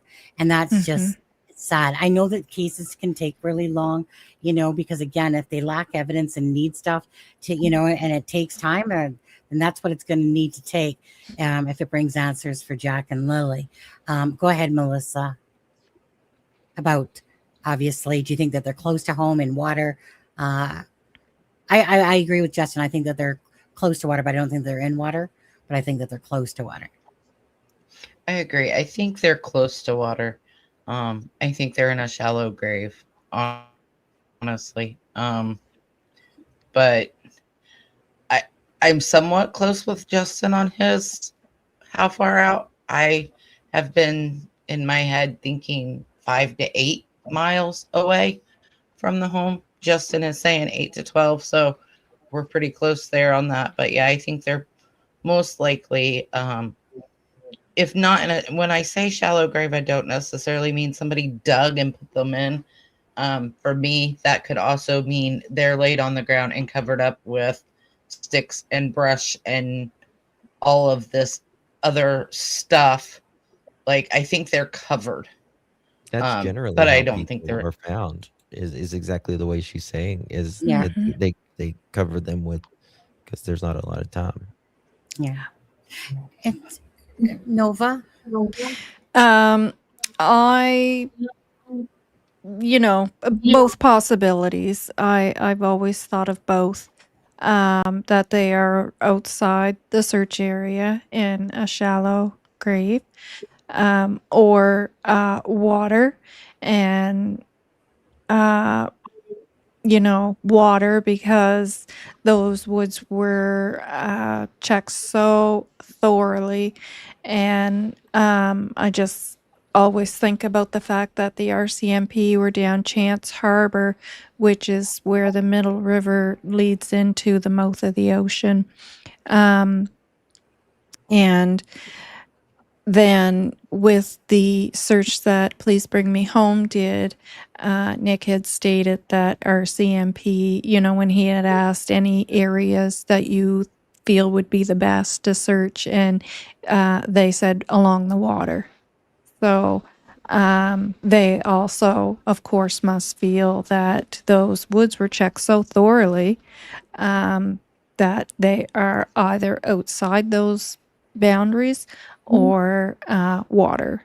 So, and I also want to say, when you guys were talking about, mastermind to get away with a crime, people that tend to when people do get away with a crime, and many of them have been found out years later now due to DNA, most often it's accidental. It's not because they are a mastermind and sat down and planned this all out so perfectly that they got away with this crime because they're such a mastermind. Typically it ends up being accidental, and you guys know that from listening to cases as well, and you hear the perpetrators telling, when they are finally caught years and years and years later, that it was accidental. It wasn't because they planned out this perfect crime. It's for me personally, I you cut me off. There was a case. I didn't mean to. We started at the same time. No, go ahead. Go ahead. There was a case years ago, and he was a serial killer, and I can't think for the life of me right now SK which and one. SK. Oh, sorry, yeah. he was an SK. But he actually had a victim in his trunk, and he was pulled over. They didn't like it was the victim, like they would have caught him red-handed, right? So yeah, I agree with what Nova was saying. Like, a lot of times I'm not saying that they're all masterminds. I think they're very lucky.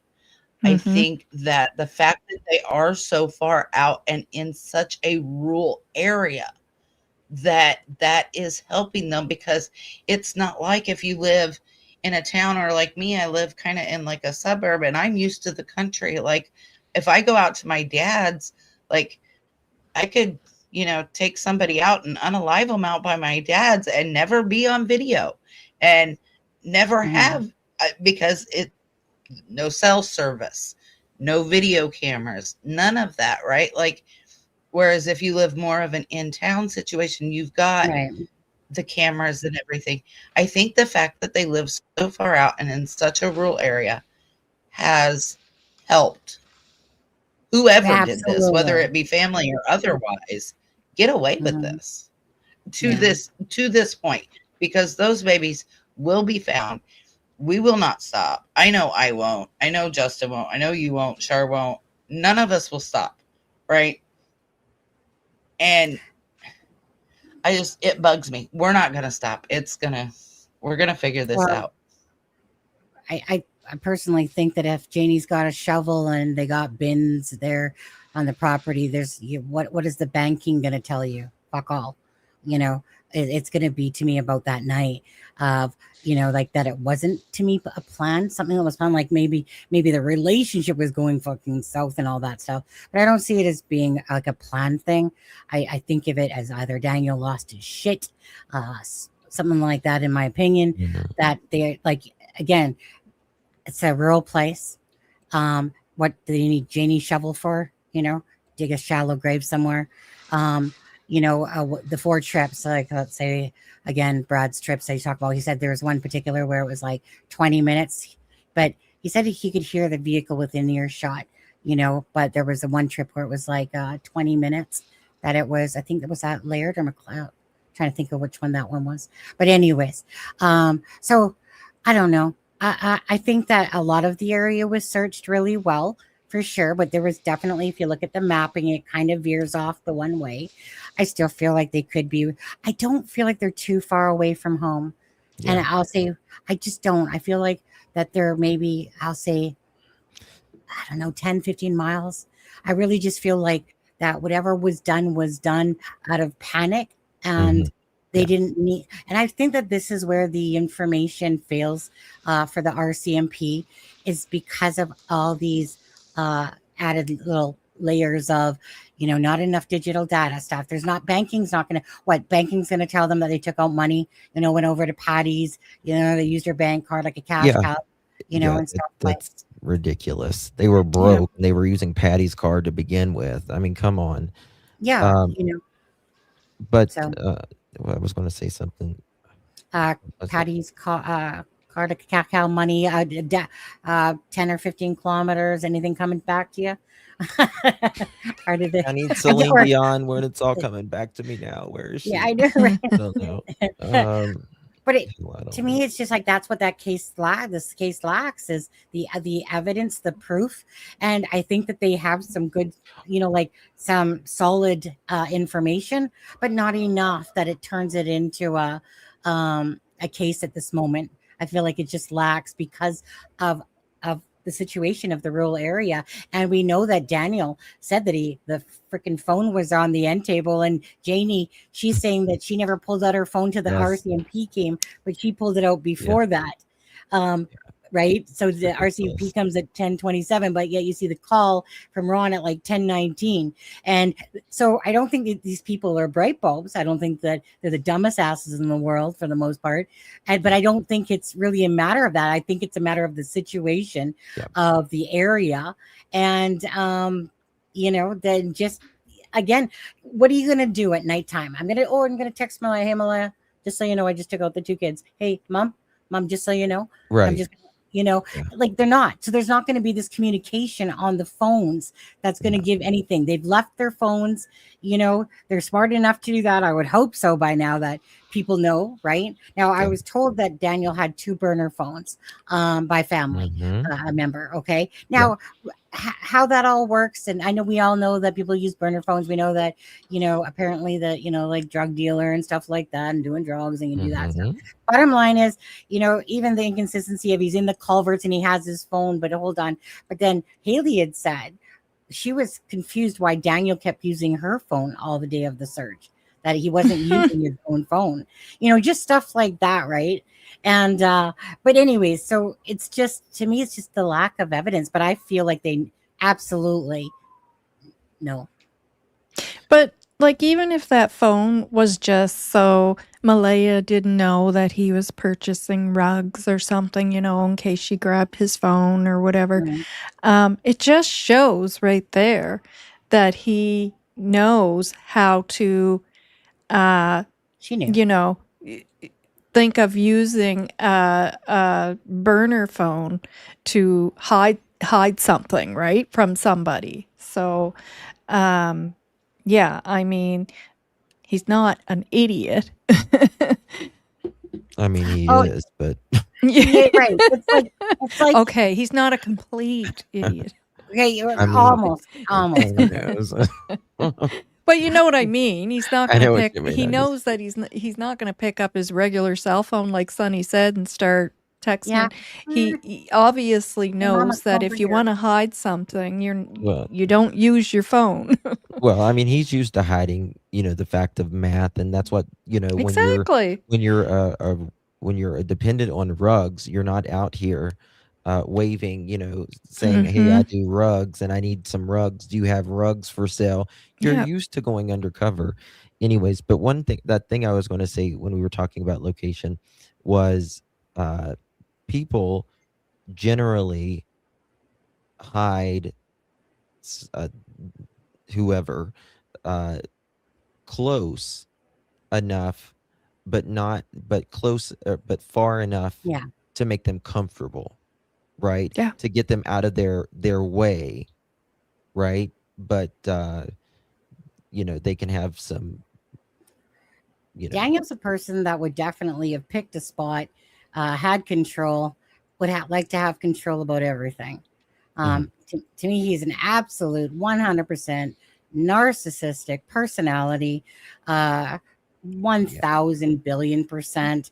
That man, he shines up a light up his own ass. We don't need to do that. He Yes. does it all good himself, And what was always striking with messages to Charmaine at the start, that people didn't believe us at first, that there was a conversation going on. But anyways, so the conversation, it was constantly how he was the greatest, Malaya was the shittiest. Yes. Right. I mean, he's done that the whole entire time. And just, it's so ridiculous when he says stuff like, you know, I know Malaya didn't have anything to do with it. You know, shut the fucking front door, dude. You are the biggest narcissistic liar there is. But the thing is that he doesn't have any awareness, perception of himself. Oh. We do. None. You know, again, we'd have to be total idiots to all think that this man, you know, is telling the truth. So my thing is this: am I going to believe a hidden story where the person that's telling it is a liar that can't even tell the truth? Or am I going to listen to reason, facts, what makes sense, versus someone's information that you're trying to listen to at first, and then you're like, dude, like, you change your stories like probably not the same week you change your underwear, but you know, and the way he's so laid back in these conversations with DT, like, you know, yeah, you know, Daniel, it was just, you know, everyone has two sets of keys, and you know, I was beating the drones, you know, they were just looking at me as I heard voices of, oh wait, did I hear Jack and Lily over the helicopters? You know, Yeah. did I almost die twice and impale myself with a stick as I'm searching for Jack? Oh, my cough. You know, I was yelling their names so loud, I just lost my voice. Everything has become about him. Everything, you know, but it's the inconsistencies. If you're telling the truth, and Danielle, we all know you've said about a million times how you tell the truth. Obviously not. But anyway, but it's so transparent to me that when people are lying and it's about two missing children and you're trying to find answers, and the people that you're searching for answers from, well, one's hiding in Kathmandu, and yeah. Cut me I'm off. going to interrupt for 1 second. Fine. Yeah, I am. Go look at our chat. What? Just tell me. Go look at our chat. Just tell me. Yeah, I can't. That's why. I Wait. can't. Never mind. can't. Let's just do it later. Don't bother. Let's just continue on, and we'll end it. Okay. Let's just move on, please. Let's not go there. Oh, okay. I Carry on, Sunny. Yeah, I apologize. no. I was like, wait, what? I thought you were talking about the chat in the chat room, not in our messenger chat. Super math. Holy fuck me. By the way, I want to appreciate Justin's junkyard Janie. Oh my God. Yeah. Right, and the math tells, you know. You know, this case is not funny. But No, I have to laugh. no. If I don't, I get very depressed. You have to. Right. Some people think Absolutely. it's very disrespectful. It's not. just how I function. It's just how I function. It's how I For function. topics, the only way I got through any of the Janie tapes was when Justin did them. I could, because I can't listen to those. They trigger me big time. I mean, severely, Well, like she's every constantly time. yelling. Yeah, I just start bawling my head off. I can't do it. But the only time I was able to get through it was watching Justin do it. And because of the way that he did it. Yeah. Absolutely. You know what? I have no shame in how I deal with the case at all. Never are we ever here to take away from the missing and the murdered, but you have to be lighthearted as well, because it's too thick and too heavy of a space to be in. And honestly, if we took the whole Daniel Martell side and just put that into our video, you know, the licking of the lips, the constant inconsistencies, the stuff, you know, the KFC bucket comment he made to me, go give birth to a KFC bucket, his Netflix deals and stuff, like he's making a mockery out of Jack and Lily's Oh, case. he's the biggest mockery. Absolutely. You got to hear Justin do the description of the car and the keys. Oh, yeah. Wait, Do it, what did Justin. No, like he was talking about, because, you know, there's two keys, right?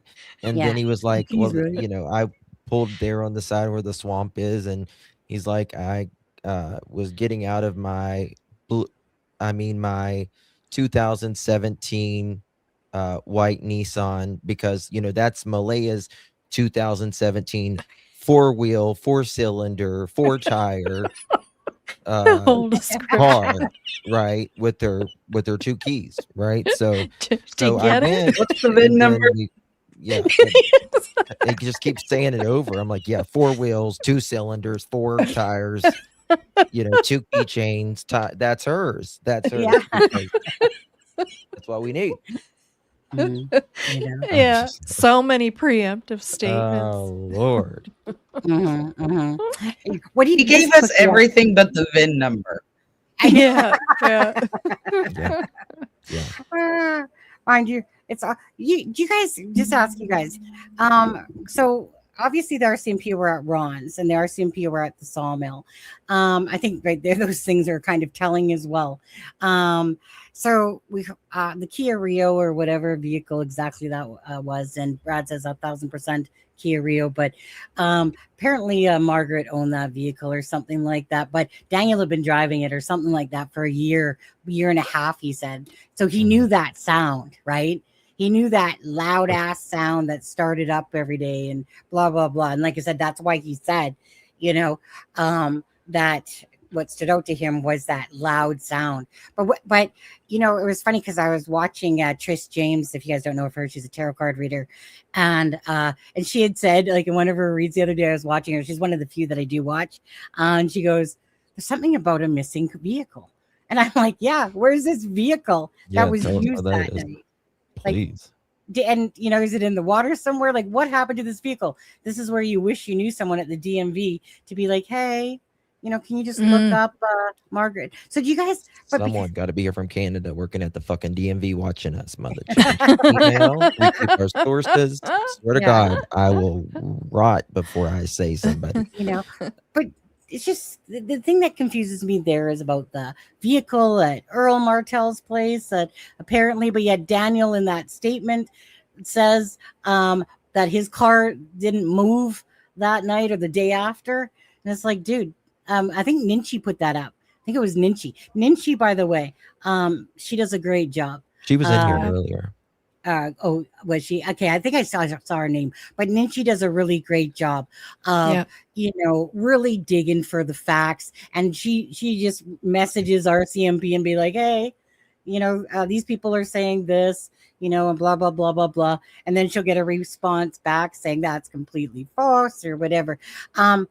I do like Nick Ninchi, obviously, to me, is some sort of, I'm just guessing because she said she wasn't going to say exactly what she does, but to me, she's some sort of like criminal profiler or some sort of profiler because she reminds me of Alexa in the fact of, body language and breaking things down. I think she does a really good job. Profiling. Yeah. Yeah. And so I think she does a really good job. I mean, there's obviously we all make mistakes and stuff like that throughout our reporting of the case, but I really enjoy listening to a lot of Ninchi's stuff as well. And Zach Jackson, if you're in here still, don't think I didn't love you, buddy. This was just kind of like 7 people was more than enough. And it was just kind of like, hey, want to do a live? Want to do a power? So trust me, there's other creators. I know AB, I think, wanted to be on here. Anyways, there's a lot of other content creators, like Charmaine said at the start, that, obviously cover the case, that do really good work. But you can only allow like 9, and 9's too many. Like, it was already been long enough with 7 people as we were trying to do round table it, but it was a very great live in the sense it wasn't a bunch of over talking. So before we get going, guys, thank you guys so much for all of this. But what would be anything? And if any, like I said, if one of you creators want to do a live, after Christmas, man, I'm freaking off for 2 weeks, by the way. So just saying, I'll be doing some good. That's good. But I just need to get through Christmas. We all need to get through Christmas.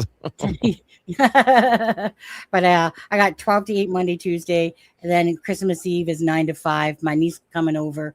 But anyways, I got 2 weeks off after that. So I've been very limited because I just finished doing 12 to 8s. And plus I needed to take a break. There's other stuff going on in my life besides true crime stuff. So I've taken a little bit of a mental health break, to be honest, in part ways.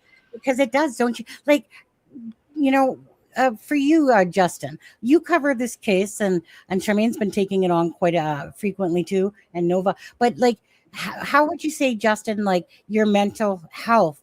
Like, what do you do to kind of balance? I know you joke around and Mhm. but do you find like that some days it's just like hard to do We a all get lot? burnout.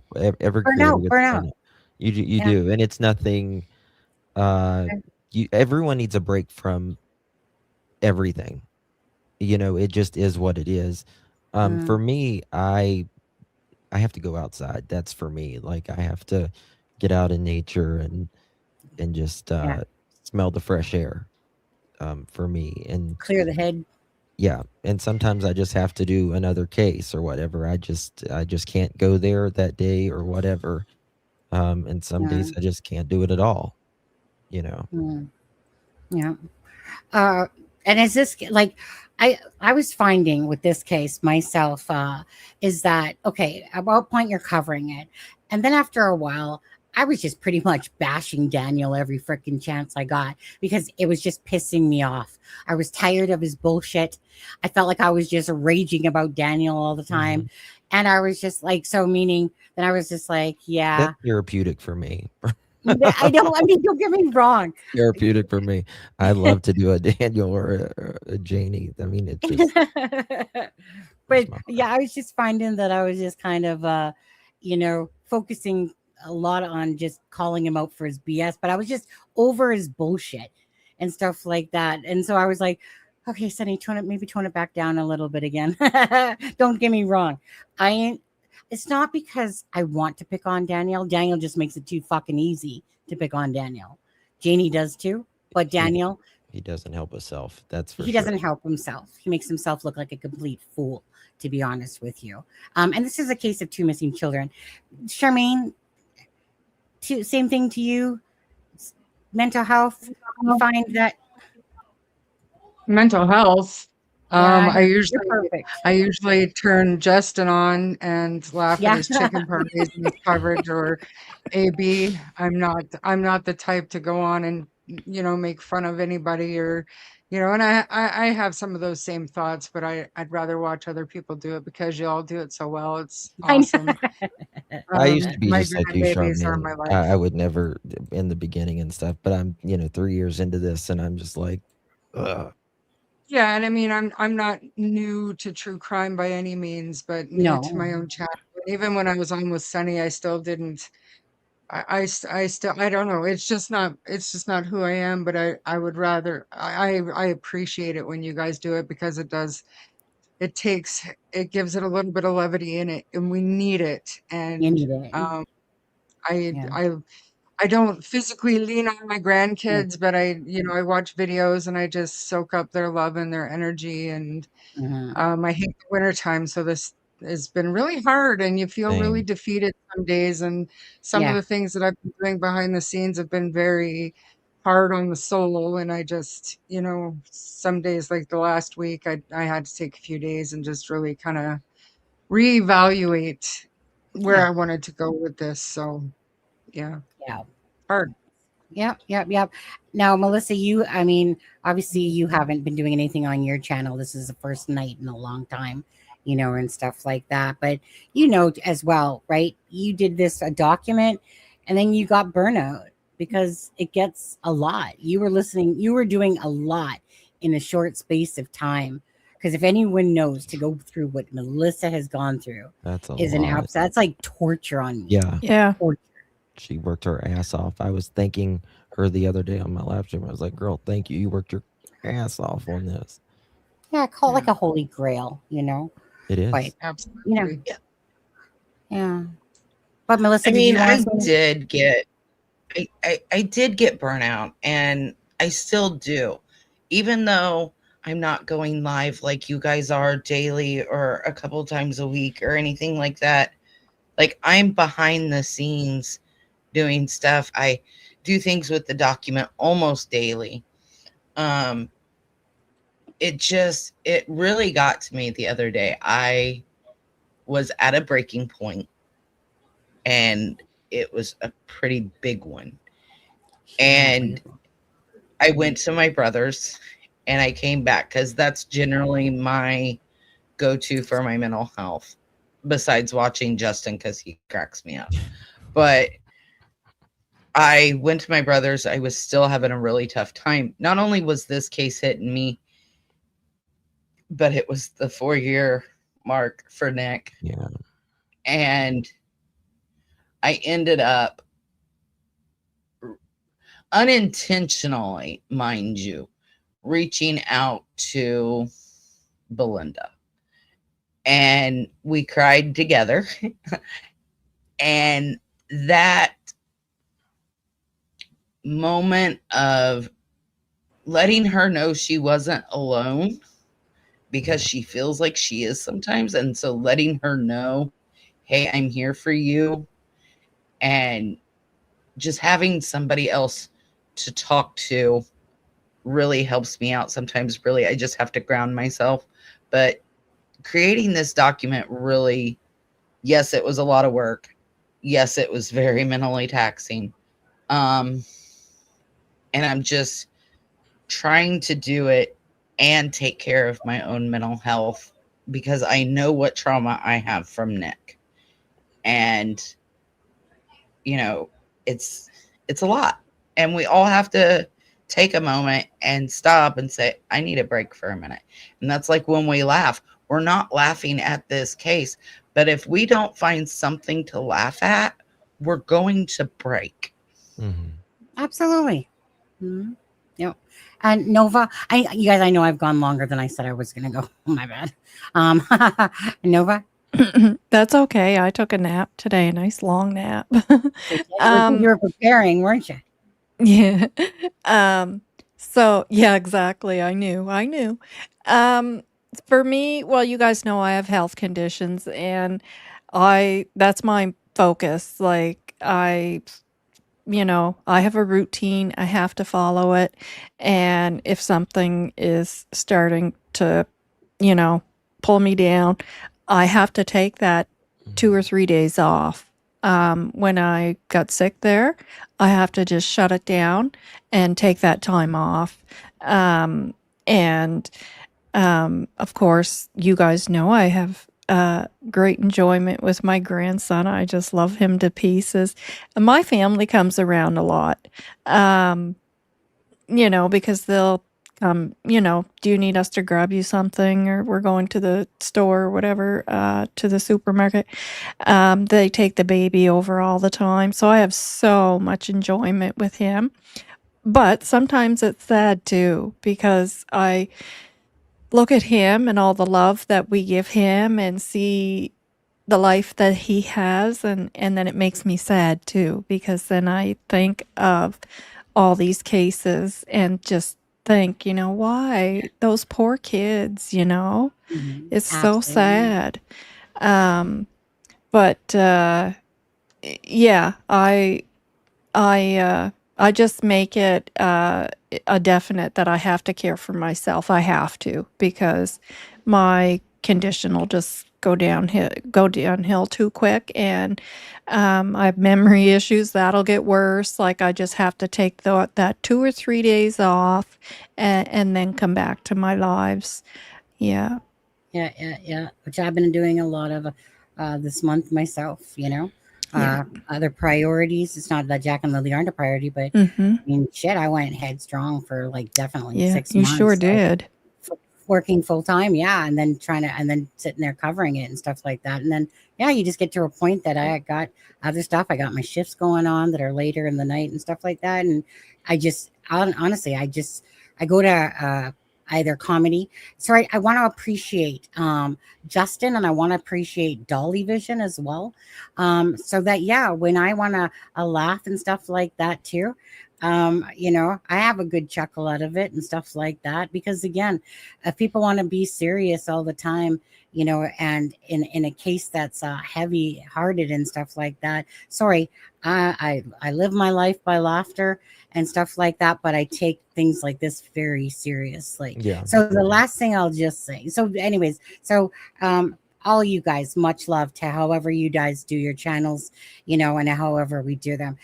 For the haters out there that are going to hate all you want. Don't care at all. For the people that are in this for the right reasons and have kindness and beautiful hearts and really just want to support channels in a sense and stuff like that. Thank you guys for being here. There's always going to be haters. Couldn't be asked to deal with those people Yes, they whatsoever. are. They're not important in my life. No, no, no. Important in my true crime life. I listen to Justin every night at bedtime too. That's my bedtime routine. When I go to bed, I watch you guys usually in the day, but my bedtime is Justin when I'm just all snuggled under that nice warm blanket, and I put him on in my ear pod and I listen to that voice. And Because I'm most Southern and I talk slow. I talk slow too, so I appreciate it. It's great for my new brain. I've been known to hit that 1.5 speed or 2 speed, in a You sense, have- which actually comes off. I do like it for normal. me too. If I'm listening to me, I'm like, I got to do it 1.5 for me because Well- damn, you talk slow, Justin. Shan and I did a video together, and another channel replayed it. And when they were on her part, she was normal. And when they would do me, they'd put me on 2 tones. I laughed. And it was when I was first sick and I had the infection and my face was swollen and sore. So I was talking slower than I usually do. Yeah. I had Lyme's 5 years ago, Lyme's, and I was so sick for such a long time. And I had to go to Cleveland Clinic and all that.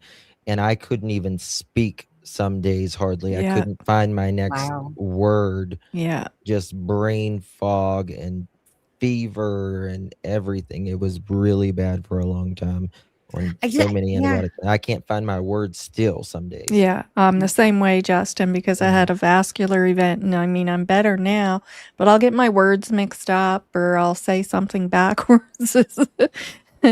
But whatever. It's my new brain. I call it my new brain. Right. I was going to say, someone had only mentioned to me that Justin, in passing, I remember months ago that Justin had some sort of illness at some point or whatever on there. And honestly, I mean, I wish my brain would slow down, because I'm just got stuff in here and I want to get it out before I forget, because I know I'll forget as I've gotten older. Before it used to be like a memory cell and stuff like that. But anyways, you guys, it's been a great live. Charmaine, we'll start with Charmaine. Charmaine, any last words about anything? No, just keep the conversation going and try to, respect other people's opinions and their theories and be kind to each other. And there's no reason for the infighting and the drama, because if you're involved in it and you're guilty of it, you're taking away from Jack and Lily and what they deserve. They deserve so much more in life. And if their family's not going to speak up for them, we will, but do it respectfully and keep your eye on the prize, and it's finding those 2 little babies. That's all I want to say. Is not cut the crap, as Ron Mexico told Thurwood a couple of weeks ago. I love that. Cut the crap. Cut the crap. Yeah. Justin. Thank you, Sunny, Shar, American Justice, Nova, Daff. Am I missing anyone else? Shanann, thank you. Shenanigans, thank you so much. Thank you to everyone who watched this. It's incredible how I really believe the people that watch us are truly the best of humanity, because they care for others who many people just are forgotten about and just tossed to the side. And I appreciate each and every one of you. We're not going to give up on Jack and Lily. Belinda, something Seth said with Sebastian Rogers, and he said, I have Sebastian's army. And I was like, I can't get rid of, I can't, stop the Sebastian case now. I heard that. And one thing that Belinda said is, I'm afraid people are going to forget Jack and Lily. And when I heard that, I thought, I've been on it since day one. I will see it through, Mr. Sisters. So we're going to see it through. And whether that is, tomorrow or tonight, there's arrest, till whenever, and they're found. We're going to see it through. It's been 4.5 years on summer wells, and whatever. So thank Yeah. you all. God And bless almost you. 2 years for Sebastian, and coming up to 8 months for Jack and Lily. Go ahead, Yeah. Melissa. Final words. So I just want to thank everybody who was up on panel tonight. I think we did good. The sad part about tonight is we weren't even able to touch all of the subjects because there is so much out there to discuss, and we barely scratched the surface, but we did it in a way that was respectful. I want to thank all the chats because I've tried to keep an eye on them best I can, and for the most part, from what I could see anyway, our chats were all respectful. They weren't drama. They were very kind and all of that. I know earlier a bunch of people were saying they were sorry about my son because they didn't know. Thank you. I couldn't reply to everybody, but just thank you. We're not going to give up. You know, Belinda had posted the other day that, you know, I forget what day it was, and she said, and the voices are silent. And it's like, we're not silent. We're not gonna stop. We're in this for the long haul. You know, I've been with you through Sebastian. I haven't really watched a whole lot of Summer Wells, but we're not gonna stop. We're not going to stop looking for the babies. We're not gonna stop looking for the truth, and we're gonna continue. Those of us that were up here anyway, I don't know about everybody else, but the ones that were up here are going to continue spreading the facts of the case. And that's all we can hope for. We're going to keep their names out there. And God bless the family. I know I can't say that enough. Like, I get it. Much love. Yeah. And Nova? Just, you know, be patient. Let the RCMP do their job, and, you know, just be patient. And everyone keep talking. Keep talking. And thank you to everyone for being here. Thank you for having me on here. And I'm so happy that I came across all of you. And I had my channel before I met you all, but I was newer, probably like a year, maybe a little bit over a year.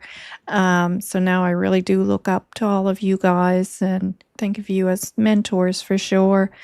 And lots of love to Belinda and Chelsea and other family members as well. And just keep talking, everyone. Keep talking. We will. I know I will. I think we all will. Lots of love. Yeah, and so I guess I'll have my final say on this. You guys, again, thanks everyone for joining tonight. It's been a pleasure. Justin, I was on a live with you once, I think, for a little bit, just on Crime Line and Lies, I think it was that night, if you recall. It was Shares, that one. Is that what's that one called? Oh wait, that's something about voices. Yeah, voices behind the wall or something like that. Yeah. Voices behind the wall, yeah. Again, I do love when I have the time to watch your show, and I have fallen asleep a couple times to your show in the last week here, for sure. I've woken up to listening to Ninchi as well in the morning, and just different ones or whatever. The Ninchi in the morning. You know, yeah, like just what I can anyway. But anyway, so honestly, Justin, I'm so glad that I was able to us to all have a live together. Yeah. I love your dedication to Jack and Lily. I like your authenticity, and stuff like that personally. But anyways, it's been a pleasure. Charmaine knows she's obviously my BFF, kind of, sort of, a little bit, whenever she bullies me around and says I have to be. But I'm so glad that Charmaine started her channel, a channel that brings awareness. And Charmaine definitely has a lot more time, and she's been doing a lot of lives and stuff like that. I can see the support even in tonight's live. Most of them were all in, a lot of them were all in Justin's channel, because he got those good numbers. He got pretty much like usually 800 to 1,000 or something typically in his lives. And Charmaine had a good couple hundred during her time today again. And for me, it's all about just, bringing awareness and attention. Melissa, again, never looking for limelight, just wanted to help out with the documents. Nova, again, just a beautiful heart, beautiful soul. I'm so glad as well that I ran into all of you guys along. Oh, is that your hand up? Well, I just wanted to say all the links to all of these creators are in my description. So go sub up to every one of them. Yeah, as well in mine for this live as well. All the links for each of the channels, all 7, are here as well. So again, bottom line is Jack and Lily, they deserve answers. You guys know that I've made many tribute videos and stuff like that. And I do that as my way of saying that I care, and everyone has their own different way of doing how they feel about the case. And, I just really appreciate authenticity, genuineness, and that no matter what, even if we get something wrong, that, we back it up with putting out the right information if we got something wrong, but that we're here for truth and justice for Jack and Lily. Whether you like some of us or you don't like some of us, doesn't matter. Jack and Lily is what matters. Our cases are what matter to the missing and the murdered. So I want to say thank you guys all for being here, and everyone that's in chat, all the donations. And I'm not going to show them all, but there was 46 between the channels of some donations and stuff. So bless you all from all the people that were doing that. Yes. Thank you. So that's what I got to say.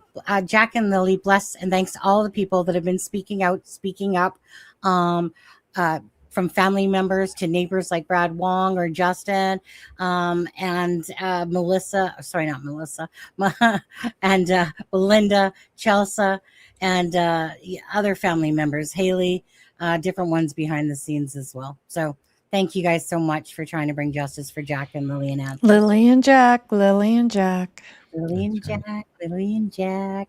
Yeah. Okay. So with that being said, you guys have a great night.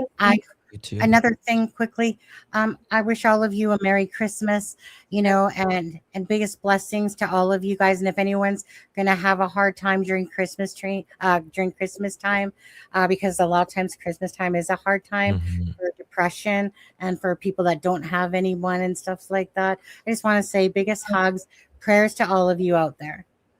You have us. Yeah. You have us. We're Exactly. with you in spirit. And I go live on Christmas evening because there's a lot of people that doesn't have a lot of, and so I'll be there. Merry Christmas, Happy Hanukkah, Happy Kwanzaa, Happy whatever you do. And may God bless you immensely in 2026 and everything you see and do. So thank you all. Pleasure. Same to everyone. Yeah. All right, guys. We're just gonna people are gonna leave, but I'm gonna play out the clip for Jack and Lily for their video. Yeah. Thank you, guys. Good night, everyone. Good night, everyone. Lots of love, lots of positive vibes. In the woods where shadows lay. Merry Christmas. Merry Christmas. Jack and Lily went to play. On a rainy May afternoon, now we whisper hope's soft tune. Echoes of laughter fill the air, but where are they? We stand in prayer.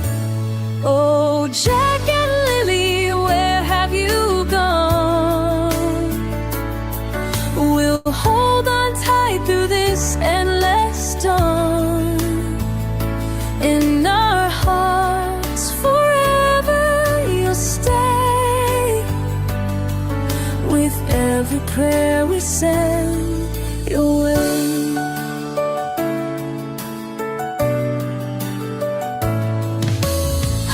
roots gathered, hearts so strong, searching deep where they belong. Through the trees and storms they roam, wishing every child came home. Fatigued but fierce, they won't give in. For every soul we search within. Oh, Jack and Lily, where have you gone? We'll hold on tight through this endless storm. In our hearts forever you'll stay, with every prayer we send away.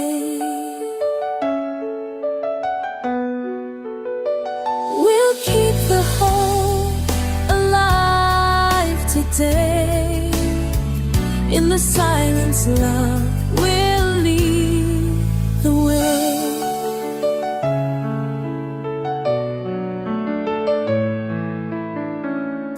Please help bring us home.